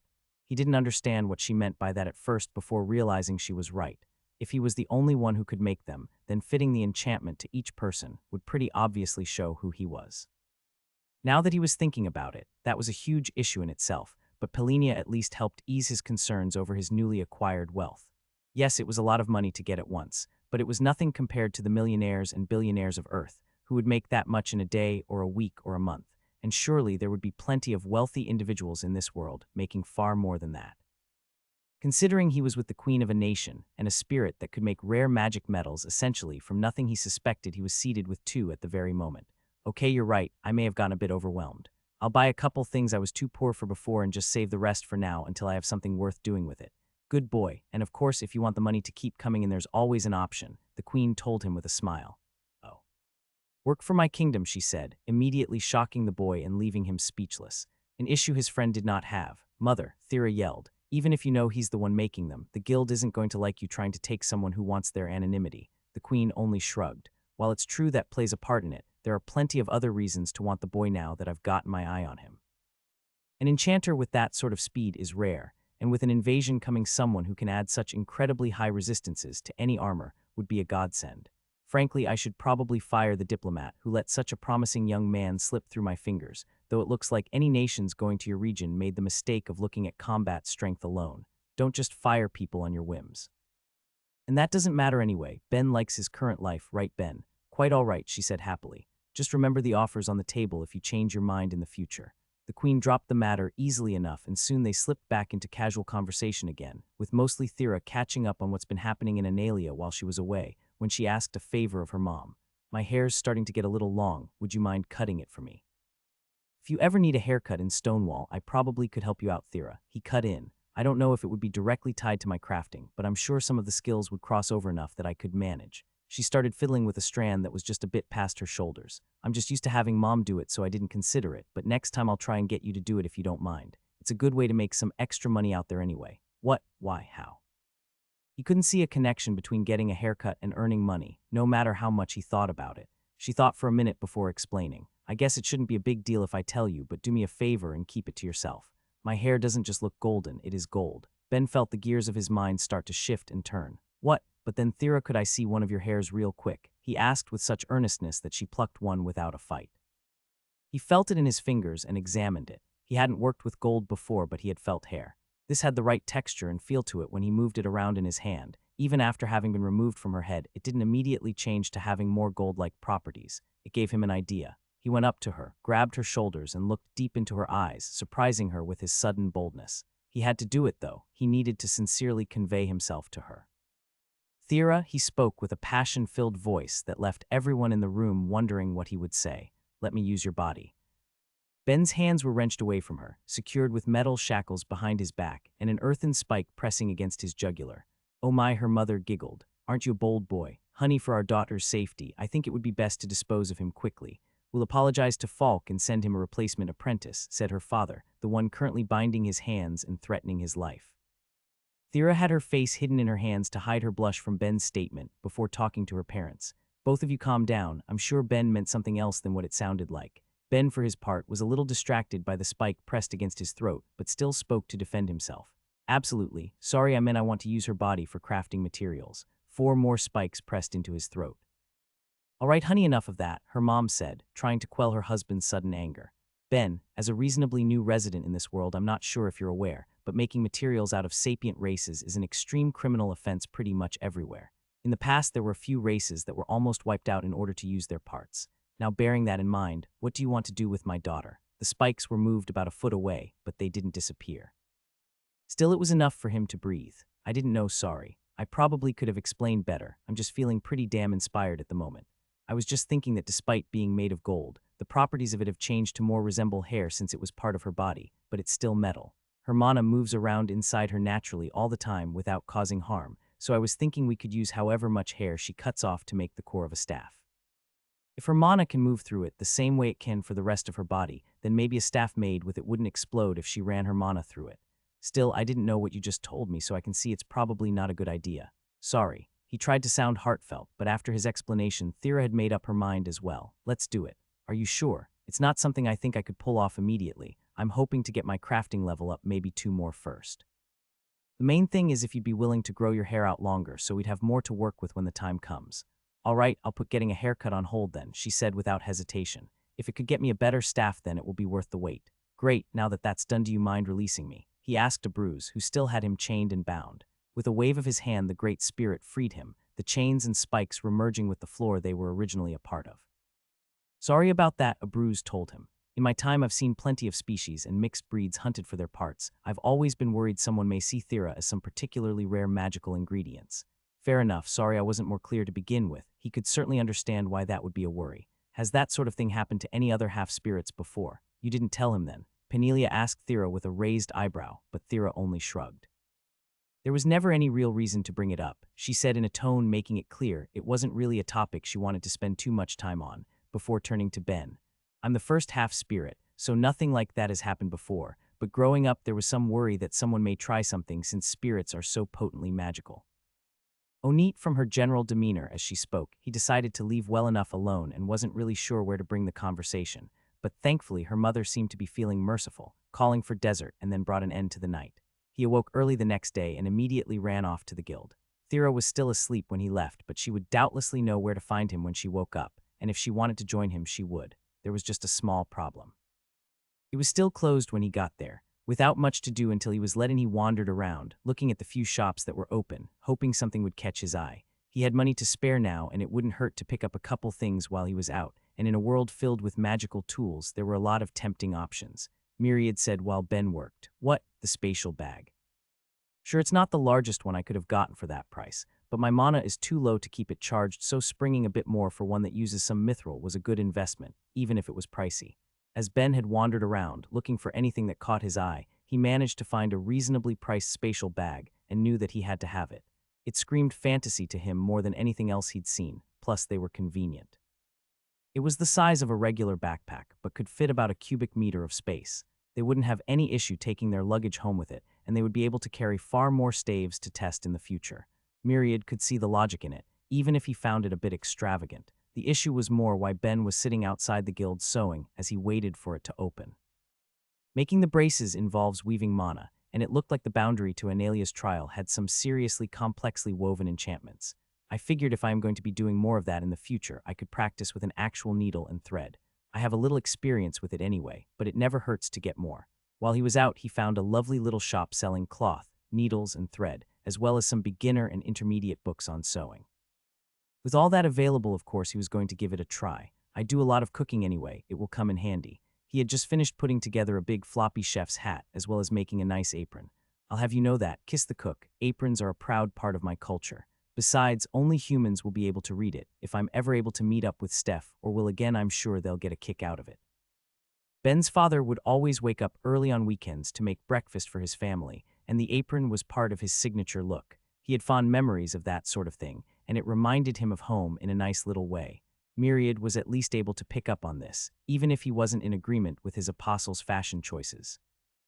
At the end of his second week in the nation, Ben just finished reading, and rereading a passage he found in the guild archives after a long morning of enchanting, and found himself running back to Thera's home at full speed. He had just been skimming through any book that caught his interest, making notes on what to read more carefully later, and what pages had information that he found to be more useful or worth researching further when he came across a concept he had never heard of before. It was just a short chapter in a dusty tomb that looked like it hadn't been touched in years, but it was more exciting than anything else he'd learned at that point, and he wanted to immediately grab his friend to test it out. When he got back, he ran into a servant and stopped them to see where he could find her, before being directed to the yard on the other side of the house, where he was working to enchant the braces. Racing without a care, he left the building, turned a corner, and was almost immediately flattened by a flying rock. The only thing saving him was a nearly invisible force field springing up in front of him. "Gotta be more aware of your surroundings, sweetheart," a bruise yelled out. "Wouldn't want to hurt your friend." "It's good training for me at least," Glob said. "Maybe you should stick around to help us target practice." It wasn't clear if she heard her father or Globblegork. She was already rushing towards him at full speed. "Ben, I'm so sorry. Are you all right?" Thankfully, he was fine. It seemed in the time he was in the guild reading, Thera had been practicing her magic with her father and Glob as Carly, and a person he had come to learn was Glob's barrier magic instructor sat to the side. Thera was taking this opportunity to get as much practice in as she could. Her parents had a number of craftsmen producing about a dozen staves a day, basically giving Thera free rein to break as many as she needed to, and it appeared in that practice Ben was almost a casualty. Lucky for him, Glob was there and aware of their surroundings. Despite coming off as an ass, he did properly block Thera's spell before it could reach him. He couldn't help but feel a little jealous that she was using the work of other craftsmen, worse still that she was able to get about 4 or 5 shots from each staff. He knew her earth magic had gone up since she last used one of his, which meant her control had gone up too, and his own products would probably last longer, but until he saw it with his own eyes, he would feel a competitive flame flickering within him. Not only that, but with his crafting and enchanting having gone up as well, he was sure he would be able to make something much better, especially once he started on implementing the new enchanting trick. He'd just read they may not even need to make another for weeks as long as they were careful. "I'm fine, but that's not important. Give me your staff." She could feel the excitement coming off of him, and she handed it over without any resistance.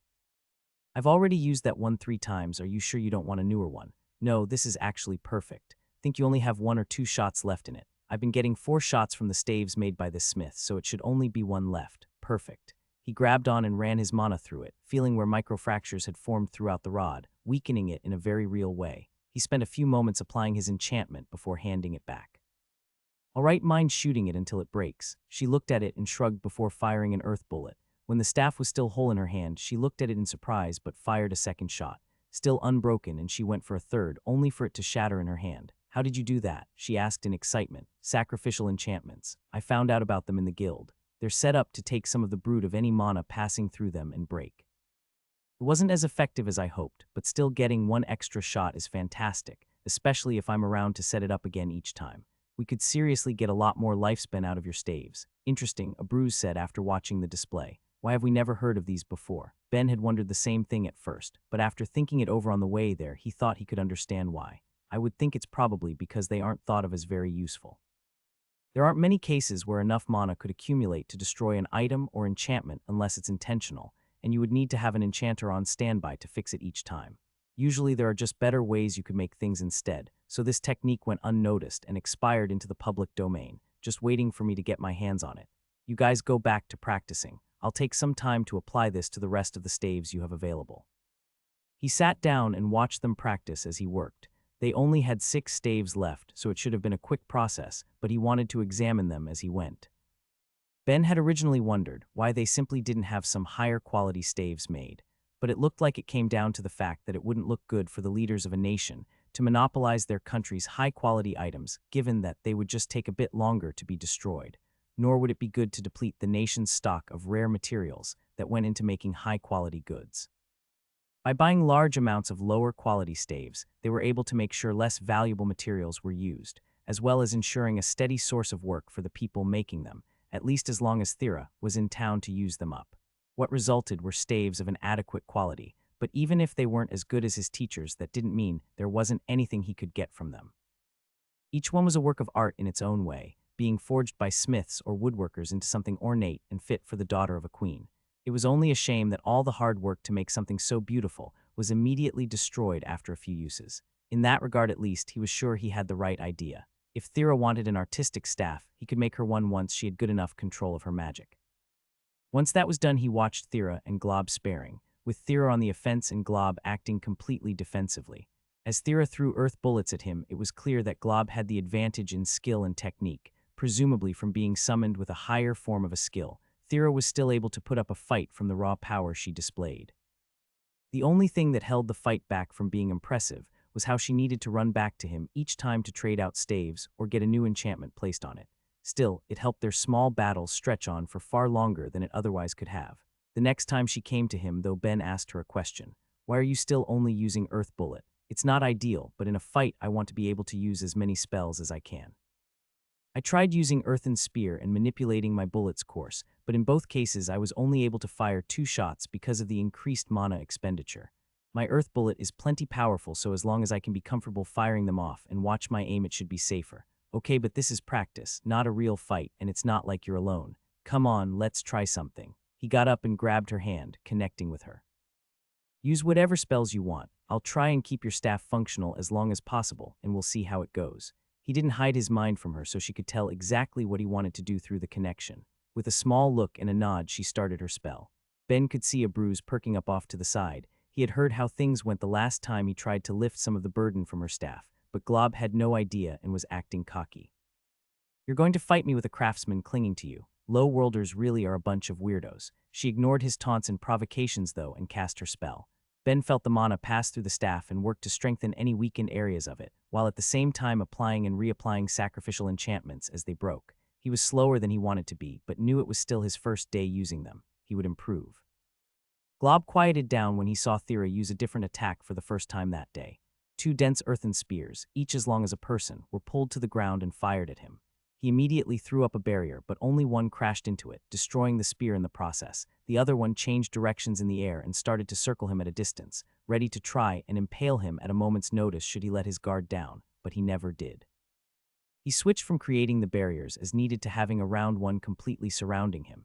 It was probably significantly more mana intense, but he had seen the way Thera's spells destroyed her staves and was willing to try and outlast her.